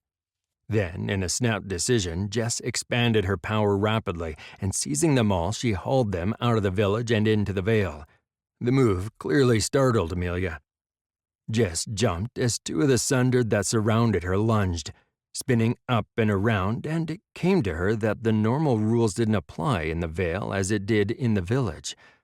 Oh, she could do a great deal in the real world, drawing the power to her through the Vale. Here, it surrounded her, ran through her. The Vale was power, and here she was learning that she was in her element with far more access to power than most, and without even the thinnest barrier between her and that power. She spun the Vale around her as she jumped, increasing her speed and strength. She lashed out with the blade and power at the confused sundered who had been behind her moments before. They'd been too slow to track her movements. Jess's eyes narrowed as she recognized their fumbling, rudimentary attempts to draw power to themselves.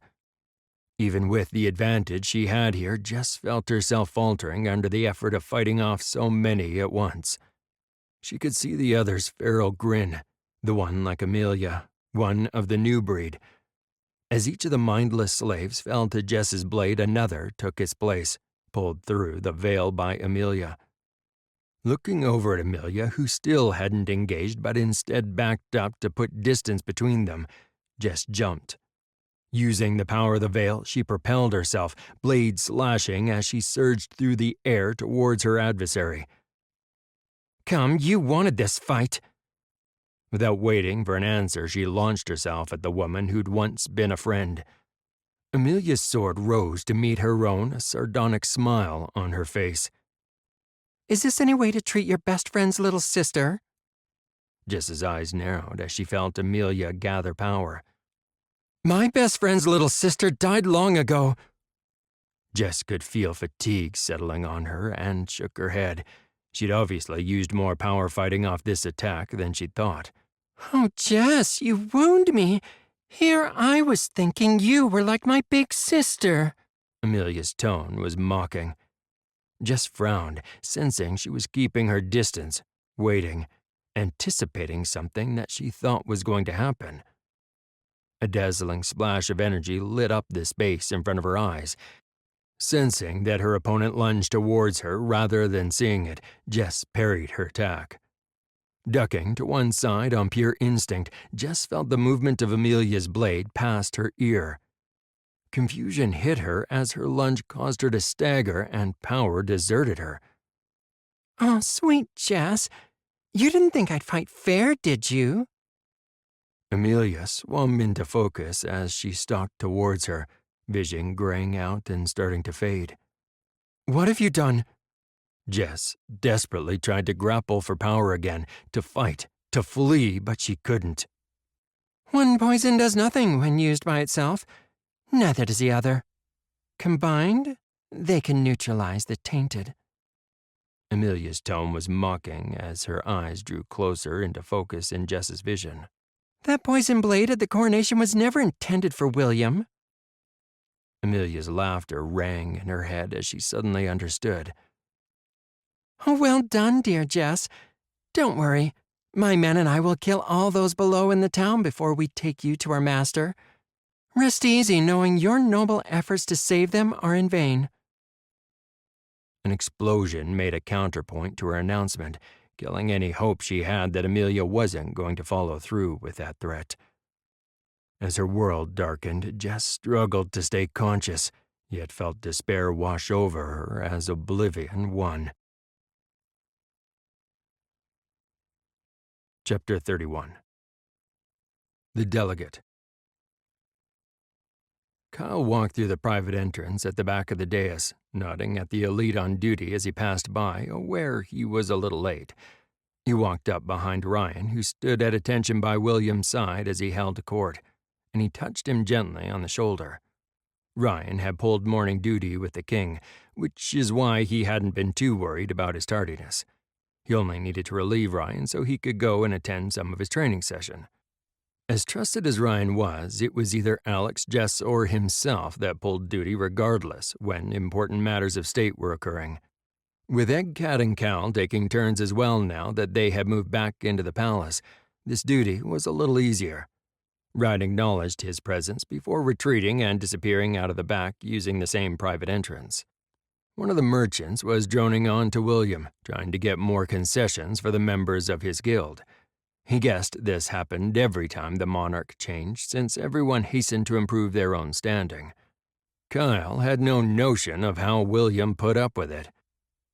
Kyle scanned the packed court.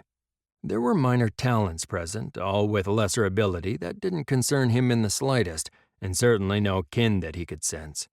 Not that it would automatically mean trouble if a kin did attend the court. It would just mean that he would be showing extra caution.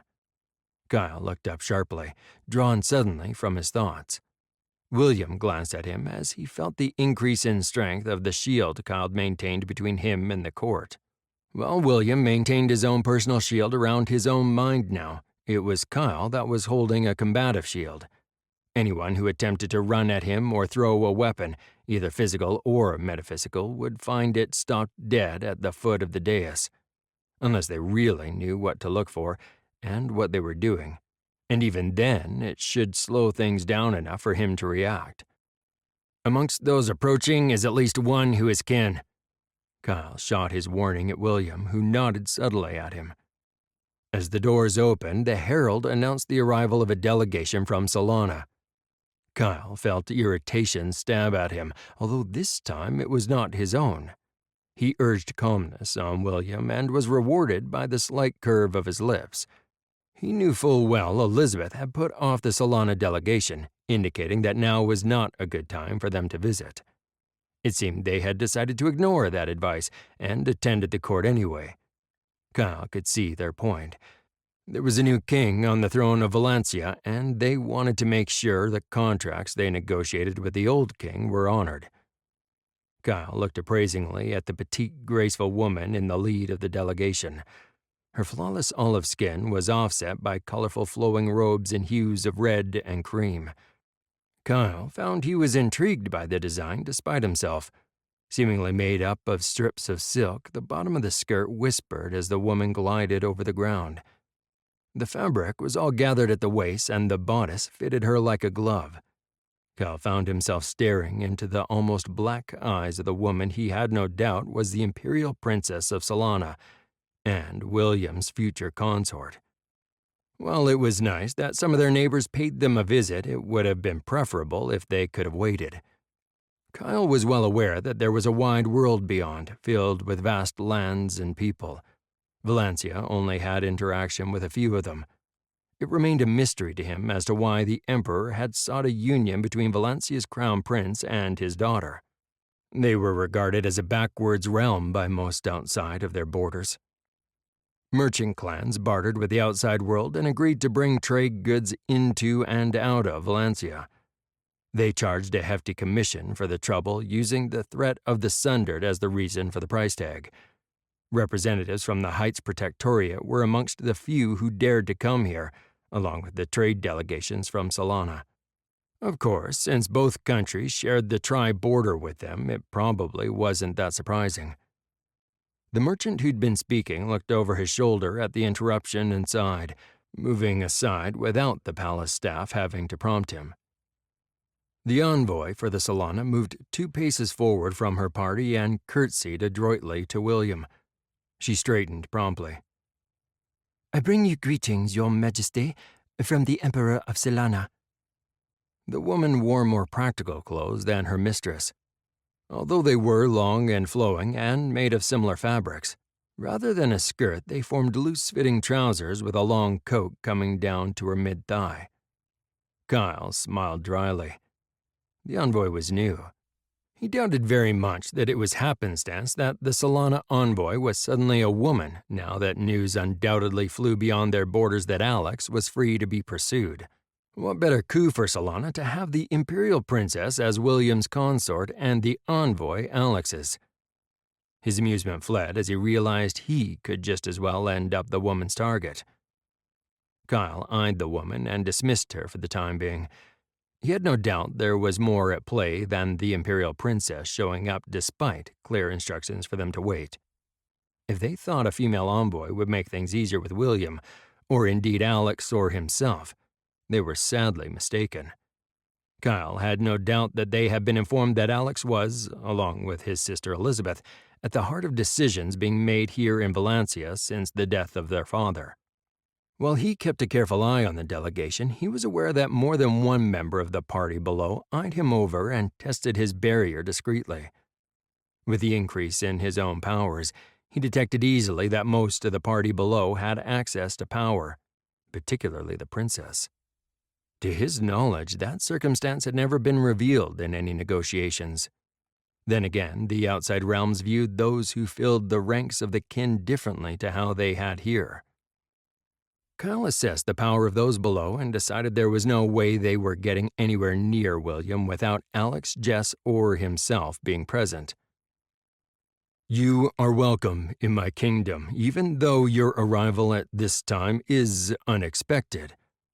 William turned his attention to Carl, who sat to one side.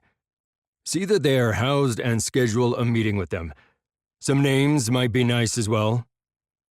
The last was intended as a rebuke to Solana's envoy, who'd failed to introduce herself or the members of her party. Kyle gazed at the woman coolly and noted her blush at her blunder. The woman was intelligent enough to realize that she'd made an error, or rather another one. Arriving unannounced this way, forcing a meeting with William, was a clear breach of protocol. William waved a hand to dismiss them. Kyle almost held his breath as he felt William pause, certain he was about to call an end to the petitioner's court. Yet finally he nodded, not even waiting as his people ushered the Solana delegation out of his presence before turning his attention back to the merchant, who'd been pushed aside by their entrance. The man looked a little wide-eyed, but retook his place and briefly recapped on his previous points before continuing. Kyle could feel the anger rolling off William at the rudeness of the unexpected arrival, and he had no doubt at finally setting eyes on the woman who was to be his consort. Kyle concentrated on sending soothing emotions at William, not even bother trying to hide what he was doing. William knew enough to know what he was doing now, but didn't rebuke him. Instead, he allowed himself to relax and listen to the merchant's concerns. Chapter 32. Anger. William was seething, his anger bubbling below the surface. He knew Kyle was sending calming thoughts at him, trying to calm him, and he let him. An analytical part of his mind recognized that he was overreacting. It had been rude of them to show up uninvited when they'd been expressly told not to, yet he could recognize the political play for what it was. The princess showing up was the Emperor's way to send a message. As far as Solana was concerned, the negotiations with his father still stood. Or rather, held with Lord Stratford as the go-between, or so he'd discovered. His father hadn't trusted the details to anyone else. Even after becoming king, William still felt like he was being boxed into a corner. That they had one of the kin with them, not just one of them, but the whole party, including his soon-to-be consort, made him wonder if they had gained access to things they shouldn't have. For Kyle to only now be aware of the power that they all held meant they had considerable power to call on. He didn't want to think about the possibility of them being elder. Although he didn't know how many of the kin developed enough power to become elder, he had the impression it wasn't many. It was something he needed to check with Edward, or possibly Damien and Isabella when next he saw them. His first instinct was to declare an end to the petitioner's court and retreat back to his rooms. Then, seeing the disappointment on the merchant's face, he'd reconsidered. He knew that some waited for months. Others traveled from one side of the realm to the other just to get their moment to speak with him. Then his mind had flicked back to the time in the bar with Alex where he'd realized that Part of his brother's appeal to people was that they found him approachable. He'd throttled down his anger. It wasn't appropriate to direct it at his people. They'd made the effort to appear before him for his judgment. He owed it to them to listen, not just push them aside because he thought his issues with the arrival of his future consort were more important. So he'd sat, and he'd heard every single one of his people that were on the list of the petitioner's court. He put them before his personal temper tantrum. William swept into a suite, hands going to the ties on his official robes. John appeared as if by magic and batted his hands away before undoing the ties and removing his state robes, carefully taking them and hanging them up. He then came back and removed the crown, gathering correctly that William wanted it off as well. John exchanged it for his simpler gold circlet. He could get away with it most times, except when he was holding court. He returned to his outer rooms without saying a word, with Kyle simply trailing after him, seemingly knowing without prompting where he was going. "Relax, William. You know these political games. Everyone is always trying to gain an advantage, particularly right now." "Yes, I recognize the attempt to force my hand. Well, it won't work. She can go back to her damn father." William paced the length of his outer rooms, not even bothering to hide his anger now that he was in private. "No, William, she won't." Kyle's voice was clipped. William spun to face it. "I'm the king. I say who will and who will not be my consort, not my father from beyond the grave." Kyle's eyes widened, then his lips thinned. "Yes, William, you are the king, so start behaving like one." "What's that supposed to mean?" William snarled before he spun from him and slumped into one of the chairs. "Think this through. You've read the security assessment as well as I have. You know your father consented to this match to hold back the Empire. Would you have us go to war on two fronts, William?" Kyle snapped, his eyes flashing in anger. "No, damn it, you know me better than that. You know I don't." William stared at his friend, caught between anger and hurt that he, of all people, would think that of him. "William, believe me, if we could give you more time, we would. We don't have it. We need that crown prince, the one we knew with absolute certainty would be a good king. We need that king." William ducked his head. He hadn't meant to take out his temper on Kyle. He'd promised he was going to grow up and stop behaving like a sulky child and making everyone's life difficult. Yet here he was regressing to old behavior at the first opportunity. The fact that Kyle had come with him into his rooms gave him an indication of how agitated he really was. He also guessed it was due to the number of kin that had been in the Solanian party. He sighed and finally allowed the emanations coming from Kyle to chase away his anger. If anything, it was an eye-opener for him. He'd always tried to understand Alex's fast, hot anger. Now he realized he really hadn't understood. No, really. Not until he was subject to it himself. It was hard to maintain your temper when other people's thoughts were being shoved into your head. "Is this why you all ran off so much?" William whispered. Kyle cocked his head to one side. "What do you mean?" "I got angry and my shield faltered a little. I could hear them whispering in my head. Not just them, some of the others out there as well." William swallowed and was sure he'd just gone red. "The speculation about Jess, me, the princess." "That speculation has always been there from the very first moment you and Jess were linked together. The gossip that ran the halls of the palace and the idle thoughts they didn't verbalize." Kyle's voice was as quiet as his own, and he shrugged. "Sometimes we'd run off to escape such things." William smiled. "Other times?" "It helped to escape the palace. Away from the court of Valencia, they don't judge so readily." Kyle turned and walked towards the courtyard gardens, opening the ornately framed glass double doors, and he led him outside. William considered Kyle's words, not sure it was quite right. People did judge out there. It was just a different type of judgment. Most would have been wary of the trio. That in itself was a form of judgment. Still, he took his friend's meaning. In the court, they had been protected by the rank they bore. Born to a lower family, more than likely they would have been killed at birth, or by the villagers once they discovered the depths of the powers they all bore. In the court, the fact that they all bore the taint at dangerous levels had been the worst-kept secret, at least in the inner circles of the courtiers. Of course, the taint ran strong in many of the families that made up the peers of the realm, so it was hard for any of them to cast stones. Yet the judgment had been there all the same. That was a circumstance he'd been unaware of until he'd gone through transition himself. Alex never told me he could hear what they thought. None of you did. William felt himself relax as they walked through the private garden.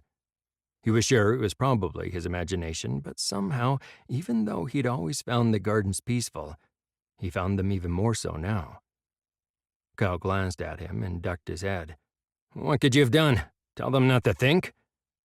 William looked at Kyle, startled for a moment, then laughed at the absurdity. Finally, he looked around, frowning. "Where's Jess? I haven't seen her around." "She is out searching for the Order's new hideout. Do you want me to recall her?" Kyle cocked his head to one side, regarding him. William nearly groaned. Trust Jess to be away from the palace at this time. Although, under the circumstances, with the Imperial Princess arriving, it was probably just as well. It probably wouldn't go down well with his former lover at his side at functions to welcome his future consort. No, that's more important. Let the Solana delegation cool their heels." William sighed. "I'd hoped to give Alex more time, but this seems to be right up his alley, particularly since you said they all have power. Can you go and ask him to come back, please? I'm sure Edward will agree to babysit me." At that last comment, he smiled wryly at Kyle, rewarded as he chuckled.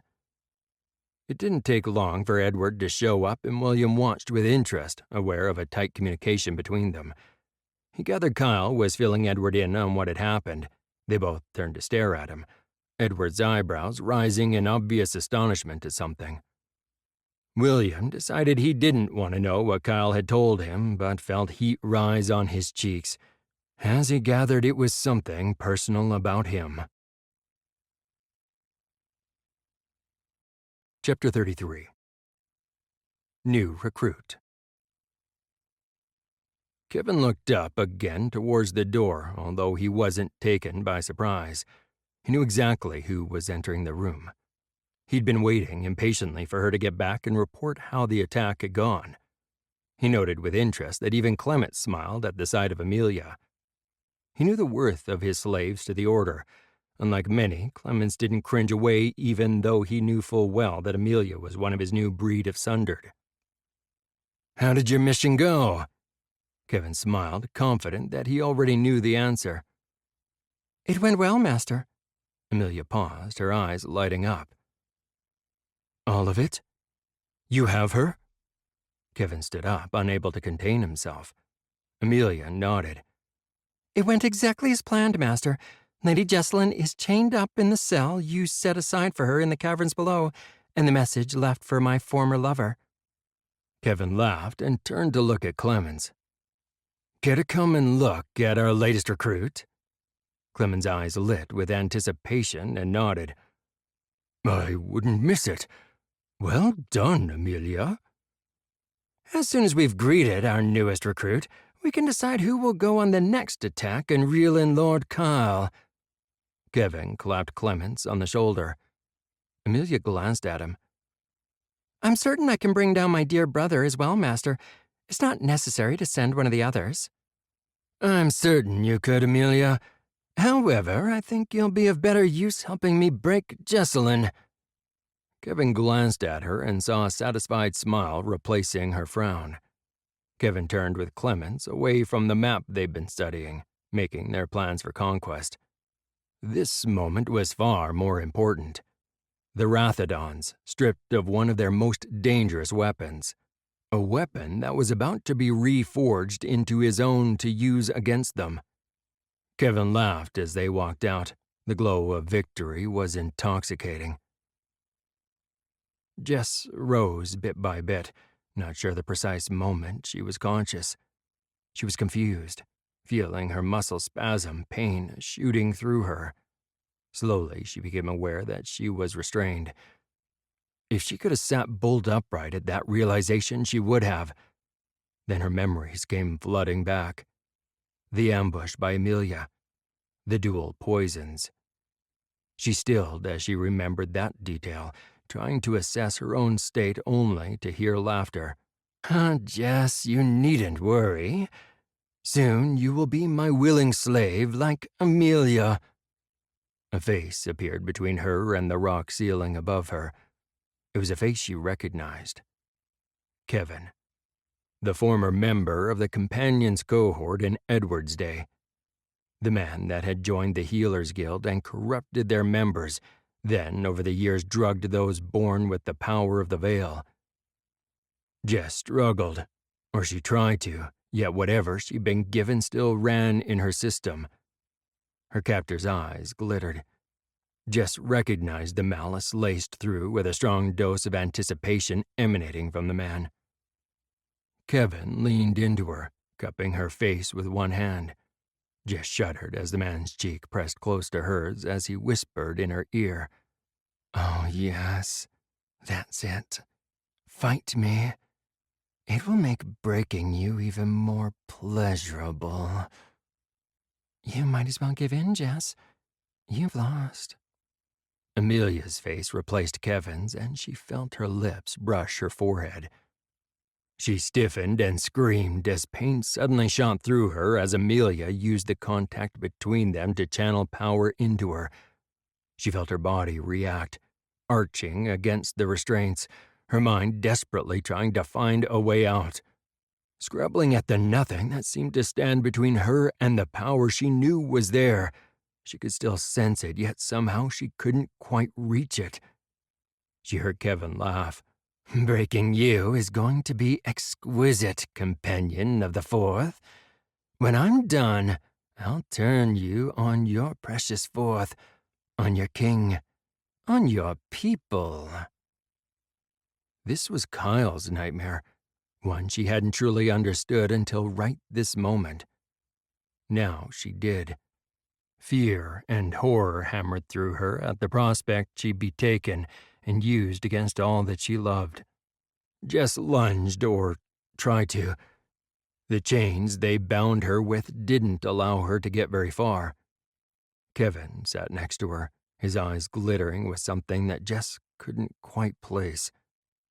His hand rose up, and she felt Kevin's hands lightly stroke her temples. "You will be my most devoted pet by the time I'm done with you, but the very first step will be to break you." A smile curved her captor's lips. "I won't ever truly be yours, not willingly." Jess spat the words at Kevin. She tried to push aside her sinking fear that it wasn't true. Kevin had plenty of practice breaking those born with the power of the veil. "So you think now. I do hope you prove to be strong. It will prolong your torture and make it sweeter when you beg me to make you my slave." As Kevin licked his lips, Jess shuddered. The man was repulsive, and she vowed that somehow she would find a way to resist him. Jess stiffened as Kevin's hands clamped onto her temples. She found herself staring into the man's cruel eyes, then her mind and body exploded with pain.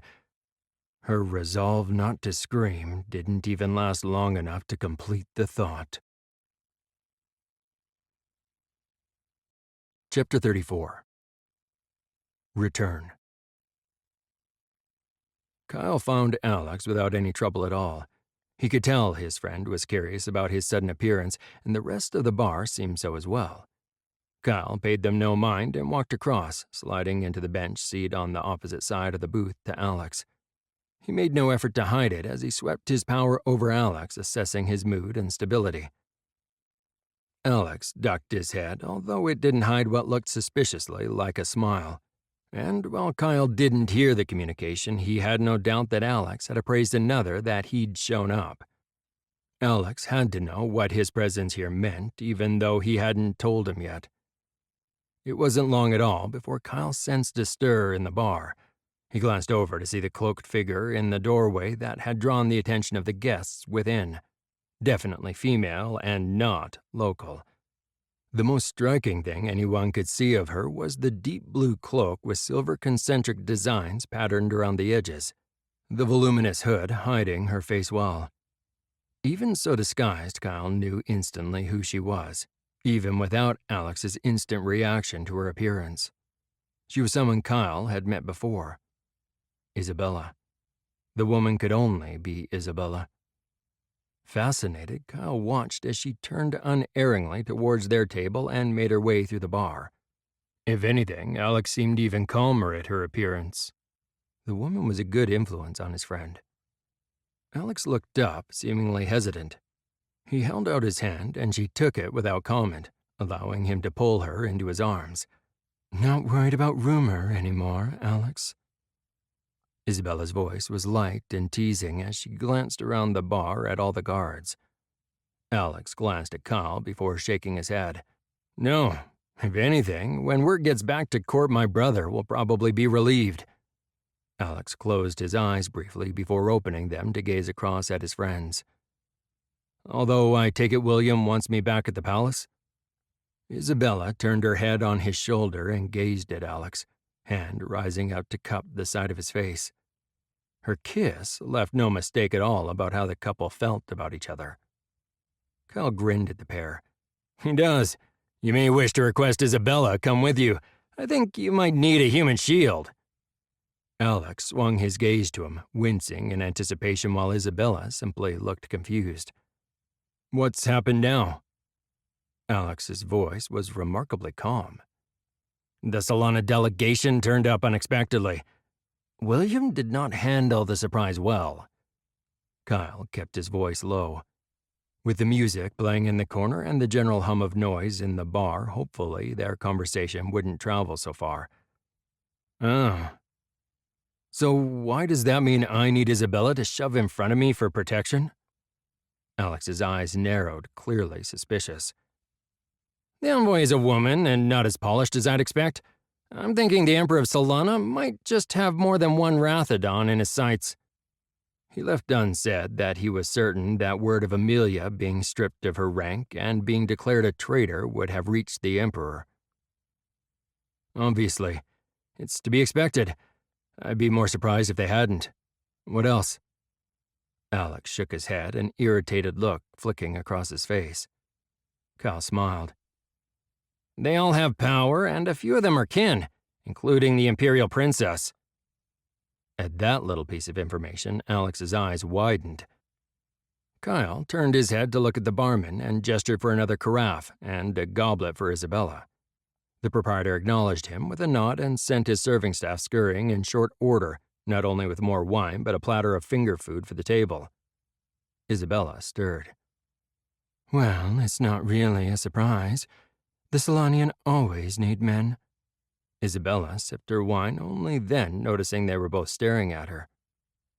What do you mean? Alex looked as confused as Kyle felt. It's an oddity of their people. They birth far more females than males. It's what sparked their expansion generations ago, and something they understandably go to great lengths to hide. It's a weak point should others care to exploit it. Isabella looked from one to the other, amused by their astonishment. I definitely do not need that kind of attachment. Alex grimaced. Isabella smiled at him and patted his cheek. It's okay. It wouldn't just be one. You'd end up with a dozen at least.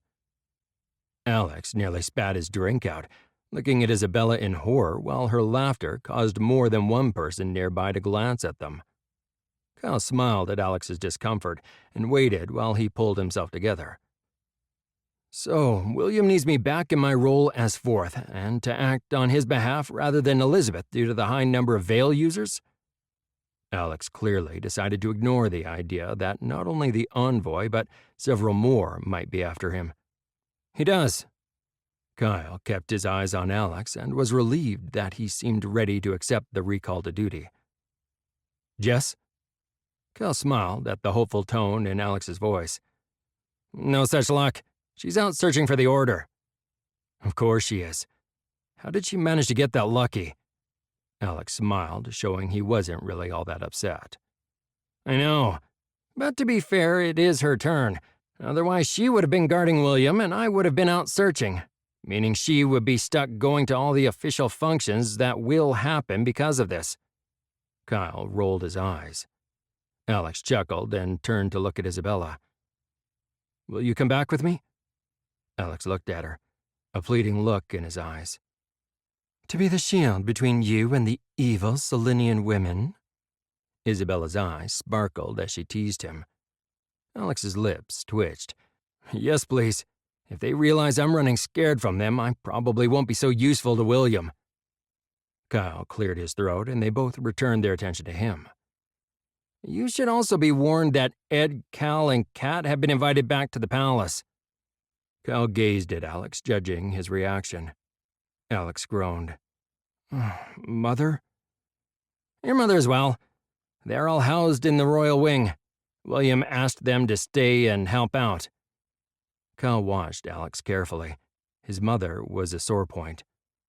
A look of sadness flickered across Alex's face before he finally nodded. He breathed a sigh of relief as Alex took the news far better than he expected his friend would. It would have been a little awkward otherwise. Then again, Kyle didn't know why he'd been concerned. William was one of the few people that Alex had always listened to. And despite everything, Alex had shown more compassion towards his mother than anyone had thought he ever would. Chapter 35. Assistance.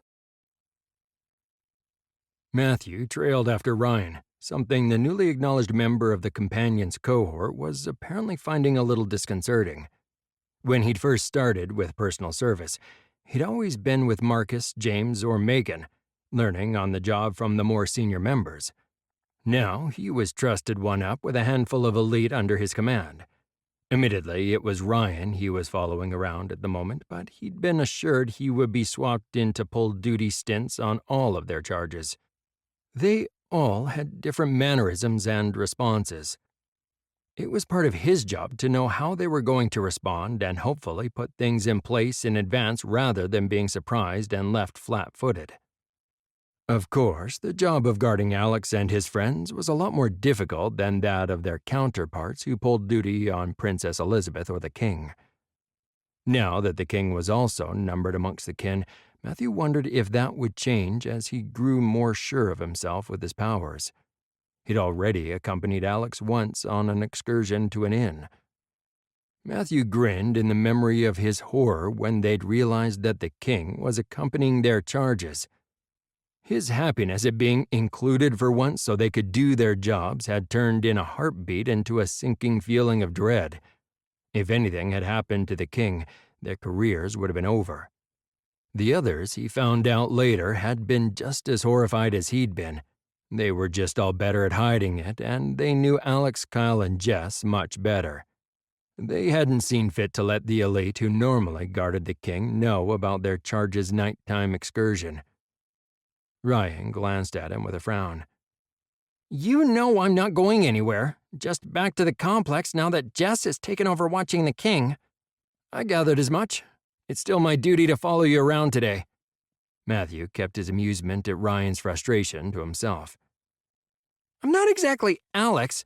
Next to no one knows who I am, so I doubt I'd be anyone's target. Ryan was clearly trying to work out a way around the restriction of having guards trail him around everywhere. Sir, you've been standing at the king's shoulder and have intervened several times now on different attacks involving the Order's people. If they didn't know who you were, I'm sure they're getting the picture now. Ryan took a moment to mull it over. I think I know why Alex, Jess, and Kyle have the habit of running away all the time. Ryan grinned at him, taking the sting out of his complaint. Matthew groaned. Please don't develop that habit. He carefully didn't look at the guards with him as they stifled laughter at his indiscretion. It certainly hadn't taken him long to become frustrated by the disappearing act. It was amusing only when it wasn't your responsibility to make sure nothing went wrong. Well, I can't guarantee it. If I'm needed, I'll go. Ryan looked at him, one eyebrow rising. Matthew sighed. Just take us with you if you do. Ryan paused to look at him, then at the cluster of guards that followed him in surprise. Thankfully, they had all managed to stop in time without running into him. You know I haven't ever tried to take someone with me through the veiled paths. I can take myself there, travel from point to point and back again. I know Alex, Jess, and Kyle have all dragged everyone around with them. I've just never done it. Ryan frowned. Matthew saw his opportunity and jumped at it. Well, we could always go to the practice grounds and you could try if you wanted. Matthew kept his excitement at the prospect out of his voice. Ryan's eyes narrowed as he caught on to something of what Matthew was hiding. He cocked his head to one side. What are you up to? Matthew grinned at him disarmingly. Nothing, honestly. You can practice on me first if you'd like. You know, I have more power than the average guard and enough to hold a shield, so any risk to me should be minimal. You can always holler for one of the others if something goes wrong. All right, let's go. You will tell me precisely what you are up to before we commence, though. Matthew cursed under his breath. Ryan had been hanging around with Alex, Kyle, and Jess too much. Not that Ryan had ever been naive growing up, how he had, but their skepticism was clearly rubbing off on him. That he was correct on this occasion didn't mollify Matthew at all. Ryan changed his course and headed to the elite training grounds, obviously content to let the matter drop until they got there. Matthew wasn't sure exactly how he would respond to his suggestion. Regardless, the first stage was for Ryan to see if he could take Matthew with him into the Vale. If he could do that, then he would suggest that Ryan try to leave him there to test his theory that he would be fine. Ryan entered the training grounds, which at this time of day were empty. The bulk of the elite's training sessions happened in the mornings, with a few in the late afternoons depending on the shifts the guards were working. He had no doubt the regular grounds were a hive of activity as usual. Ryan turned and, folding his arms, gazed at Matthew steadily. What are you up to? Matthew sighed. Well, you really do need to know whether you can drag us with you through the Vale. That would be the first part, honestly. I'm willing to volunteer as your test subject. You know I have more power than the others and can shield. Ryan considered him and nodded. What else? Matthew barely stopped himself from squirming as Ryan seemed to be channeling Kyle's ability to extract information. It was something in that flat, uncompromising stare that did it. All right, I had an idea. It's risky, but might help with the situation of Alex, Kyle, and Jess running off without us. We're meant to protect them, but we can't do it when we aren't with them. Matthew let some of his frustration show. Things are getting increasingly dangerous. The hit-and-run tactics favor the Order, not us. Ryan frowned, carefully considering his words. That was at least something. So, what's your idea? First, you test your ability to take me to the Vale with you. I'll hold my own shields the entire time. Then, if that works, you leave me there. Come back here and then see if you can locate me and pull me back out. Matthew held up his hand when Ryan looked like he was about to explode. Alex found the king when he accidentally transported himself to the Vale, and His Majesty had no idea what he was doing. He couldn't even hold a shield back then. Ryan closed his eyes, clearly thinking, then groaned. Alex is going to kill me for this when he finds out. Matthew resisted the urge to cheer. Well, Kyle might. Hopefully His Highness is too busy to notice. Ryan glared at him. He might be busy, but you'd be surprised what he finds out when he wants to. Besides that, if this works, I'm going to have to tell them what I've done regardless. Matthew grinned at him. It will work, and everything will be fine. Ryan groaned once more. All right, let's just try this before I change my mind. Matthew pushed down his sudden nervousness at the test. He knew it wouldn't help matters at all. Ryan reached out with his powers, and Matthew felt them wrap around him, tentative at first, and then with increasing confidence. Before he could even utter a word of encouragement, he felt himself being hauled into the veiled world. Ryan faced him, grinning in triumph, his relieved laughter ringing in his mind. Well, that worked, and you are clearly not dead, so that's a good first step. Matthew glanced around, admitting to himself that even he had been nervous about this part. Taking a breath, he looked around him, seeing the familiar road that led off into the gray mist. He knew, or guessed, that Ryan hadn't taken them too far away from the training grounds at the palace, since he fancied he could see the faint, indistinct outline of the grounds around him. That, or his overactive imagination was playing tricks on him, which was probably more likely. His brain always wanted to grab onto some sort of reference when he traveled in the veiled world, so he wouldn't put it past his own subconscious mind to create something that wasn't there in the first place. Right. Should we try the next step? Matthew swallowed, pushing down his nerves. Concentrating, he wrapped his own personal barrier around himself as he spoke. How about a baby step? I'll withdraw my shield.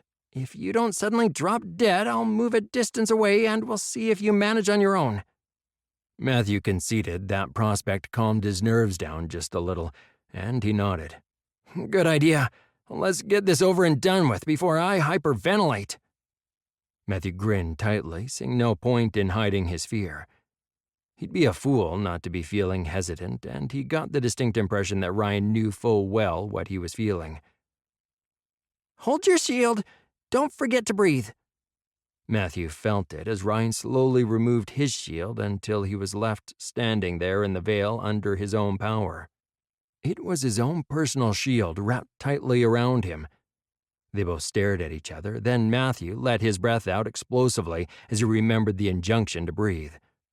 Laughing at himself and a little surprised that he was still here, Matthew looked at Ryan and nodded, taking a breath.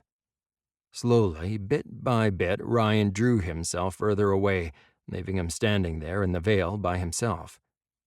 Matthew looked around the gray, featureless expanse of the veil. The pathway that had been there moments before had disappeared with Ryan's withdrawal. The thickening fog closed in on him and hid even the vague outline of the training grounds he thought he'd seen before. He shuddered as bitter cold penetrated his clothing, soaking into his skin and through his very bones. Matthew swallowed, pushing down his panic. He didn't understand how Alex and the others navigated their way through this mess, since there wasn't a single feature for him to use as a focus point. He closed his eyes and concentrated on keeping his shield up and breathing, trying to ignore the bitter cold and push it away. Matthew jumped as Ryan's voice sounded in his head, somehow more eerie in the all-encompassing thrum of power.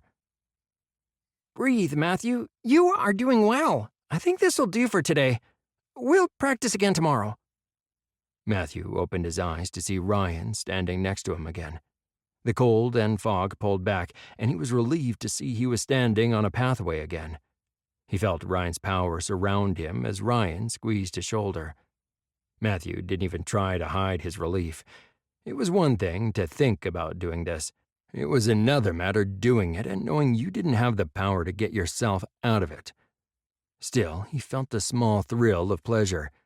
He had been right. With practice, it would get easier. He hoped. He breathed out and felt his nervousness settle, and he nodded at Ryan, grateful that he'd waited long enough for him to get control of himself once more. He hadn't fooled Ryan one little bit. The lad was sharp. Given he'd been handpicked by Alex, Matthew shouldn't have been surprised at all. Matthew's smile faltered as Ryan stopped suddenly, looking at something he couldn't see, and groaned. "What?" Matthew was more than a little alarmed by Ryan's response, and the dread on his face when he turned to look at him didn't help one bit. Lord Kyle is waiting for us down in the training yard with Marcus and James. Matthew swore. Everything had been going so well. Sort of. Chapter 36. Political Dance. Alex looked up as Joshua came into his waiting room. "According to the staff, the envoy and her people are starting to squirm, Fourth." Joshua didn't even allow a hint of what he was thinking to show on his face. He was far too adept at his job for that. Alex nodded and stood waiting as Joshua fussed with his formal jacket, making sure everything was in place. He nodded his thanks and walked out, with Marcus, James, and a few more of their men following in behind him. Alex had noted of late that the number of guards he had following him had multiplied, although on this occasion he had a sneaking suspicion the number of guards was due to the unexpected arrival of the envoy and the knowledge that many in their party were numbered amongst the kin. Alex wondered idly if the envoy had brought the imperial princess along with her to this meeting. From what Kyle said, the woman was kin and quite powerful. There was all sorts of politics at play with that one. Alex had no doubt at all that when his brother calmed down, he'd start seeing the implications of the maneuver, particularly since when their father had negotiated this contract, the Emperor had omitted the fact that the princess was kin, and at the time William hadn't been. There was no way they could have predicted his forced transition. The walk down the corridor was short, since the envoy and her people had been shown to a meeting room just off the royal wing, nice enough to host a foreign delegation without causing an incident while still showing the king's displeasure, since it was not the main conference room contained within the royal wing. It was a subtle message that he was sure the envoy would understand. As he approached the entrance, the guards on duty stood to attention, and the staff swung the doors open. Both Marcus and James adroitly slipped past him, surveying all in the room before moving to take up positions behind his own chair. Alex bit back a smile. Everyone was being terribly official today.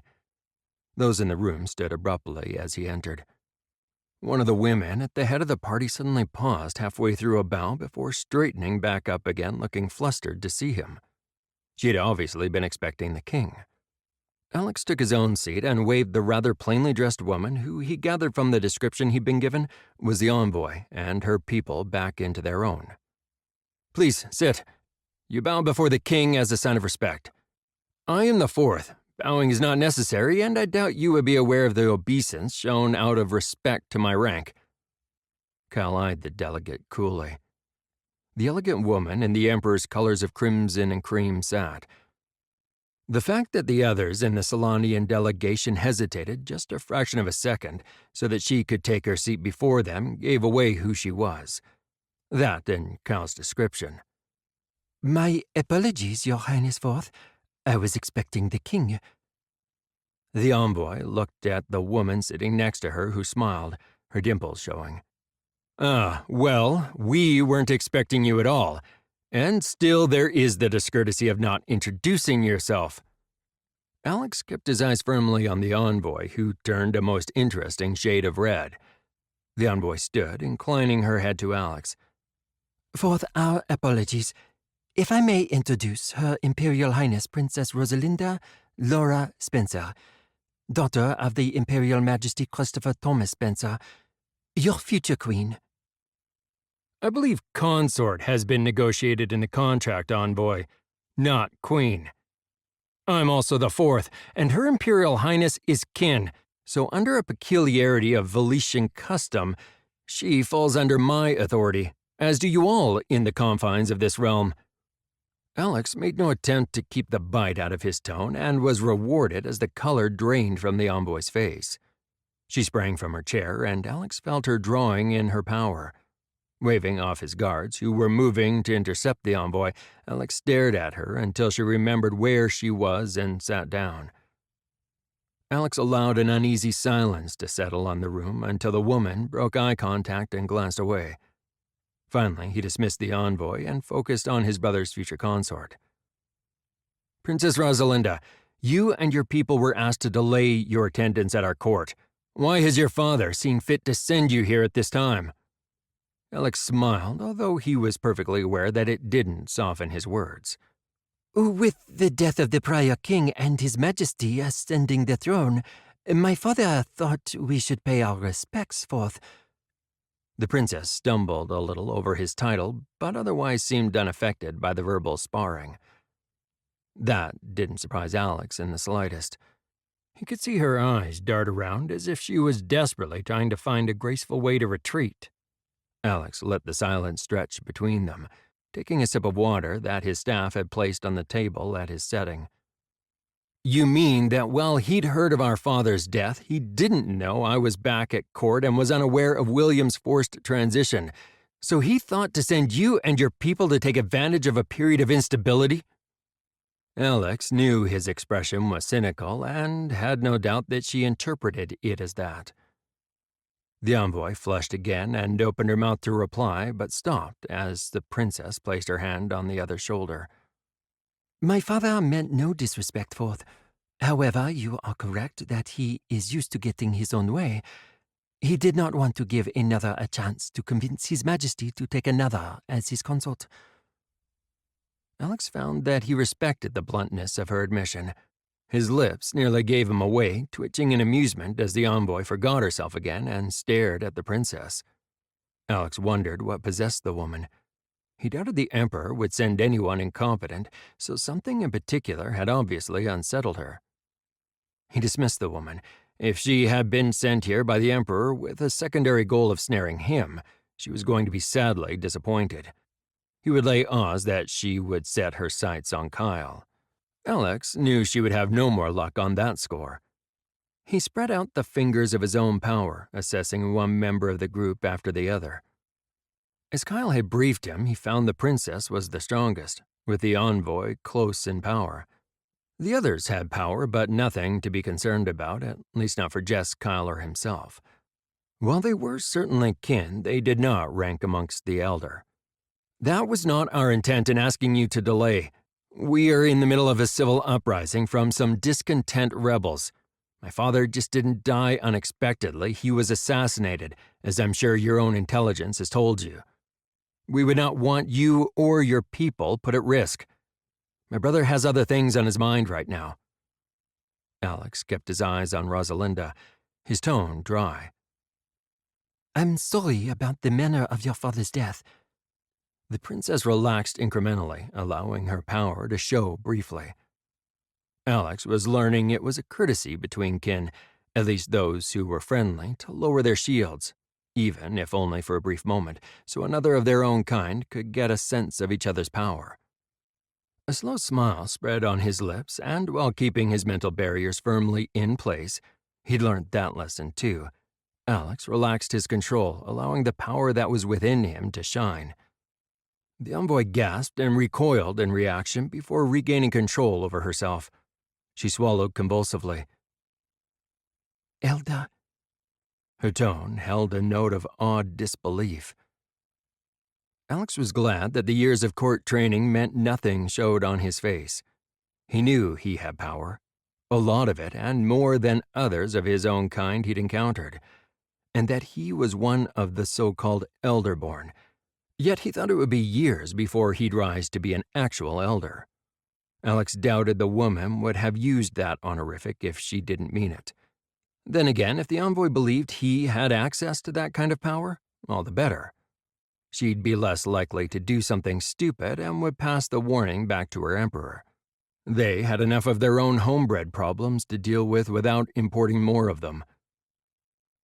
I should warn you that those who rise against the crown have kin under their control.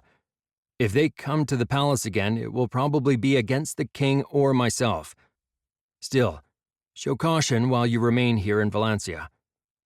While they'd been foolish in coming here against William's express wishes, he believed they still deserved the warning. Princess Rosalinda recovered herself enough that the redness in her cheeks receded. Her eyes widened slightly at his words. She glanced at the woman sitting next to her. Alex stopped thinking of her as an envoy despite the woman being given the title. She quite clearly had little, if any, training in that role. Forgive me, Forth, but Valencia has had troubles for generations. My father thought it to be the same issues. What do you mean, your rebels have kin under their control? Alex settled back into his chair and indicated for one of his servants to serve drinks. He waited patiently as they offered a tray with a variety of fine selections to their guests, while Joshua poured him a drink, placing the goblet close to hand. He contemplated the party opposite him. When they had appeared suddenly in court, all of them had assumed the emperor, and by extension his people, knew the circumstances they faced. Alex took a long sip of his drink, considering his next words. He drew his brother into his mind, admitting it was much easier now than it had been in the past. "Brother, it seems they didn't know the circumstances of what we faced in dealing with the Order when they ignored the request that they not attend the court. It is just politics, William. You know how this game works." Alex caught an image from William. He was in his courtyard garden and had calmed down considerably. Still, Alex caught some of his internal struggle before he conceded. "Fill them in as you think is appropriate." There was an evident sigh in William's tone, and much of his tension at the implied discourtesy of the Solanian delegation arrival receded. Alex looked at those opposite him, his eyes narrowing as he considered them. He decided a little bluntness was needed. "So, who are you really? Forgive me, but you are not a trained envoy and not someone I'd expect the Emperor to put in this position." The woman, who'd been filling the role of envoy, flushed. She opened her mouth, but then closed it abruptly again as the princess laid her hand on her shoulder. "There was trouble in our homeland, a little infighting amongst the ruling families. It can be a deadly dance of daggers, and so it proved for the Cochrane family line. Annabella went from the youngest daughter in a long family line to Lady Annabella Cochrane. I felt a break from the dagger courts prudent in case the Cochrane line became extinct. Their first wife backed me, so my emperor father agreed. I thought this would be good training for one who wasn't raised to rule and somewhat safer." Rosalinda looked at him calmly. Alex processed what he'd been told and gathered that a little infighting was an understatement. If he understood correctly, an entire family line except one person was wiped out in one night of bloody fighting. "If you will accept some advice, Lady Annabella, from one youngest child to another, stop trying to pretend to be what you're not.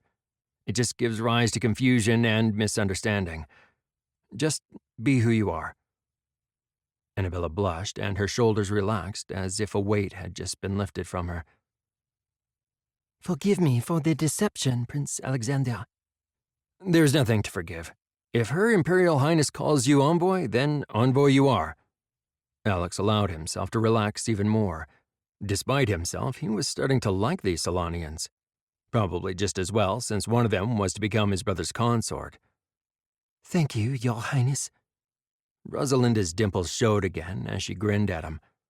Alex stood, carrying his drink over to the windows to gaze out. "A group called the Killiam Order was responsible for assassinating my father. It was established just before the time we called the Sundered War." "They have been around for some time." Annabella spoke carefully. "It has only just come to light that the Order has possession of a drug, a toxin that affects those of us who become kin, sending most spiraling down into madness." Alex heard a gasp behind him, but didn't turn around. "Are they responsible for your sundered ones?" The princess sounded genuinely shocked. "Yes. They have been conducting experiments for generations. Those they haven't killed outright or sent mad they have control over. They used such a one to assassinate my father." Alex said the last quietly, deliberately leaving out any further details about Amelia. "I am sorry, Fourth. You intend to deal with this group?" Annabella sounded matter-of-fact. It seemed she was on more secure ground while discussing assassination. "We do, and it is why your arrival is badly timed. We are outnumbered. They have been building up for years, but we will fight them. We have no choice. Your presence here at this time complicates the issues, and my king does not want any harm to come to you and yours." Alex turned to gaze at them solemnly. "This conflict is imminent?" The princess glanced to her advisors, then back at him, biting her lip. Alex smiled sadly. "It is. We have a few more things to set into place if we have time. Then, for good or ill, we will fight them. We cannot allow this plague to spread beyond our borders and infect other realms, if it has not already done so. Rosalinda stood and ducked her head politely. With your permission and your king's, I believe my father, the Emperor, needs to know about this toxin. Alex nodded. I will speak with the king and have something drawn up to explain as best we can what has occurred here. Get settled in the suite you have been assigned. Alex allowed a smile to show. There will likely be a function to welcome you all to court. Annabella relaxed now that the conversation seemed to be on track, and she smiled. Thank you, Fourth. That is more than we could have expected given the suddenness of our arrival. Alex nodded to the delegation, handing his goblet to a hovering servant. He walked towards the doors, which swept open on his approach, his guards falling behind him as he retraced his path back towards his brother's rooms. Chapter 37. Fallout. Ryan hesitated, staring at the small gathering of people waiting in the training grounds. He nearly swore, since he'd been hoping they might have had a few moments before having to confess what they'd been up to. Or rather, what he'd been doing, since Matthew didn't have the power to do it by himself. Ryan groaned as Kyle looked straight at him. Are you going to come out, or am I going to get irritated and pull you out? Ryan really did groan and glanced at Matthew, who obviously had no idea what was waiting for them. Are you ready? Try to pull it together. Ryan waited a brief moment as Matthew looked at him, startled, and groaned before nodding his head. Ryan knew there was nothing he could do about his guard's pale complexion through his tan. Not trusting Kyle's patience much longer, although he seemed more amused right now than angry despite his firm expression, Ryan dispelled the concealing veil. Kyle, having known exactly where he was standing, was looking straight at him. Ryan hoped that was a trick he would learn himself one day. The other swung around as he appeared near them with Matthew. Ryan looked from one to the other before settling his gaze back on Kyle, who hadn't said a word, just continued to stare at him. Finally, Kyle's eyebrows raised, inviting an explanation. Well, the good news is I can transport another person in the veil with me now. Ryan smiled, trying to appear calm. He wasn't sure if it was a good thing to be facing off against Kyle alone or if Alex would have been worse. Well, that is a good start. Kyle's tone was dry. It also appears Matthew can pull his own shield around himself and stay in place without my assistance. Ryan stayed calm. Only his firm knowledge that Kyle wasn't actually angry helped him in his endeavor. Kyle turned his gaze on Matthew, who was still looking pale but stood there stoically, not even flinching under the fourth blade's regard. I can see why that experiment might be a little disconcerting. You didn't think it might be prudent to involve me in this? Kyle turned his glance back to Ryan. Ryan opened his mouth, then shut it again, thinking about what the correct answer should be. He saw Kyle's eyes starting to sparkle as he noticed the delay. Now that you mention it, well, it probably would have been a good idea. The result wouldn't have been different, though, even if things went wrong, given it depended on if Matthew could hold his own shield in the veil. Ryan swallowed, realizing that what he'd said didn't quite come out the way he meant it. Kyle glanced at Matthew. Matthew, it's a good idea even if risking your own life to test it was extremely foolish. In case you hadn't noticed, you are one of only 4 of you with sufficient power level in the elite. Go get some sleep. You'll need it. You've just volunteered to be our test subject. At a gesture from Kyle, Ryan fell into step as he turned to walk from the grounds towards the doors that led to the complex of the Fourth. Ryan noticed absently that James gathered some of the clustered guards and trailed after them.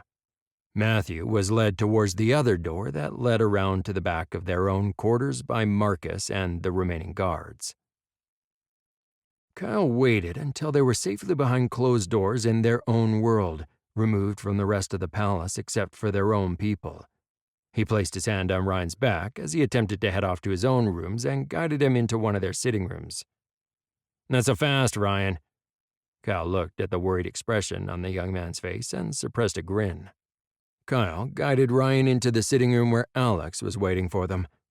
A brief look of exasperation flashed across his face at seeing Ryan, which told Kyle that someone had also ran straight to Alex to let him know about Ryan's little experiment. Kyle shook his head. He should not have been surprised. There was always someone hoping to further their own station in life by trying to bring down another. They must have cornered Alex after he'd met with the Solana delegation. Either the walk between there and William's suite, or there and the complex after he'd briefed the king. That was fast work. Ryan stopped in his tracks at seeing Alex sitting on the couch waiting for them and looked faintly alarmed.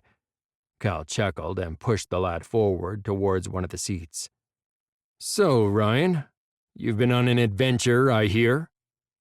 Despite trying to appear serious, Alex was clearly in a good mood. "No, Fourth. I mean, yes, but it wasn't like that." Ryan stumbled to a halt and looked at Kyle a little desperately. "Don't look at me. I have an idea of what you were up to, but it's yours to explain." Kyle sat down in one of the chairs near Alex and watched as Ryan wrestled with himself, apparently not knowing whether he should sit or not. Kyle hid a smile and Alex finally took a little pity on him. "Sit down, Ryan, or I'll get a stiff neck looking up at you." Alex's voice didn't give away what he was thinking. Ryan swallowed, his tongue darting out to lick his lips, and, looking around, he perched on the very edge of the seat. He looked earnestly at Alex. "Sorry. I felt it would be good to know if I can transport others safely through the veiled world. Matthew wanted to see if he could maintain his own shield and stay where I left him under his own power. It seemed like a useful thing to know." Ryan spoke rapidly through his explanation, trailing off weakly at the end. "I take it Matthew came out of this experiment alive?" Alex glanced at Kyle. "He appears to be a little shaken by the experience, but otherwise fine. The other guards informed me that it was actually Matthew's idea, not Ryan's." Kyle saw Ryan breathing a sigh of relief. It stood him in good stead that he was willing to take all the fallout from this little experiment, even though Matthew had clearly instigated it. "I was keeping a close watch, ready to grab him if needed." Ryan slid his glance over to Kyle. "I think the elite are getting sick of you guys leaving them behind when you go off hunting." Kyle frowned. He was aware that none of his guards liked being left behind. He could even sympathize with them. It was a little difficult for them to perform their duty when they were continually left behind. "I understand their frustration. Given the way we hunt, they would get in the way." Kyle held up his hand as Ryan went to argue with him. "If they can learn to hold themselves in the veil without us, perhaps. They'd still be too much of a target if another of the kin showed up, though."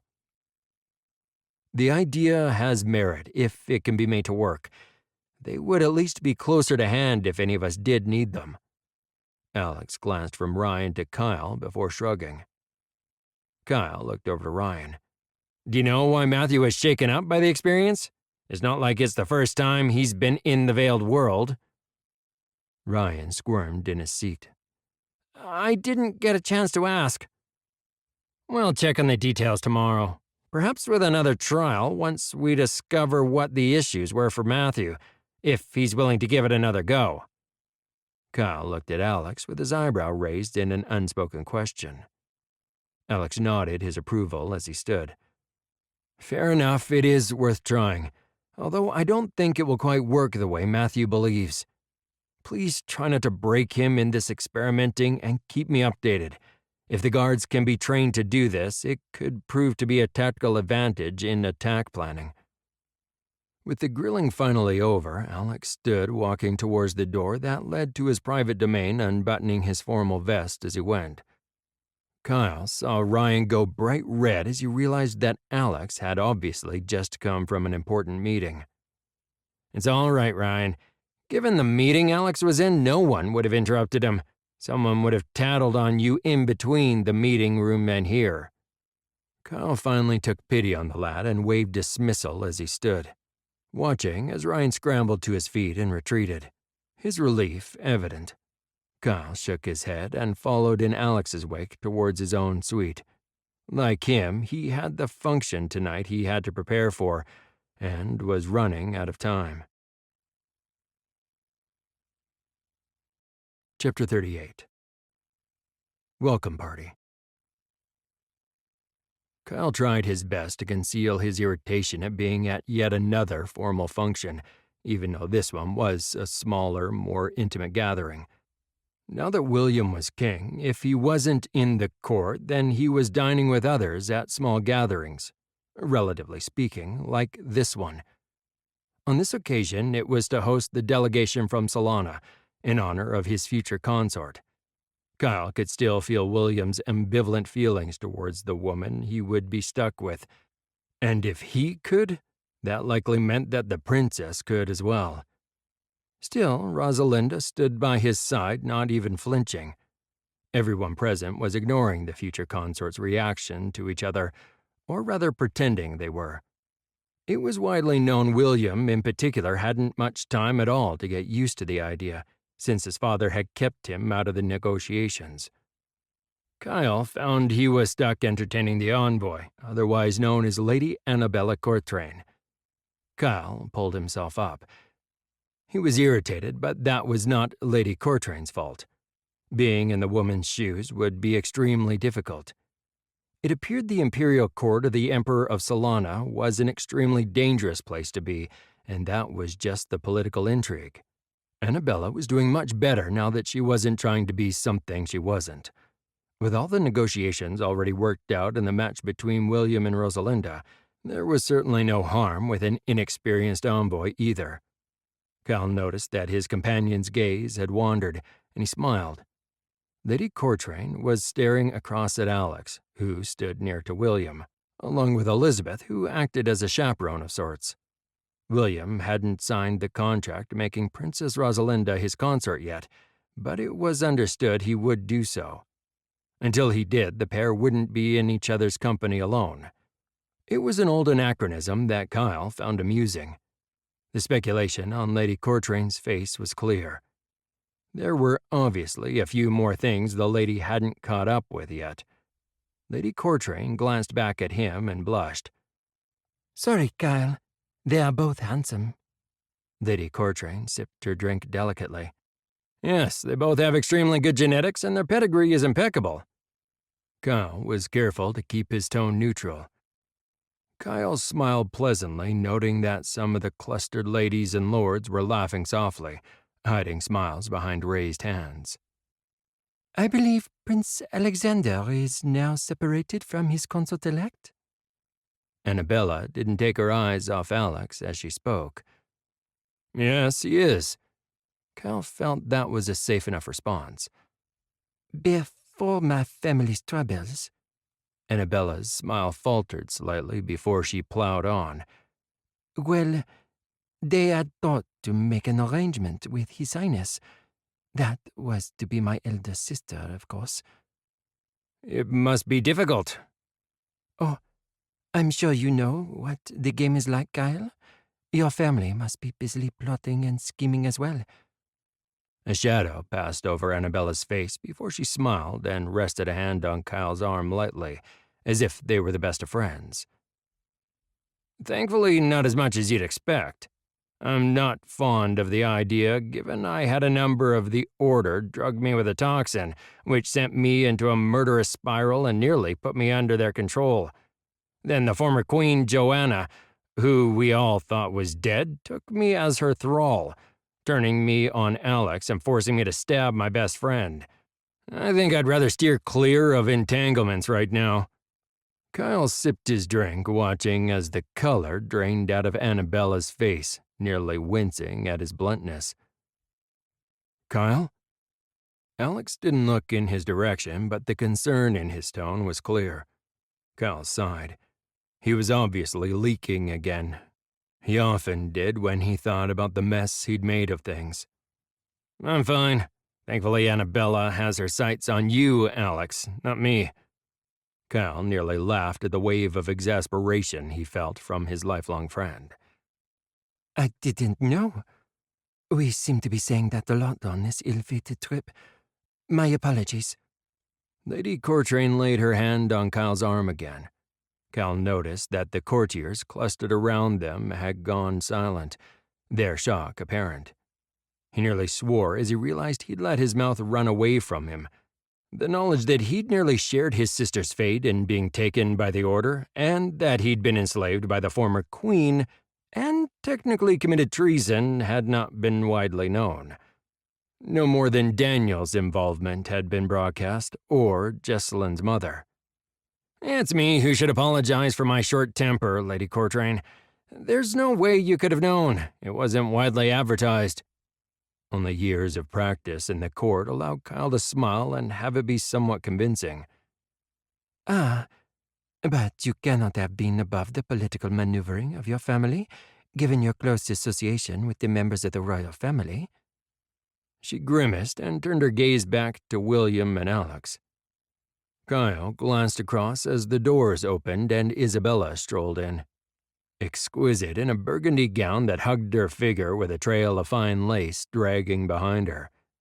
The instant attention she attracted nearly made Kyle laugh. Isabella walked unerringly to Alex.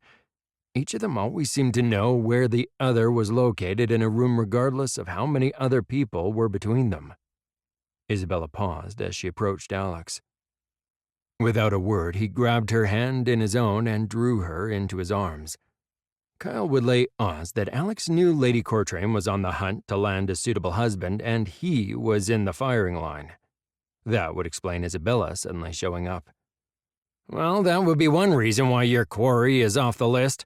It's unlikely there will be anything official, but Alex will not take another consort." Kyle looked at Lady Cortrain, who seemed to have come upon the same conclusion by herself. "So I see." Annabella's eyes narrowed as she gazed at Isabella and Alex. Kyle saw the woman shake herself, then turn her gaze back to William and then flick back to Alex again. Then she turned back to him and smiled. Kyle could almost hear the gears turning in her head as she regarded him. "Still, if there is nothing official between them, I've heard he is a remarkable man." Annabella's eyes sparkled as she obviously thought of some of the things she'd been told. "I've known Alex my whole life. There isn't much I wouldn't do to defend him. Saying that, I must warn you, if you want to leave political upheaval behind you, well, to put it politely, he's no more a good choice than I am." Kyle heard the women around him chuckle and a muttered comment about it being a fun time while it lasted. Kyle tried not to sigh out loud.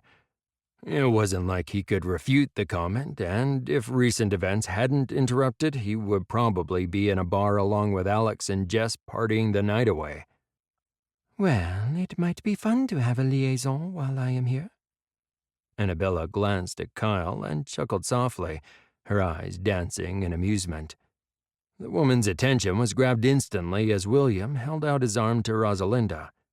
The princess blushed and accepted his arm, walking gracefully at his side as he led her to the garden. Kyle caught Annabella's arm when she made to follow the pair and shook his head. "There's no need. That is an internal private garden. They won't be totally alone." Kyle nodded as Alex and Isabella followed a discreet distance behind their king, with more of the elite trailing them and taking up station around the garden. Annabella looked concerned and breathed a flustered sigh. "I guess I can still see them from here." Kyle nearly laughed. The floor-to-ceiling windows ran the length of the function room. The lamps set pools of light across the manicure gardens. There was nowhere William could take Rosalinda where they couldn't be observed. At best, they had the illusion of privacy. As he watched, Rosalinda and William walked out arm in arm. Kyle hoped his friend would behave as a king for the good of their realm, rather than the stubborn fool who wanted to cling to the past relationship he'd had with Jess. Despite his irritation at being here, he was glad that at least Jess was spared this engagement. Chapter 39. Understanding. William sighed as he walked out into the courtyard gardens and the doors shut behind him, giving at least some privacy. He could ignore the elite, They were always present, and he knew Alex and Isabella would stand discreetly out of earshot. He knew the princess's own people would be disgruntled to be kept inside. The elite had adroitly stood in their path when some of them had moved to follow. He settled Rosalinda on a bench in a small grotto off to one side of the garden. It at least gave them a sense of privacy, even if the reality was that everyone within the function room was watching them both avidly. William contemplated the woman who was to be his consort. He had been advised that if he didn't go through with this, it would give the Empire cause to beat the drums of war and roll over Valencia. If he did go through with it, he suspected it would only be a matter of time before there was conflict anyhow. At best, this was a delaying tactic, and Jess had been correct in her assessment. They couldn't afford a war with both the Order and the Empire. So, in the age-old tradition, a contracted union between him and the daughter of the Empire had been arranged. Your father didn't know I had suffered and survived a forced transition when he sent you here. It was a simple statement of fact, one of which he didn't need an answer to. He did not. Rosalinda looked at him calmly. He thought he could take Valencia without a fight, that as kin you would outlive me, stay young while I aged and died as a normal human. Again, it wasn't something he needed an answer to. Rosalinda smiled unexpectedly. The thought may have crossed his mind. Were you meant to expedite that eventuality? I'll warn you, the title of consort does not confer the same privileges as that of queen. William found it strange that he remained calm. He thought it would be prudent to wait to dispose of you until we have produced several children first. Rosalinda looked up at him calmly, not even showing the slightest discomfort at the conversation. Did he even intend to allow our children to live? William smiled, although he was aware it held no warmth. Rosalinda paused. That isn't a practice the Empire has engaged in throughout our history. At best, they would be put aside, and Valencia would become newly acquired territory of the Empire. William couldn't help but smile. This imperial princess was certainly even-headed, even though she was in a precarious position and just as likely to share his fate.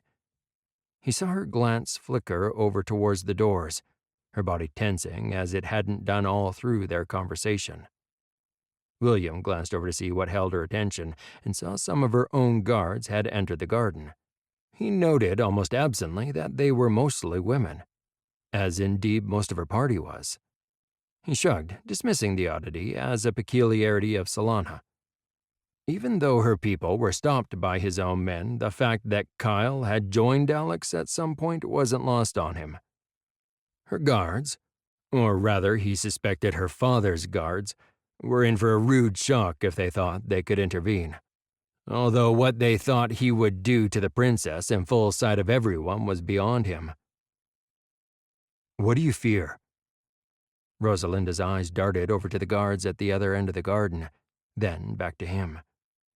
Her tongue darted out to lick her lips, and it was clear that she was suddenly tense as she hadn't been before. You don't understand. I am the property of the Imperial Court. Even if you signed the contract, I will still be considered Imperial property. The value of my life is in this contract with you. Should you reject me, I fear I will not survive the dagger court on my return.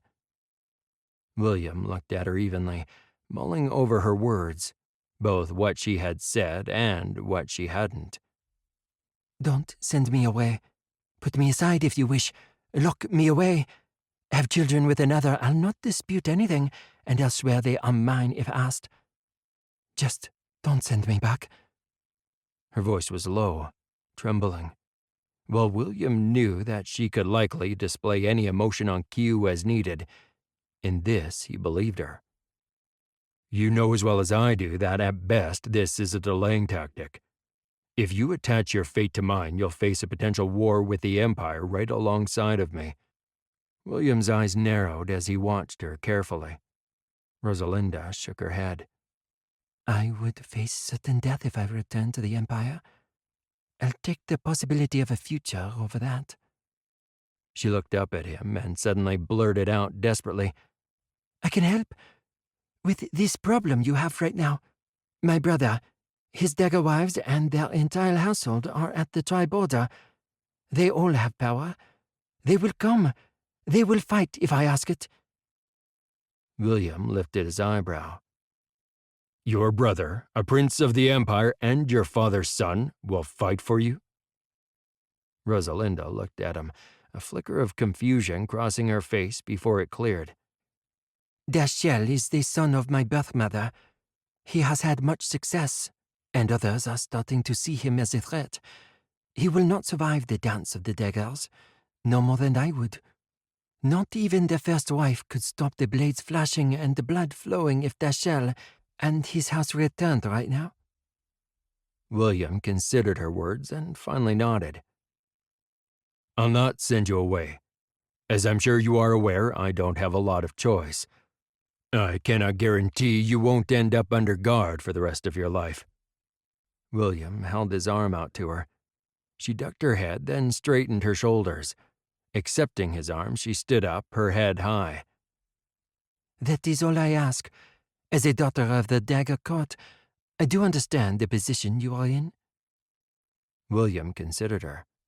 Kyle's warning about war with the Empire in their future and Valancia's need for a king replayed in his mind. He closed his eyes briefly. It seemed duty was always in play in every aspect of his life. He knew that Valancia would be better off in that possible future if he could bring Rosalinda closer to their side than that of her emperor father. Understand that when I sign the contract tomorrow, you will be my consort, but you will be no one's property, not even mine, despite what the Empire thinks. The decisions you make from then are your own. William heard her soft gasp of shock, but did not turn to look at her. He was sure she would regain her composure before they returned to the party. Chapter 40. Unwelcome News.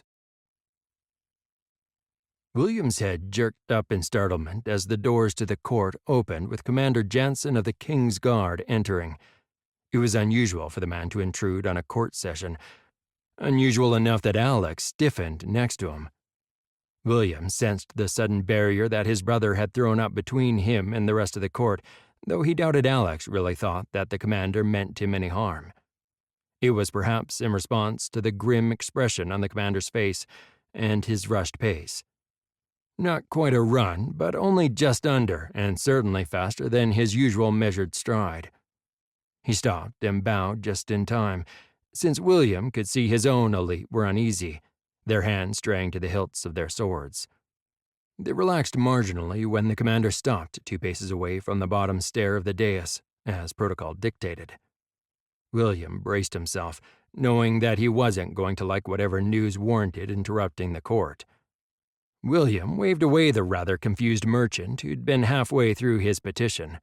One of the court staff stepped forward to draw the man to one side. What is it, Commander Jansen? William tried to exude calm as the whisper sprang up around the court. Your Majesty, we've just received word the village of Medford in the Central Lands has been attacked. You would be forgiven for thinking the commander was talking about the weather, so casual was his voice, yet William could see a tick jump in the man's face.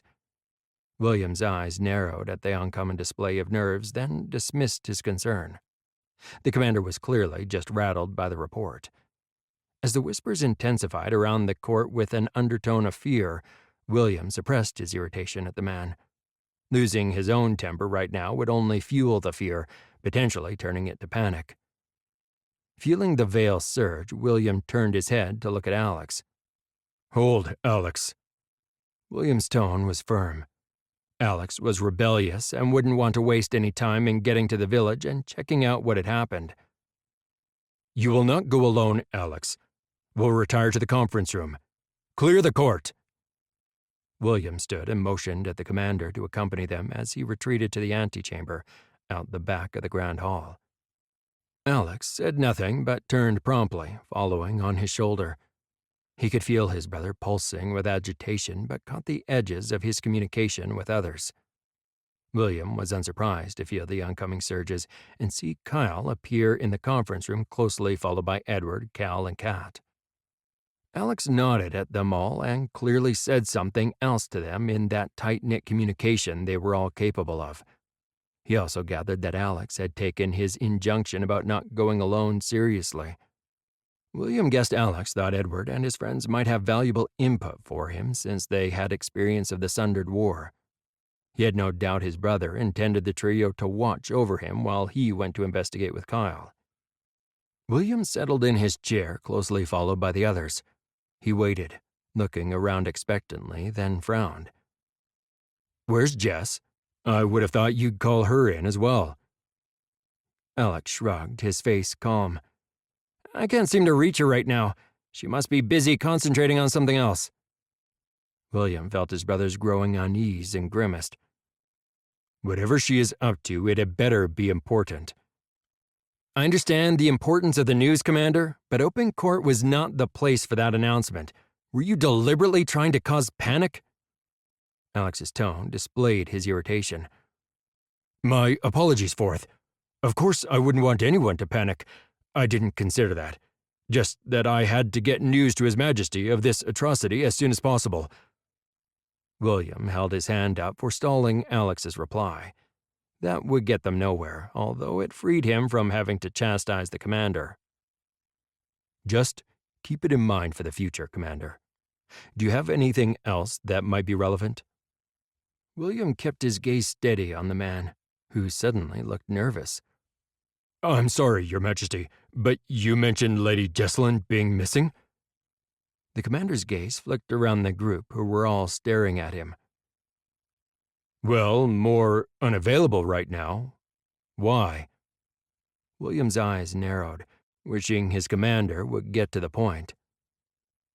"I didn't think about it until now, Your Majesty, but, well, Medford. It was Medford that was attacked?" William swung his gaze to Kyle, who suddenly looked pale.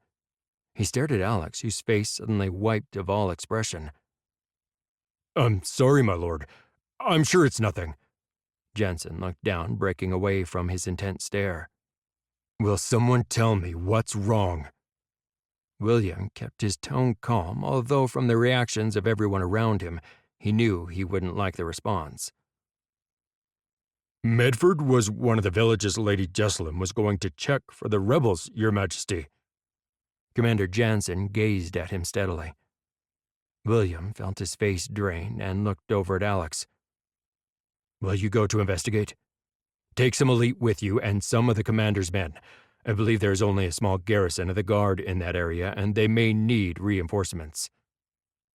Alex clearly bit back his frustration at the delay, yet nodded his agreement. "Get your men to the elite training ground within the hour, Commander, and have them ready to go. Marcus, get a squad ready." Alex looked satisfied that his orders were being followed as Marcus nodded at James, and the latter departed with the commander to ready their own people. "Edward, can you, Cal, or Kat suspend your search for the Order's new stronghold and keep guard over William in our absence?" Edward nodded. "Of course, Alex. Under the circumstances, it wouldn't be prudent to leave William unguarded." Alex looked faintly relieved, then looked at William as he stood up. "With your permission, brother?" William nodded, waving dismissal so they could go and make their own preparations. William had to bite back his own impatience. He wanted to go with them and see firsthand what had happened in the village, yet as always his place was here. For the first time, he hoped that Jess was just drunk in a bar somewhere, not fallen to the Order. Chapter 41. Messages. The veil thinned and parted as the guards on point strode forward, moving through the veil one moment and striding along the dirt road leading into the village the next. Alex and Kyle followed with their guards spreading out around them. All of them were too professional to show any of the shock they felt at the devastation they walked into. One and all, they fell back on duty. Alex's eyes swept around as he walked down the road leading through the village, taking in the blackened shells of what had been homes, most of them now burnt to the ground. The bodies of villagers lay scattered in the streets, left to rot. Large birds of prey circled above. Alex saw the signs that meant this attack was far from something commonplace. The hole in the side of what had been the local meeting place being one of them. It had been a solid enough building constructed of rock, not lumber. Only someone with a great deal of power could have blasted a hole in that. Someone with the power of the veil. The elemental blue flames that licked up its wall was a testament to what had really occurred here. Alex waved his hand, willing the flames to stop. He understood the message all too clearly. The elite had spread out in a searching pattern, although Alex knew in the pit of his stomach what they would report. He'd sensed no sign of life when he'd scanned it on arrival, yet a part of him was hoping that someone, anyone, was still alive. Alex saw Kyle pause and crouch over the small body of a child. Damn them! The Order was supposedly founded to protect people. Why this cowardly act on ordinary people who can't fight back? Kyle stood and continued his slow walk through the village. Alex nodded and kept walking even though he knew what he was going to find. That sinking feeling had lodged in the pit of his stomach from the minute the report had hit the palace. If William hadn't ordered him to take the elite, he would have charged straight in by himself, particularly as soon as he'd realized Jess was missing and this was one of the villages she'd been meaning to clear. The images of the dead, the putrid smell of rotting flesh mingling with that of charred flesh, and smoke wafting through the village. It would all stay with him and haunt his dreams. Alex looked at Kyle. Given all the deaths they have caused, the lives they have corrupted and destroyed, I doubt they were ever peaceful in intent. Kevin definitely isn't. No matter how slowly he walked, Alex finally made his way to the destroyed meeting place and stopped, squeezing his eyes shut from what he saw. It didn't help. The image of Jess's vest pinned to the solid rock wall of the meeting house by one of her emblazoned daggers seemed to be burnt into his mind. He looked at Kyle, who'd come to stand next to him, seeing a bleakness in his eyes that matched his own. Jess had been taken by the Order. Alex didn't want to imagine what their enemy would do to Jess now that they had her in their hands. Just the thought of it made Alex feel like someone had driven a fist powered by the veil into his stomach. He imagined his uncle was still haunted by the death and destruction of his own era. Now it was beginning again. Even though Alex felt like he'd been functioning on automatic since finding Jess's vest and knife, the search of the ruins didn't take them long. It hadn't been a large village, but that didn't make the pointless loss of life any less painful. Your Highness? Marcus's warning drew Alex's attention to an approaching delegation of villagers. They had been waiting respectfully in the shade of a group of trees at the edge of the village while a couple of his guards had kept an eye on them. None had moved to intervene. The group paused a respectful distance away, although under the circumstances he could tell his guards still didn't like it. Alex raised his hand to wave off the extra guards. He was fairly confident he could handle the villagers. Besides that, both Marcus and James were at his shoulder, with Megan and Matthew not far off. Alex pushed down his grief. These people deserved his attention. He pulled his attention to the group as they bowed their heads, pressing their hands to heart, then forehead. Interestingly, it was a middle-aged woman who stepped forward to act as speaker for the group. Traditionally, she seemed much too young for the role, yet she obviously held the respect of the others.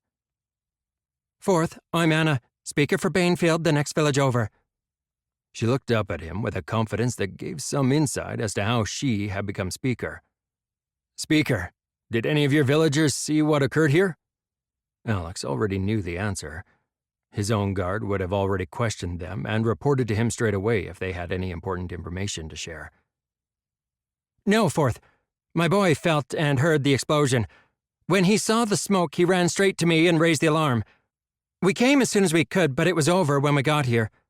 I sent Paul's boy, a good rider, off to Vinestead to pass word back of what happened as soon as we saw this." Her expression was grim as she glanced beyond him to the destruction and death. "I thank you. Your king thanks you."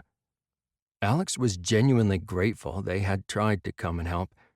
Many would have barricaded themselves in their own dwellings and left their fellows to face their own troubles rather than risk their own lives to help. The speaker nodded, her eyes sad. "They would have come our way if it had been us. Fourth, it's not right to leave them like this, but we know the guard likes to see troubles themselves before anyone cleans up." Alex looked over to the nearby captain of the guard they'd brought with them. "Captain, do you have what you need?" The man stepped forward, nodding. "Yes, Fourth. With your permission, I'll coordinate with the speaker and her people. The guard will assist in the cleanup. I'd also like permission to leave some of my men in these parts." The captain left it unsaid that if the attackers came back, there wasn't much his men could do except die right alongside the villagers. Yet, seeing the relief on the faces of some of the villagers, Alex realized they would appreciate it. "With your permission, Fourth?" The speaker interjected, looking at him earnestly. Surprised, he glanced at her. "Go ahead." "I've been in communication with the speaker of Vinestead and some of the other nearby villagers. It's a bigger village with more resources, and we've decided to move there for the time being. We'll take as much of our stock and provisions as we can. It might be easier for the guards since there is already a unit stationed there." Alex nodded his permission and went to turn, only to halt at a muttered conversation amongst the villagers. He glanced back to see them prodding the speaker, who sighed and looked at him apologetically. "My apologies, Fourth. We sent word to the Healers Guild, but we don't know if you would have heard." She grimaced and waved one of her own men to silence. Alex glanced at the captain and Marcus, both of whom shook their heads. Having found out about the involvement of the Healers Guild in this evolving mess, Alex's interest was piqued. "What is your concern, Speaker?" "Our journeyman healer is normally based in Vinestead and travels in rotation around the surrounding villages. She's missing, Fourth. No one has seen her for a month, as best we can work out." Although he gathered that she at least didn't expect that he could magically find their missing healer, he also doubted word about the events that had unraveled at the Healers Guild had reached here yet. If it had, she would probably be more concerned than she appeared to be. Alex traded a glance with Kyle, wondering how many journeyman healers had suddenly gone missing. It was a detail he would have to check with Aaron. He knew the Grand Guildmaster of the Healers Guild had issued a recall for all his healers so they could have their bonds checked. The last he heard was a report that not all the healers were compromised. Still, it was unlikely that those that were would have obeyed the recall in the first place. "Thank you for the information, Speaker. If you will give the details to the guard, I'll make sure the Healers Guild hears that this region does not have access to a healer." Alex kept the wince from his face. He knew exactly what that would mean for the locals, although to his shame he wouldn't have known any of it before his run-in with Ryan. The memory of the thin piece of metal being poked through the boy's skin with the twine being pulled through by the metal to seal the wound still made him shudder. Alex dismissed them and issued orders for his own people to gather. It was time they went back to the palace to report. After a bit of consultation with the captain of the guard, he assured them that one of his men possessed a reasonable mind-speaking gift. The man couldn't do much else, not even warm his own drink, but he could call out back to his twin brother regardless of the distance between them. It was one of the reasons the brothers often pulled duty with the elite.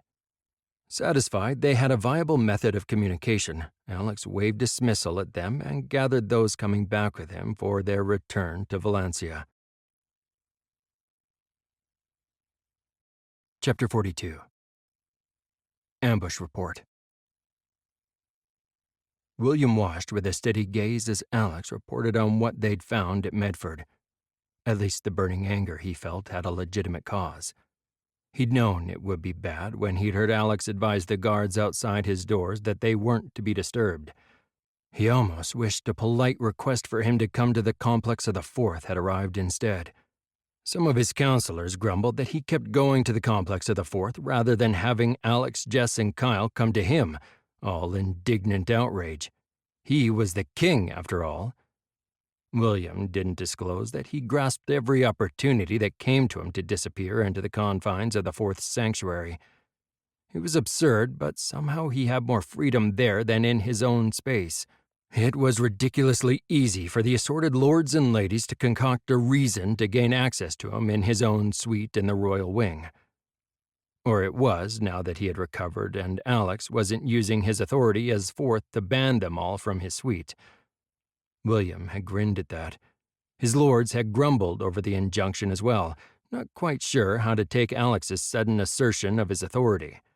Not that they admitted it, but he could tell that they were a little afraid of Alex's sudden open display of power in William's defense when their father had been cut down.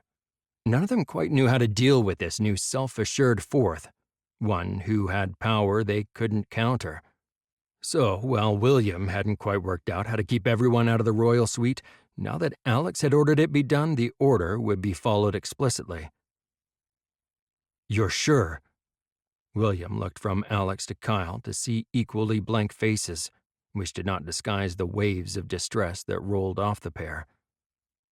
"We're sure." Alex's voice was soft as he handed a bundle of cloth to him. Feeling the weight of the bundle, William looked down, unwrapping the fine cloth, realizing it was a vest, one of Jess's and her dagger. He'd recognize that crest anywhere, and there was no way Jess would leave one of her daggers behind if she had a choice about it. He already knew the answer, but he had to ask. "You can't sense her?" "No, and trust me, I've tried." Pain flickered on Alex's face. William was reminded that while Jess had been his lover off and on, and someone he thought of as a friend as well, Alex and Kyle had practically grown up in the nursery together with her, the firmest of friends. Where there was one, you'd find the others, and more often than not, trouble. They'd all been fiercely loyal to each other, excluding everyone outside close family. It had been an exclusive friendship that none had been able to breach. "We both have. If she'd heard and was able to respond, she would have." Kyle's voice was rough, reflecting the pain he was feeling, an echo of Alex's. William stood and began to pace, running a hand through his hair, trying to distract himself. At least when he showed signs of agitation in front of Alex and Kyle, neither of them panicked. Coming to a decision, William turned and pinned the pair with his gaze. "No more going anywhere by yourselves on these investigative forays." "William!" Alex broke off at his glare. "No, Alex. Alone, you are at risk." William kept his gaze on Alex until his brother held his hand up and nodded. Satisfied, William turned and made his way over to the large windows from where he looked out over the gardens. He could always trust Alex once he'd conceded something. Even if Alex often disregarded what other people asked of him, it was rare for his brother to directly go against William's will, particularly when Alex knew that he was right. No matter how much Alex might dislike the idea of taking someone with him, he would do it if commanded. "All right, but it will slow the search of the Order considerably." There was a hard edge to Alex's voice. William nodded. "It may, but Jess is already lost. I will lose the pair of you as well because I failed to enforce sensible precautions. Damn it. This is my fault." "William, no, this could have happened to any of us." Alex shook his head. William ducked his head, guilt and grief flooding him. He turned away, not wanting to face either of them. "It is, if I hadn't wasted so much time behaving like a fool." "Do you think it was Amelia?" William looked up at Kyle. "It's likely. She is a weapons master, and we know now she has power that was obviously being suppressed." Kyle closed his eyes and took a steadying breath. "I'm sorry I didn't believe you. Your judgment." Kyle shook his head. "Jess is not dead. I'd know, we'd know if she was dead. We would have felt it." Alex's lips compressed to a thin line. William opened his mouth to respond, then closed it again. He wished that Alex would at least yell at him. Something. Alex didn't have to be told that Jess might just be better off dead given what the Order did to those with powers. Alex knew it already. "You're not going to like this, either of you. But I have an idea." Kyle looked at Alex, who paled as communication passed between them. William didn't think it was possible for his brother to go even paler, but he did. Alex turned his back and walked over to the drink cabinet to pour drinks. 3 of them. He didn't have to ask. William took a breath and sat down on the couch. He figured if Alex went pale at this idea, then he would need to sit down. As Alex turned, his face now under control, William gestured to the chair. Both Kyle and Alex complied, the pair of them sitting together on the long couch facing him. Alex, but a moment after Kyle. Pausing, he leaned over to hand him a drink. William took a sip, then finally fixed his gaze on Kyle. "What idea am I not going to like?" William steeled himself. He knew if Alex didn't like it, then he certainly wouldn't. The fact that Alex wasn't protesting told him that while his brother may not like it, he obviously agreed with whatever it was. "The Order was obviously waiting, watching our movements."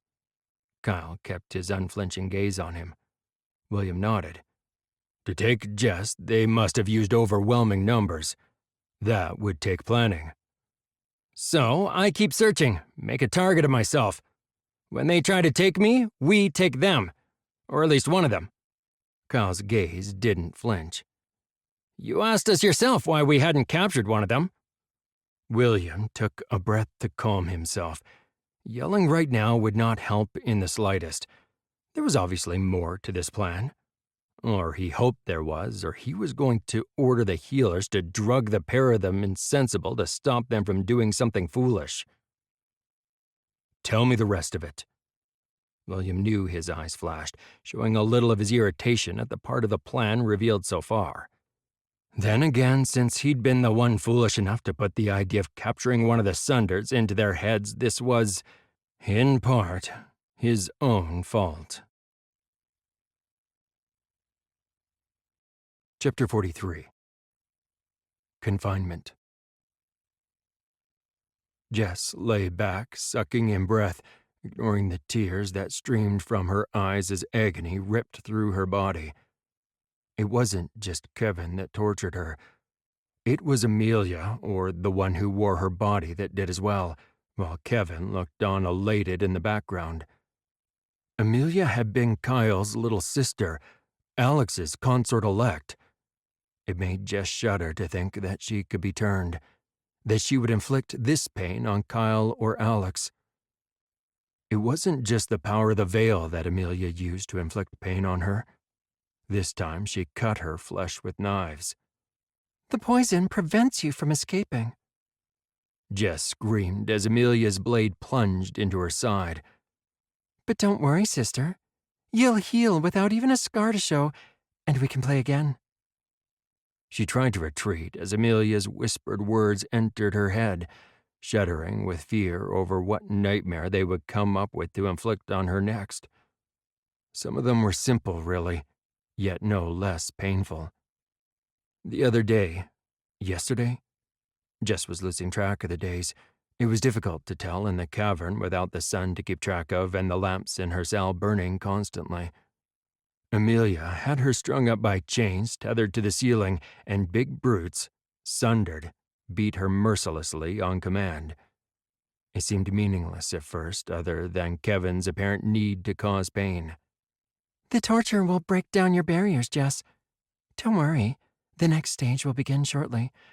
My master will enter your mind. You will beg him for release. Then you will really know pain." Amelia's cruel laughter rang in her head. She lay there in that moment, in between pain, trying to desperately get around the limitations placed on her. She knew she needed to escape, yet she was well and truly trapped. Amelia sat in her cell, her arms wrapped around herself, rocking slowly back and forth. She knew the other was torturing another poor soul. Her master Kevin used her to great effect that way. She glanced up at the windows that would grant her a view to the outside world and shuddered. She didn't want to see what the other was doing, yet something about those ragged screams called to her, nagged at her that the person that her other self was hurting was someone she knew, someone she should recognize. Increasingly of late, she was finding it hard to remember who she was, who she had been, to remember the life she'd had. This reality, sitting in a cold cell in the fading light, sitting here in a dirty, ripped silk shift, was fast becoming the only thing she knew. Amelia glanced up at the windows again. Squeezing her eyes shut, she stood, trembling. Taking a deep breath, she opened her eyes, wincing at the cry of agony she heard. Taking one slow step after the other, she went over to the windows, and before she could change her mind, she grabbed the bars and stared out into the world. Her body was in the caverns below where she now lived. As she'd thought, a woman was being tortured, being turned into someone like herself. As she screamed again, Amelia finally let herself look at the other woman's face and froze, stepping back from the window horrified. No! Anger bubbled up in her, and she ran back to the windows, forcing herself to look at her Jess. They were trying to break down her barriers, just like Kevin had done to her. Assessing Jesselyn's condition, a whimper escaped her. She was nearly lost. She could see Jess was almost at her breaking point. That is when Kevin would start to take her mind, chipping away until Jess herself begged for it to stop, begged for Kevin to take the pain away. She would do anything to make it stop. She would call Kevin master. Once she did that, Jess would be lost. She knew. It had happened to her. Fight, Jess! Lock yourself away! Do not give in to them! Amelia yelled at Jess, forgetting she was trying not to bring attention to herself. She didn't want her other self to realize she was still here, let alone Kevin. She looked down at the woman who tried her best to make her feel welcome when she'd become Alex's consort-elect. She realized Jess had slipped into unconsciousness. She knew that torture would stop for now. She had to be awake for them to take her. She had to willingly give herself to her new master. Amelia knew that was how they achieved their best results. She could also see they'd resorted to physical abuse. They'd wanted Jess's body to heal just enough so they could begin again.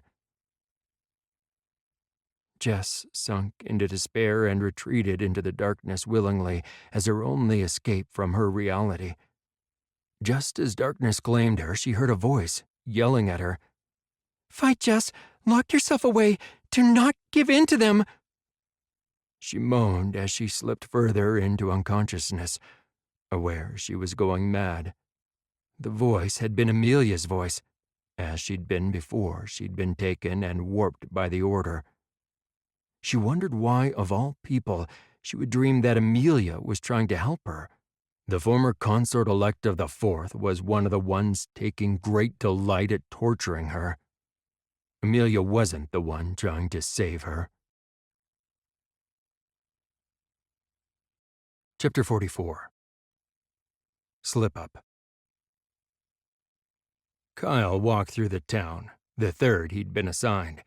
A thin slice of the veil hung between him and the village, keeping him from the sight of prying eyes. He walked past the small, orderly wooden houses that looked like shadows, not quite substantial. The path he walked on was smooth, even though the street he walked down was cobbled. He was here, yet not here. Not quite. This place was small and remote, and he couldn't see why the Order would be here. It would be a bad tactical move with no way to hide their presence. The commander had a point, he guessed. A thorough approach to the search was a good idea. even if it was proving to be just as frustrating. Kyle opened his mind up, letting his powers range out, tendrils stretching out from him in all directions around the sleepy village, seeking ones like him, seeking those that didn't fit in a place like this, or a large mass of people that didn't fit. Not here, where everyone would know each other. The village that was small. As Kyle concentrated, questing out with his powers, he felt a sharp pain in his mind, followed up by searing heat in his side. He stiffened, breath catching in his throat as pain lanced through him. He suddenly caught the appearance of bright surges of power around him that hadn't been there moments before. Feeling a burning intensifying on his back, his training kicked in. Acting on instinct, he rolled to one side as a blast of power rolled past him. Intense pain shot up his side as he stood up. He drew his weapons and cast around with his powers to find who was attacking him.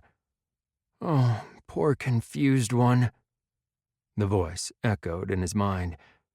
Realizing his mistake in opening his mind up the way he had, Kyle tried to block out and suppress anything that wasn't him. The words splintered, turning nonsensical, bouncing around in his head. He fell to one knee, head clutched in his hands. Laughter sounded in his mind, multiplying and colliding as if split into many parts. He doubled over as a sharp pain assailed him, dropping his sword and curling in on himself. He heard laughter echo in his head once more, and while he didn't recognize his adversary, he did recognize his mind signature. The controlled madness, the emptiness of a sundered yet more in control. This was one of the Order's captured, controlled kin. He rolled over onto his back, looking up, eyes widening to see the sundered swim into his vision. Kyle felt himself stiffen and spasm, screaming in pain as power ran its course uncontrolled through his body. Kyle remembered Alex telling him about the power surges he'd suffered through. He'd wondered if he'd made a miscalculation. This was something he hadn't factored in. How could he?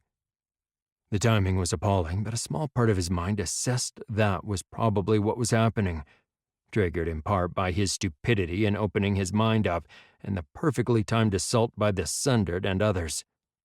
The fact that it had been necessary was beside the point. With pain racking every part of his mind and body, Kyle wasn't sure if the laughter was his own or belonged to the other. He was aware that he fought on some level, but he had little control. Kyle looked up to see the Sundered standing over him, yet the expression on his face was unrecognizable. Kyle flinched as a man's blade wreathed in power flashed down towards him. Devon smiled at seeing Kyle walk through the village just as he'd been told his adversary would. He nearly laughed to see the man had foolishly opened up his mind. Devon conceded it would make searching this place and the people surrounding it easier, yet it also made this attack almost too easy. He and a few of the other Sundered ones had waited in place, carefully not drawing any power at all so as not to draw attention to themselves. Kyle would have to be paying attention and almost be on top of them before he would notice their presence. As it was, they likely looked no different to the man's inner eye than any of the villagers. Not believing his luck, Devon launched his attack on Kyle, throwing one bolt of power after the other at the man.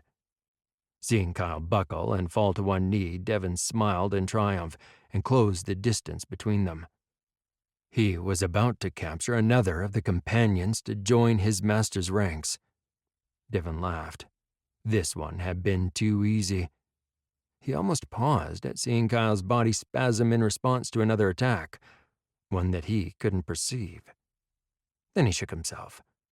He could ask his master about the oddity later.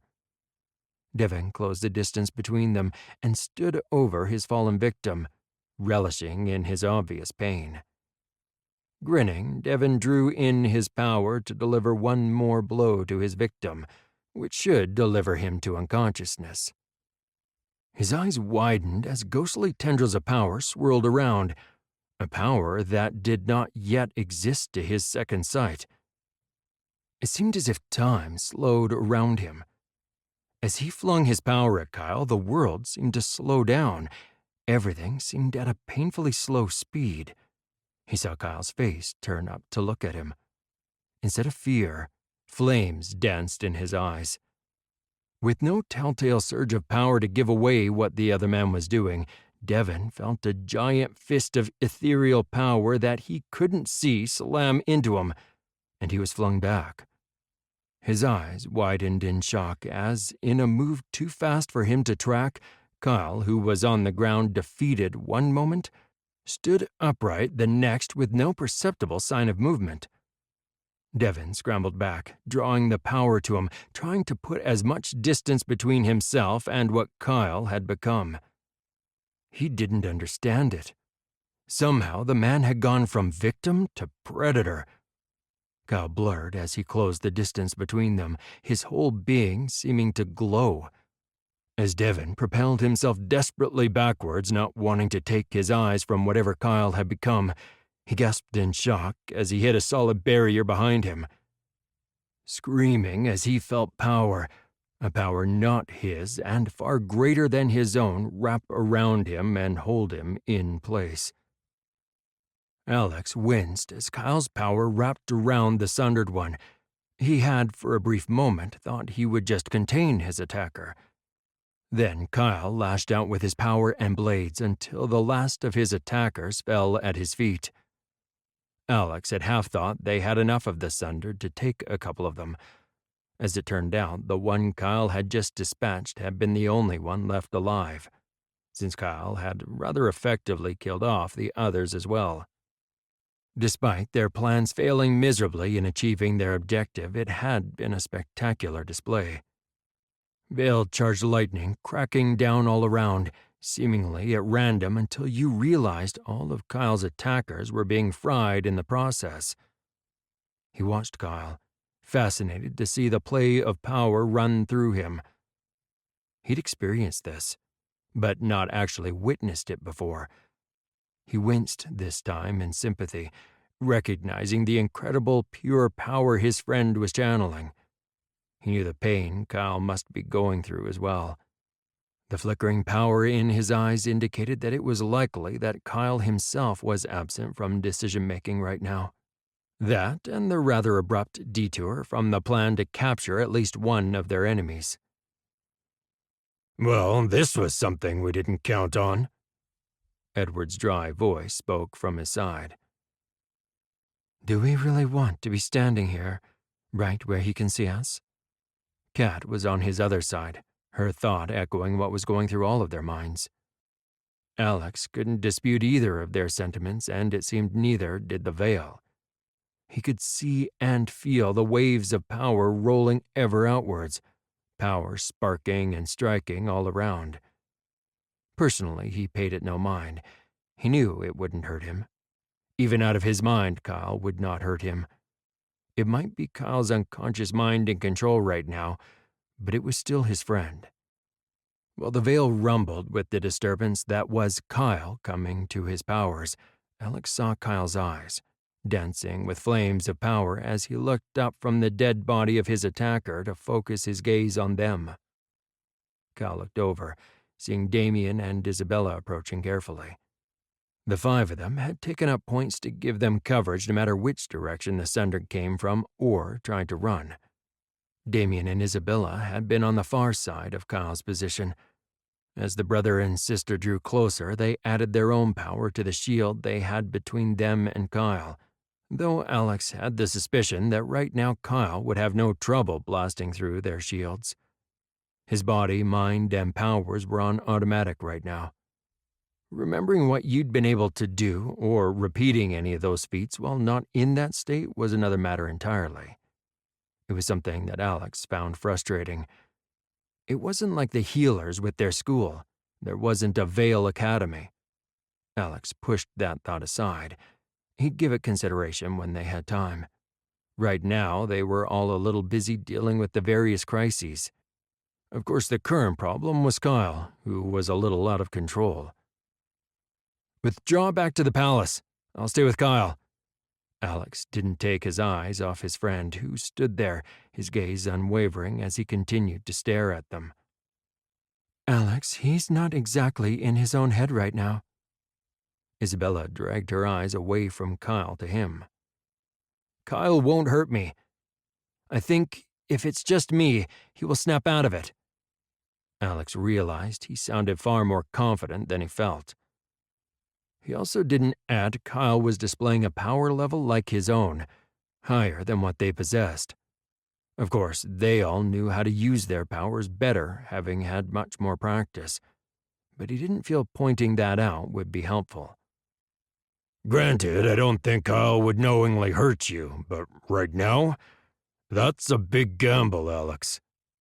Edward shook his head. From my own memories, I tended to attack and kill those who attacked me. Just trust me on this one. Go. I'll deal with Kyle. Alex swept his gaze over the four of them. He was relieved as he sensed their agreement. After a brief pause, as they consulted how best to coordinate their withdrawal, they simply disappeared, pulling themselves away as rapidly as they could. Kyle surged forward suddenly, power writhing around him, eyes wild, only to stop in his tracks as Alex interposed himself between him and the direction his prey had disappeared. Alex swallowed, hoping he'd been correct in his assessment. Alex knew from going through his own transition, when he was numbered amongst the ranks of the broken with blackouts and killing. What Kyle was now, his mind overwhelmed, was not the same as the Sundered ones. The Sundered who would kill any they encountered. Kyle, in his current state, would only kill those who were a threat to him. Kyle, it's me, Alex. You're going to be all right. Alex kept his mind voice soft and light, knowing that Kyle's mind and body felt like they'd been burnt raw with the power that had suddenly started channeling through. It took some time to realize that it wasn't hurting anymore, as that same power helped to heal what it had damaged. The threat is gone now. You're safe. Kyle's power flared around him as he ducked into a fighting crouch, eyes glowing even brighter. Alex was about to throw his own barriers up when he took a shuddering breath, power draining from him to more normal levels. His eyes, when he looked up, simply reflected confusion rather than power. Alex? What did I do? Kyle was trembling as his body and mind, which had been preparing to fight, reacted from the sudden withdrawal of anything to attack. Alex closed the distance between them and caught Kyle as he slumped, Alex controlling their descent down. Kyle groaned, accepting it as Alex helped soothe away the remaining pain that shot through him. Transition. The Sundered who attacked you are dead. No one else. Kyle pushed back, looking at him. As understanding dawned on his face, he groaned. I killed all of them? The idea was to get one alive. Alex held up his hand. It's okay. It was a long shot, and it's not like you were in control. You stayed. Damn it, Alex. I could have killed you. Outrage flashed in Kyle's eyes as he contemplated the thought of what he might have done. I've been through this, remember? I was fairly confident you wouldn't. Alex started drawing them both through the veil back towards the palace. Kyle looked at him, his eyebrow rising. Fairly? Alex laughed and was relieved when Kyle's humor returned as he laughed with him. He could feel the exhaustion that was claiming Kyle, so he directed them back to his suite. Alex remembered he'd slept for days with only a few brief moments of being awake after his last bout of transition. Of course, he'd also had to rip out the hooks and bonds Amelia had left in him, but he knew Kyle would feel far better after he'd slept. Chapter 45. Voices. Joanna woke, staring up into the darkness, a solitary tear tracing down her cheek, his voice whispering in her head as it had since the day he'd tried to kill her. You're mine. They can't shelter you forever. It only gave her marginal solace that he'd failed not only in killing her, but also in killing Alex. She knew her mind had been broken under the combined onslaught of one of the Sundered trying to take her life and the burden of turning kin. The trauma of knowing Alex was left to fight alone without her aid, waking up in her cold, dark tomb. I will kill your son. You will be mine. Joanna turned her head, seeing Edward asleep beside her. He'd tried to protect her, to protect Alex. She knew there were times she hadn't made it easy. She eased herself out of bed and transitioned into the veil, one thought on her mind. Alex? Alex felt the press of the mattress into his side, aware in a part of his mind he'd obviously been lying on it for too long. He turned over carefully, not wanting to wake Isabella. He kept his eyes closed, hoping he might be able to convince himself he was still asleep. Not acknowledging he was actually awake worked. Sometimes. He didn't have to open his eyes and draw the drapes of his rooms to know it was way too early for him to be awake. He hadn't had anywhere near enough sleep. The dragging weight of exhaustion still settled on him.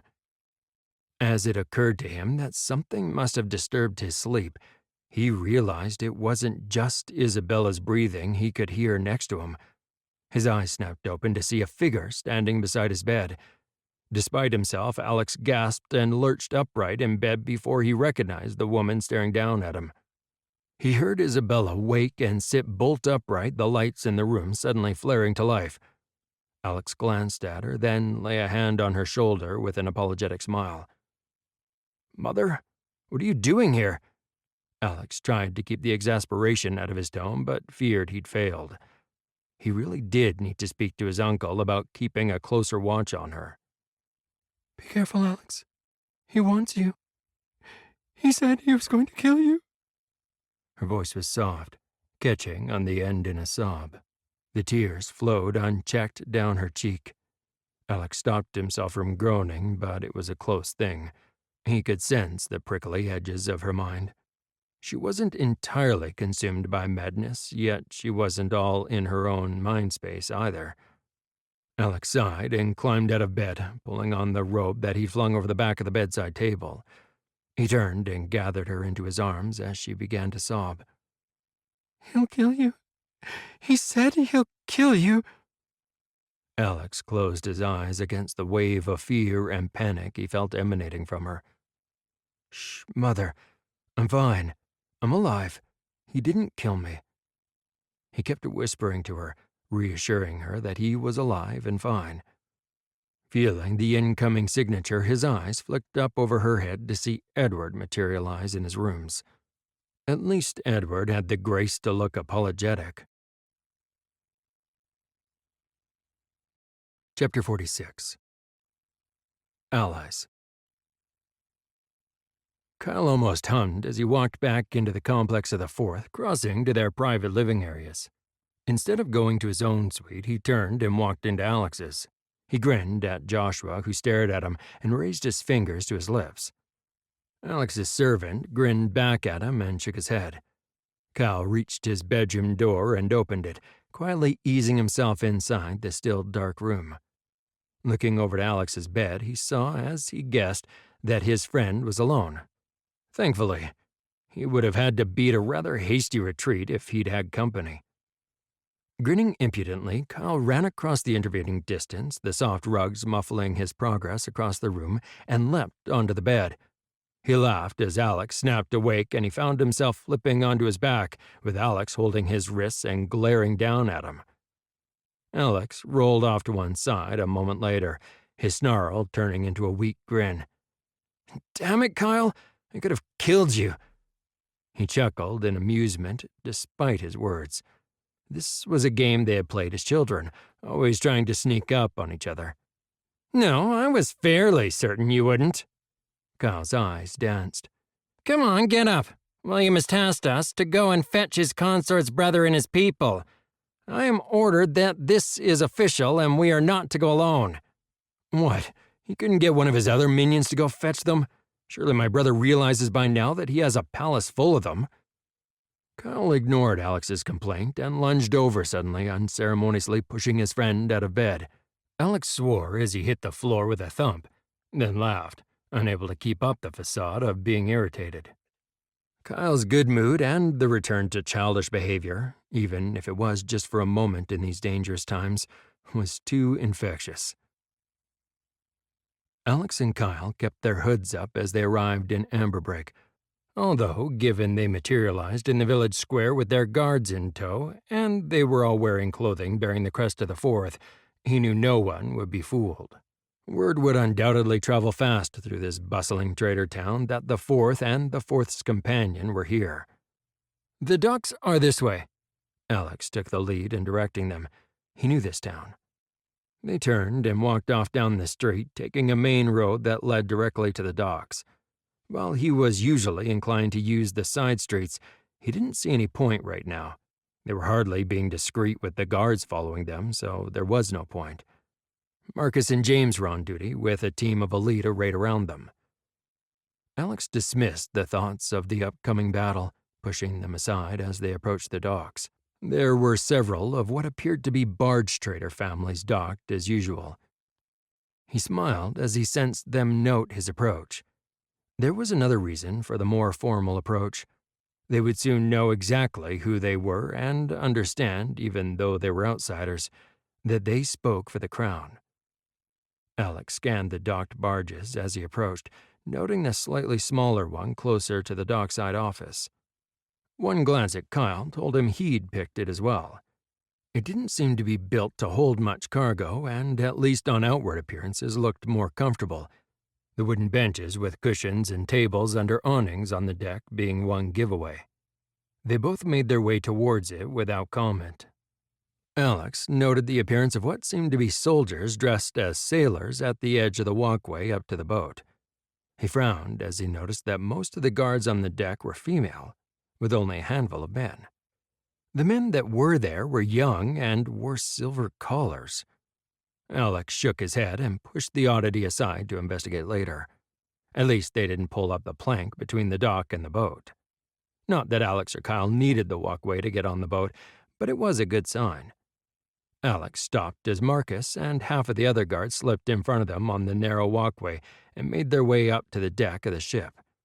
Marcus paused before stepping onto the deck, looking to the guards at the top.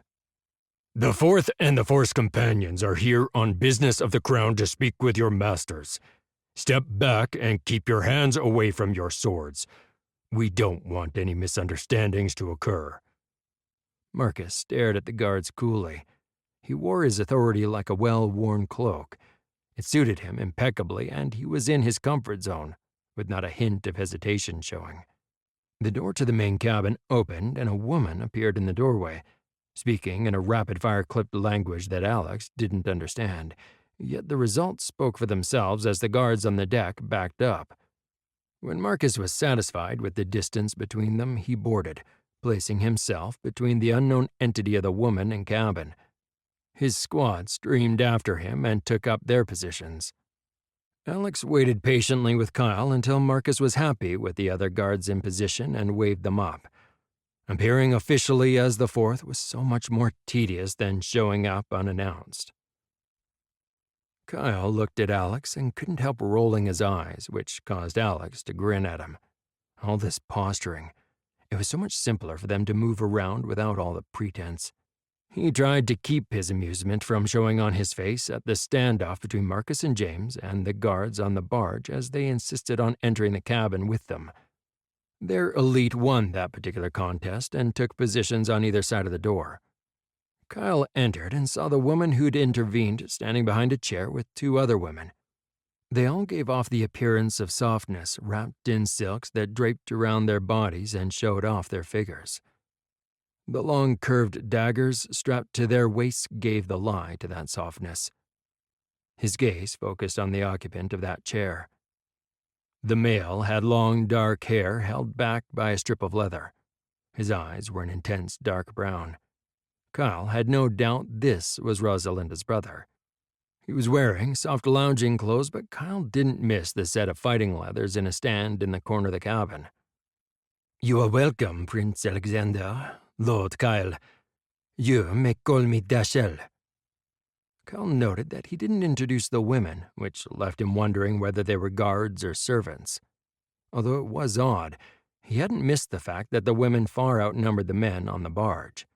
He'd gotten the distinct impression that in Solana, children belonged to their father. Women became the property of their husbands once an agreement had been made between the interested parties, agreements in which the women had little say.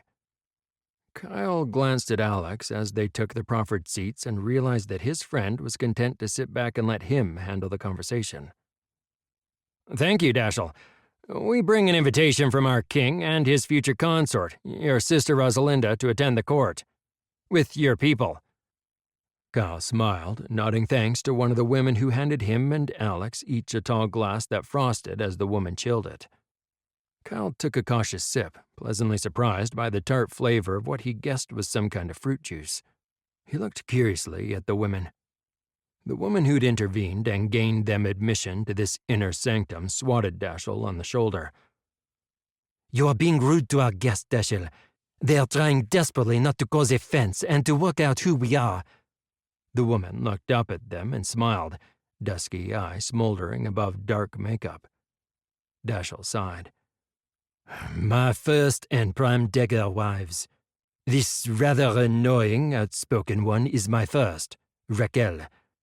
Next to her are my primes Natasha and Catelyn. A look of suffering crossed his face as he whispered at them.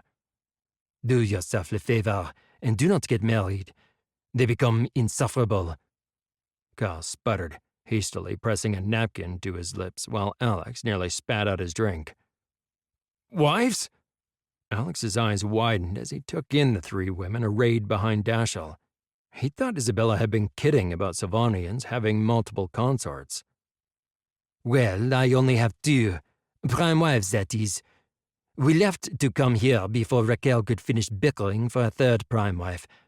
I think two prime wives alongside my first wife is enough for now.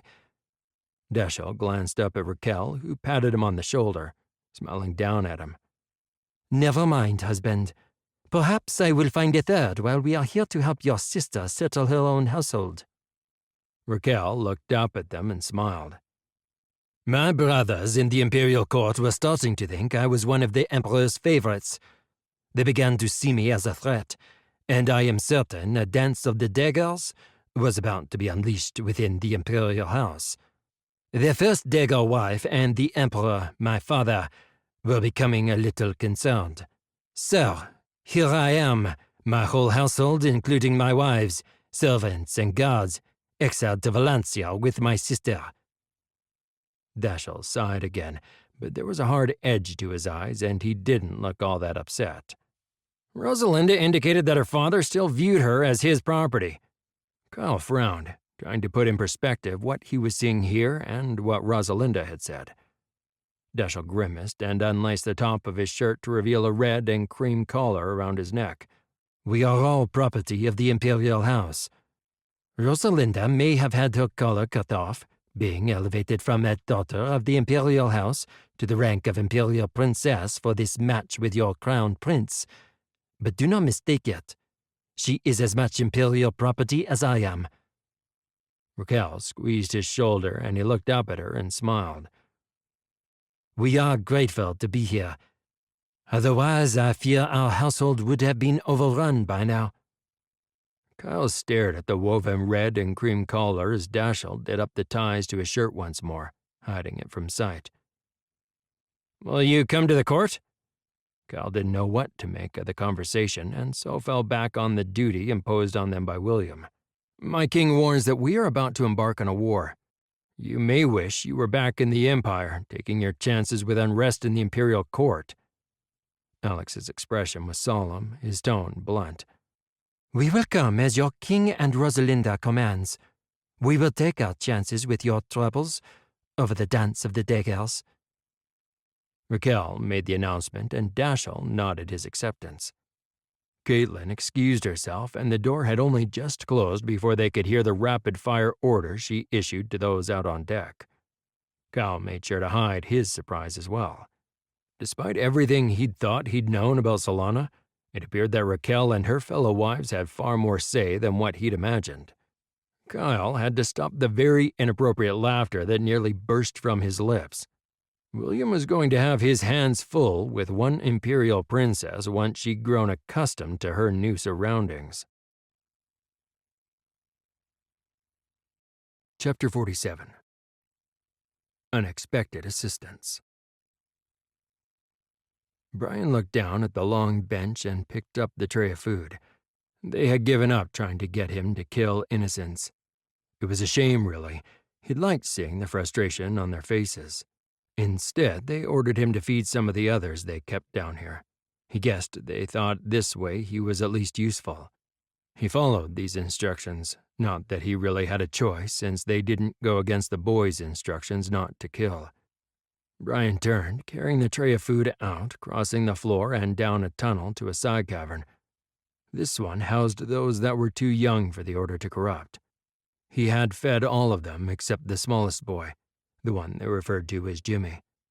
A sweat broke out on his forehead as he struggled with himself, yet despair filled him as he learned once more that which bonded him was too strong. Every day he struggled with that which bound him, wanting to take the boy, to disappear from this place and take him to safety.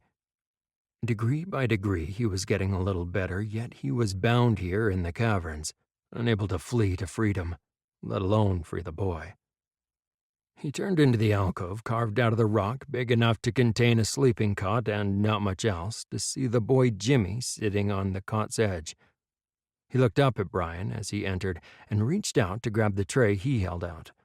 Then he heard a moan, the moan of the one further down the next tunnel that ran off this one. Even the thick rock was not enough to keep her screams of agony from reaching this place. Jimmy looked up, his eyes sad. "They're hurting her?" Brian stood for a moment astounded. The boy had never said a word to him before. He'd never heard the lad speak at all, not one word, until now. "Yes, lad." "They're hurting her like they did Ty. He's funny in the head now." The boy's lips trembled. Brian struggled for a moment, then caught the image from Jimmy's mind. Tyson was his older brother. He now ranked among the sundered. "Yes, Jimmy. They are trying to hurt her like they hurt your brother." Brian refrained from mentioning that they would do the same thing to the lad as well when he grew up enough. It would scare the child. Brian turned to make his way back to his own sleeping area now that his task was done, but halted when the boy spoke again. "Are you going to get food for her now?" "No, I'm forbidden to give her food." Brian looked at the boy, seeing his face screw up in concentration as he thought that through. He looked down at his own tray, then back up. "But why? Everyone needs food." "They want her weak so they can hurt her, like your brother." Brian looked at Jimmy, wondering if he truly understood. "I got sick once and didn't eat for a long time. When I started to feel better, Mommy told me I had to eat so I could get strong again." At a moan from the one they were torturing, Jimmy shifted on his cot, looking sad again. "Your mother was right. Food helps us all stay strong." Brian turned and walked back down the tunnel, a smile on his lips. He could hear as the boy thought it through, just as he had heard the soft footsteps that walked in the direction of the far tunnel. He couldn't help their current victim. He was forbidden. But Jimmy might be able to. Jess watched as Kevin pulled the stopper off one of the flasks. He poured a careful measure of the clear liquid from the flask before turning back to her, a pleasant smile on his face. "Now, Jess, it's time for your dose." Kevin's voice dripped with false concern as he leaned over and pinched Jess's nose shut. Jess tried to keep her mouth shut, but as she failed and her mouth opened, gasping for breath, Kevin expertly poured the first of the poisons into her mouth. She choked, unable to help it as the liquid ran down her throat. "Now, my pet, relax. Trust me, ingesting it this way is much faster. Although I thought your first dosing was quite ingenious." Kevin smiled, laying his hand lightly on her temple, and Jess felt the muscles of her neck relax as healing power soothed her throat. You see, the power bubble around the knife held the correct dose of poison. My minion released the power bubble after she stabbed you with it. We just had to give it time to work through your system. Kevin nodded, satisfied, and turned back to the small table, placing the stopper back on the flask. Then he grasped the second one, and taking a small spoon, he poured some into it. Now, my pet, open your mouth for me and take your medicine. Kevin's voice held concern. Jess felt herself trembling and her mouth opened. Kevin smiled and poured it into her mouth. Very good, my pet. I'm pleased with you. You see, I don't have to hurt you when you do as I command. Jess felt tears track down her cheeks, and fear ran through her as she realized she'd complied with Kevin's order. She hadn't meant to. It was like her body and mind were betraying her. The second dose you saw is much smaller than the first, which is why the sundered one just had to slice you with his blade. Kevin caressed her cheek. This way we can get this unpleasantness over with sooner. Don't fret. As soon as the medication settles on you, we can continue your treatment. Kevin's eyes glittered as Jess moaned as the dual medications raced through her system. He turned and placed the stopper in the second bottle and stood, smiling down at her. Now I'll leave you to rest and finish healing from your last session. Kevin smiled, a possessive light in his eyes. You will belong to me, Jess. Before I'm done, you will call me master.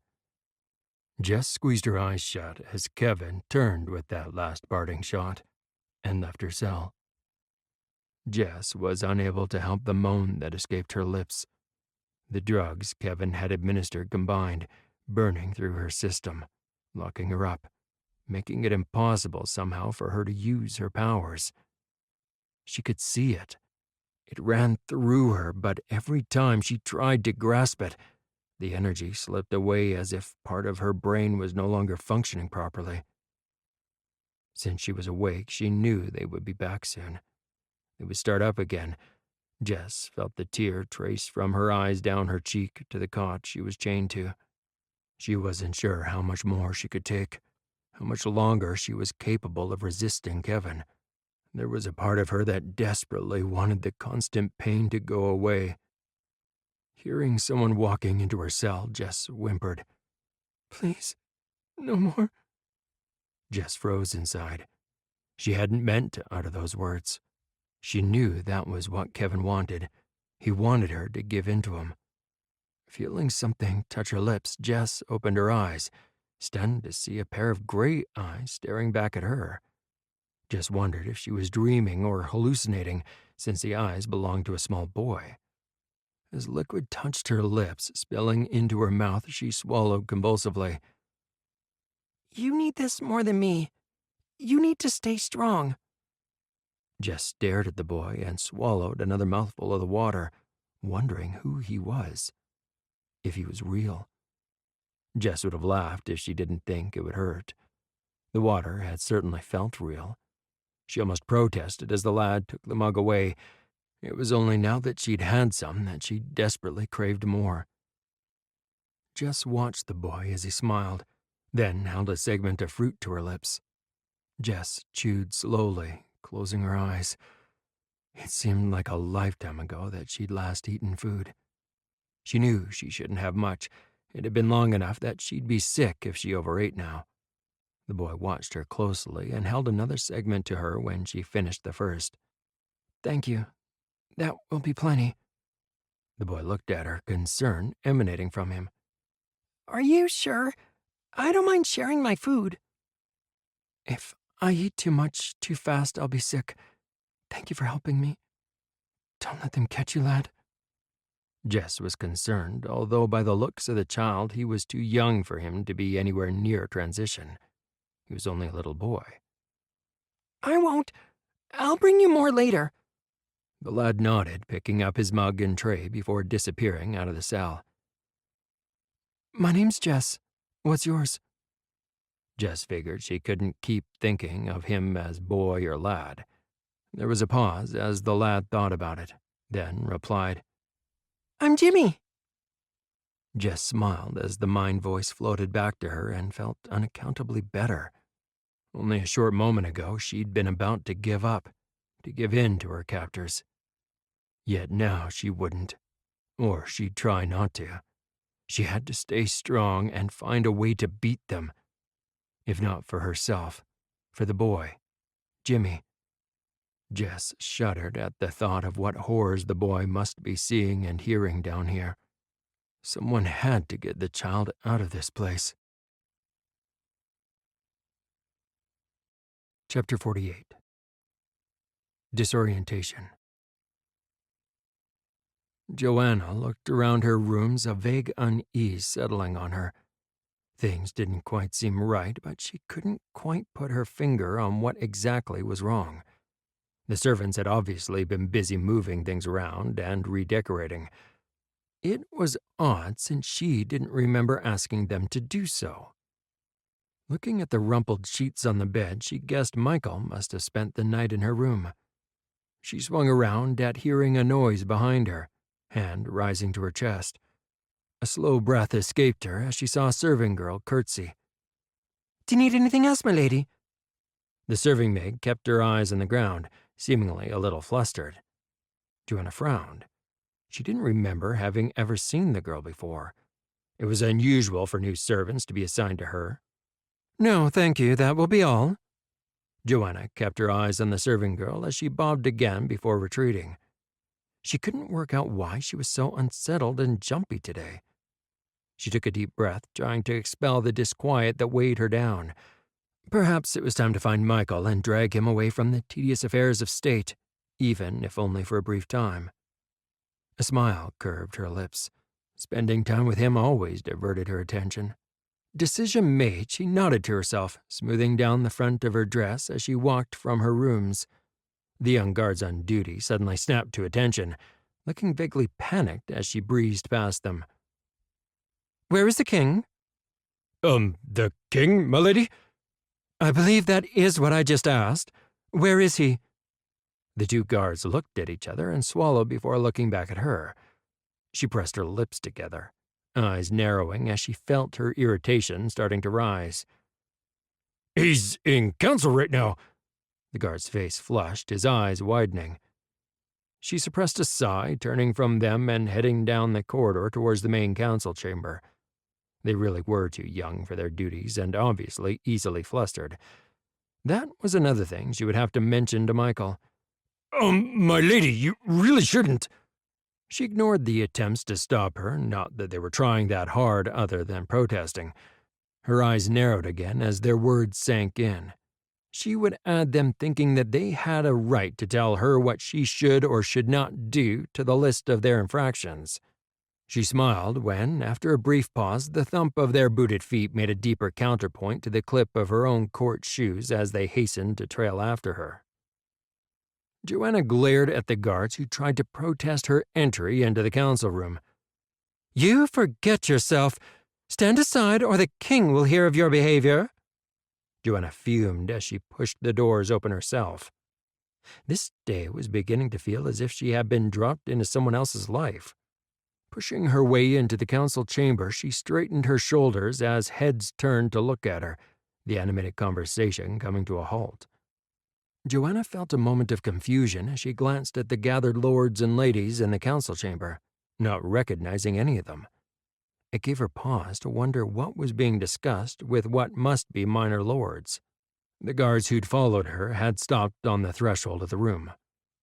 Mother, can I help you with something? Her back stiffened and she glanced around the room. Her eyes lingered as she stared at the young man sitting where Michael should be, wearing state robes and the crown. Outrage swelled inside of her. Michael's servants would really need a stern talking to for allowing an imposter into his private chambers. Joanna wondered if he'd managed to sneak in while Michael was in her rooms the night before. I'm not sure who you are, young man, but it is treason to impersonate the king. Her eyes were wide as she glared at the elite. Where is Michael? What have you done with him?" The young man leaned forward, his face in his hands, a muffled groan coming from his direction. She smiled. He was obviously contrite at having been caught out playing king with his friends. So he should be. He was going to be in serious trouble when this mess was sorted out. Joanna gathered these were the offspring of some of the lords and ladies present currently in the palace, although she didn't recognize any of them. She pushed her momentary confusion aside. It wasn't like she should be expected to know everyone. The man pretending to be king looked up, brushing his dark hair from his eyes. Her breath stuttered as she caught sight of his intense blue eyes. Something about his eyes and the way he pushed his hair back with his fingers stirred a memory. Yet no matter how much she teased at it, the memory just wouldn't surface.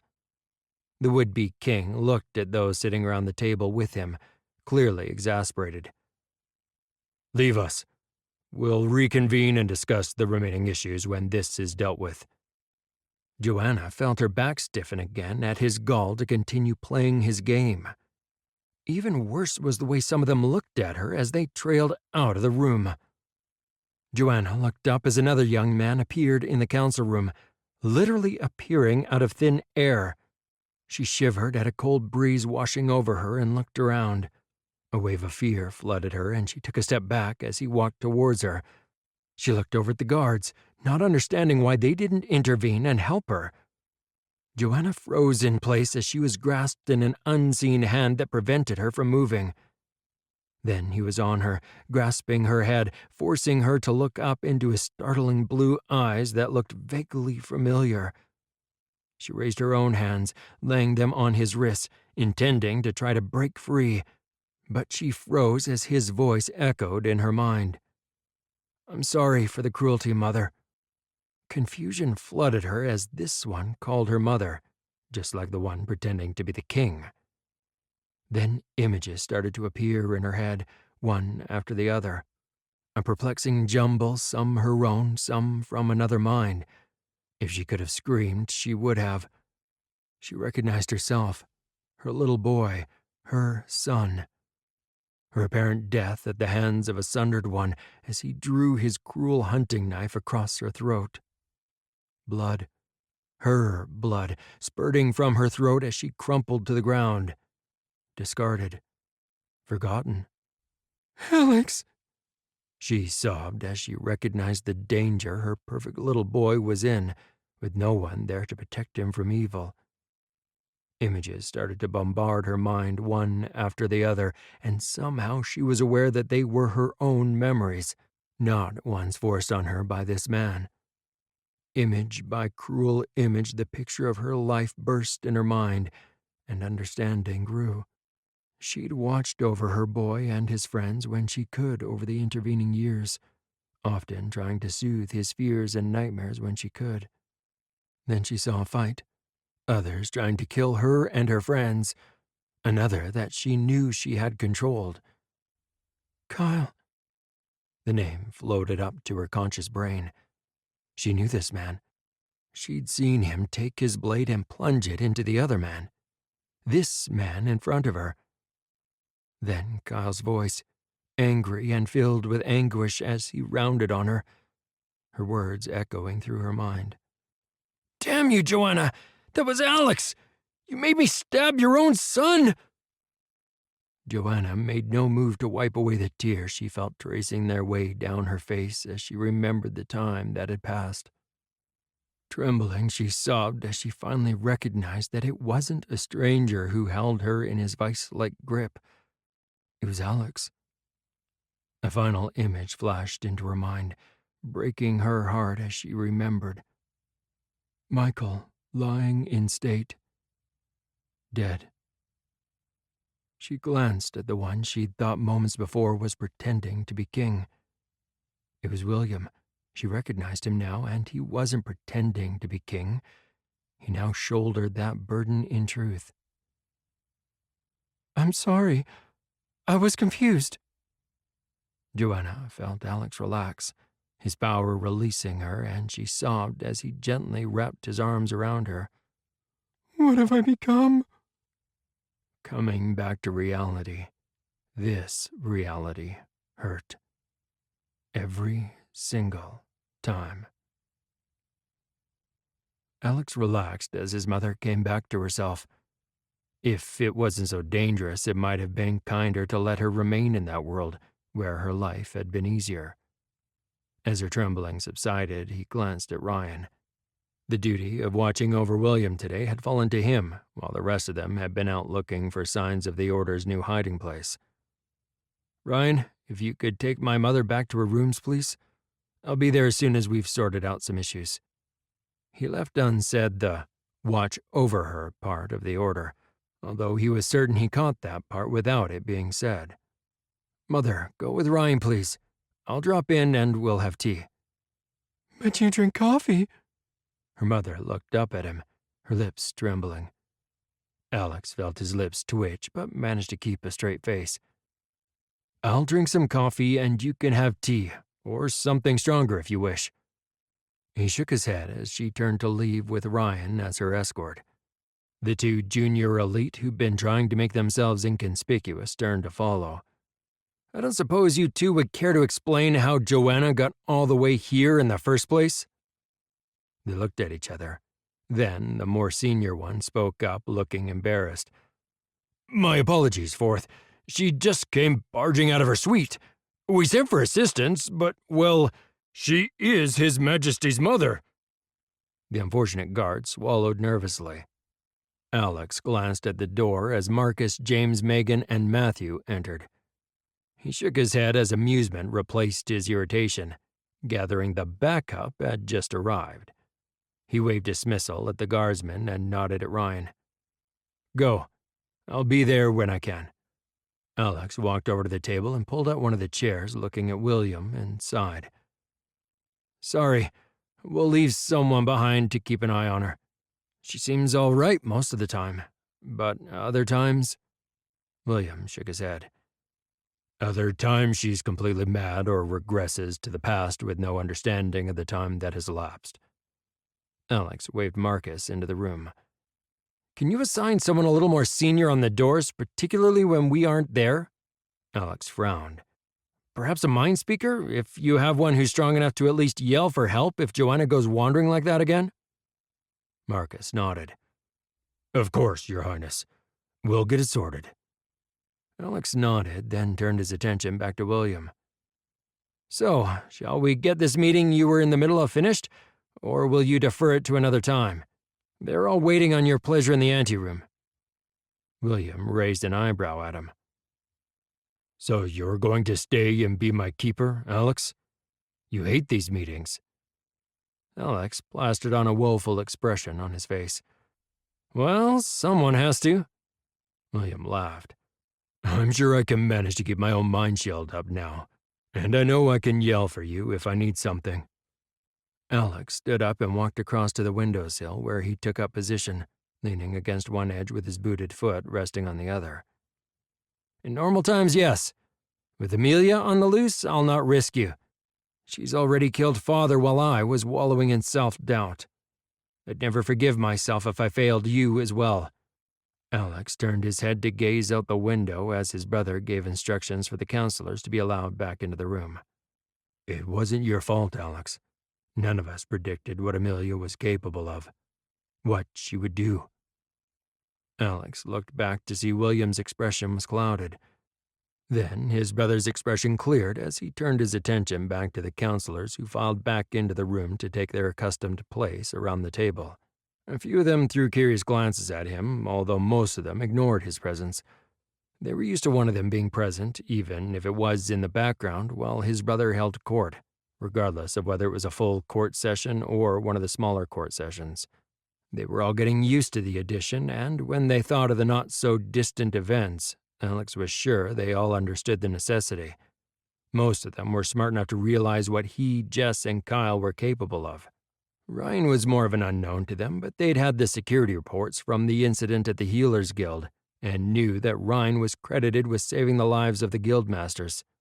That was good enough for them, even if they didn't quite understand what he'd done. Chapter 49. Cells Within. Jess felt her back arch, Kevin's fingers biting into her skull, eyes boring into her own. She gasped for breath as her throat seemed to close up as Kevin's power poured into her. "Please." Jess heard Kevin laugh, and yet more power poured into her. She tried to twist away in pain, yet had nowhere to go. The pain just amplified. "Hi, Jess." Jess tried to pull her head from her tormentor's grip, her body stiffening as her brain felt like it was exploding. Kevin hammering blow after blow at her. Then she felt herself shoved aside, pushed back in her own head. Her body still writhed in pain. She still screamed, yet somehow she felt removed from it. "Don't say it, Jess. Don't give yourself to him. He'll be lost if you do." Jess spun. It looked like she was standing in the Vale, surrounded by gray mist. Yet she couldn't be, since she knew her body was still chained up, being tortured. "It's that place in your mind where you go when you dream. At least, that's where I think it is." Jess spun around and stepped back as she saw Amelia appear, although insubstantial, as if she wasn't really here at all. Her hair was matted, her shift was ripped and stained. Jess swallowed, wondering if all the punishment that she was being inflicted with had finally snapped her mind. "Amelia?" "Yes, Jess. Build a wall around yourself here in your mind. He's pushing you to the point where you will willingly give yourself to him, anything to make the punishment stop. You'll be lost when you do. It's how it works." The ghost Amelia looked over her shoulder, fear running across her face. "Are you still you?" Jess took a step towards her. "You're still hiding in your own mind?" "No, I gave in. I'm her. I think my master kept this small piece of me locked up in my own head, so I'd know what I've become." Amelia looked at her, tears glittering in her eyes. "Then you can be saved." "No, Jess. I'm his. He has his hooks into every part of me, but he doesn't have you. Damn it, Jessalyn. Fight him. Don't give up." Amelia's eyes glittered at her, flashing in anger. "I don't know if I can." "You can. Lock yourself away. Don't say it. Don't beg him. Don't invite him in willingly just to make the pain go away." Amelia had closed the gap between them, speaking rapidly, her voice fierce. "Fight!" With one last look over her shoulder, Amelia's presence vanished, disappearing without a trace. Jess looked around, swallowing nervously. She was certain she must have gone mad, but she was much happier hiding within her insanity than waking up to feel the pain again. She looked around and, following Amelia's advice, if the other woman had been real, she put up a wall around herself. A couch appeared and she slumped back into it. She knew it wasn't real.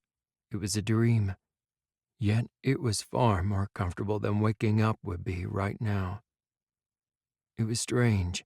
She could feel her body writhing, so she knew that there was a part of her that was still there, still suffering. Yet she wasn't. She concentrated, and with a start she realized that she was staring out of her own eyes again. Fear shot through her for a moment as she wondered if she'd accidentally woken herself up. She calmed a little as she realized she was still feeling a little detached from herself, even if she was looking out of her own eyes. She felt her face sting as Kevin slapped her, frustration on her tormentor's face. "Damn it! I thought I had her for a moment there." Kevin slapped Jess again, then turned away. "She will break, Master. They all do eventually. She's just stronger than most." Jess couldn't see her, but the voice was Amelia's, the sadistic Amelia who belonged to Kevin. Not the sweet Amelia who unaccountably was still locked up inside her own head, who had done her best to try and save her. Problem was, she still didn't know how to free herself. Jess retreated back to her chair, rebuilding her wall around herself absently as she thought through the problem. Jess sat, her eyes squeezed shut, beads of perspiration springing up on her forehead. Yelling in frustration, she sprung up from her chair. This refuge might give her a certain amount of safety from giving herself to Kevin, a place to hide from the punishment being inflicted on her body. Unfortunately, other than being able to look out of her eyes, she didn't seem to have any control over her body anymore. Oh, certain reflexes worked. Her body convulsed when Kevin used her to play out his torture fetishes. She breathed and screamed, swallowed the poison when Kevin fed it to her, but it was like her body was on automatic while she was absent. Hearing footsteps, Jess moved forward to peer out of her eyes. It was the lad, Jimmy. While she couldn't do much else, she could talk with him. The mug was held to her lips and she swallowed the water, grateful as it slid down her parched throat, grateful for the sweet undertone. The lad didn't try to feed her. They'd worked out after the first visit the boy had made after she'd retreated that she couldn't chew. Instead, Jimmy had compromised. He squeezed the juice from the fruit into the water. I wish I could do more. Jimmy's mind voice trembled, as if he was trying not to cry. You've done more for me than anyone else here, Jimmy. This isn't your fault. Jess swore, wishing she could get up and hug the boy. I should go. Jess heard Jimmy stand and turn. Jess's eyes widened as she had a sudden thought. Although it was probably a crazy one, it was the only thing she could think of. Wait! Jess called out, nearly breathing a sigh of relief as she heard Jimmy turn and walk back to her. Is there something else I can do? Jimmy's tone was hopeful. Jimmy, tell me, are there 2 flasks on the table near my cot? Jess hoped they were still sitting right where she'd last seen them. Yes. Can you carefully pour the liquid of one of the flasks into your mug? Jess smiled, or at least she did inside her own head. She waited, hearing the stopper come off of one of the flasks and liquid being poured into what she assumed was Jimmy's mug. All right, what now? Jimmy's voice held a hushed tone of curiosity, as if they were conspiring. Jess nearly chuckled. Take the other flask and, careful not to spill any, pour it into the one you just emptied. Jess could feel Jimmy was intrigued as he followed the instructions, even if he didn't understand why. I didn't spill any. Jimmy was terribly proud of his accomplishment. Jess conceded she was as well. Well done. Now the last thing. Pour the contents of your flask into the empty flask. Jess could sense Jimmy's confusion about the set of tasks he'd been given. They made no sense to the boy, but he followed them anyway. Jess heard the trickle of the liquid into the flask. All right, now what? Make sure the stoppers are on the flasks and put them back where you found them. Jess listened carefully and heard the scrape of the flasks across the wood of the table. Thank you, Jimmy. You've been a big help. If you say so. A clear note of confusion was in Jimmy's tone. Make sure not to drink from that mug, Jimmy, and go to the bathing area to wash your hands. The poisons they give me are in those flasks. Jess explained carefully, hoping Jimmy would follow her instructions. Now she just had to wait. It was a risk, a big risk, but Kevin had been so careful about the quantities. She hoped that when she was dosed with the wrong quantities of the dual poisons, that it wouldn't have the same effect of stopping that part of her brain that controlled the veil. Of course, being given the wrong quantities of each medication could kill her as well, but she knew she was remarkably hard to kill. As they'd proven with the punishment they'd inflicted on her, she healed well. She hoped she'd either be able to use her powers again, or that between the torture and the overdose of the different medications, it would be enough to tip her over the edge, and she'd function without conscious control. She just hoped Alex was correct in his guess about how he'd functioned when he'd had his blackouts. That he'd only kill those who tried to hurt him, not those that didn't.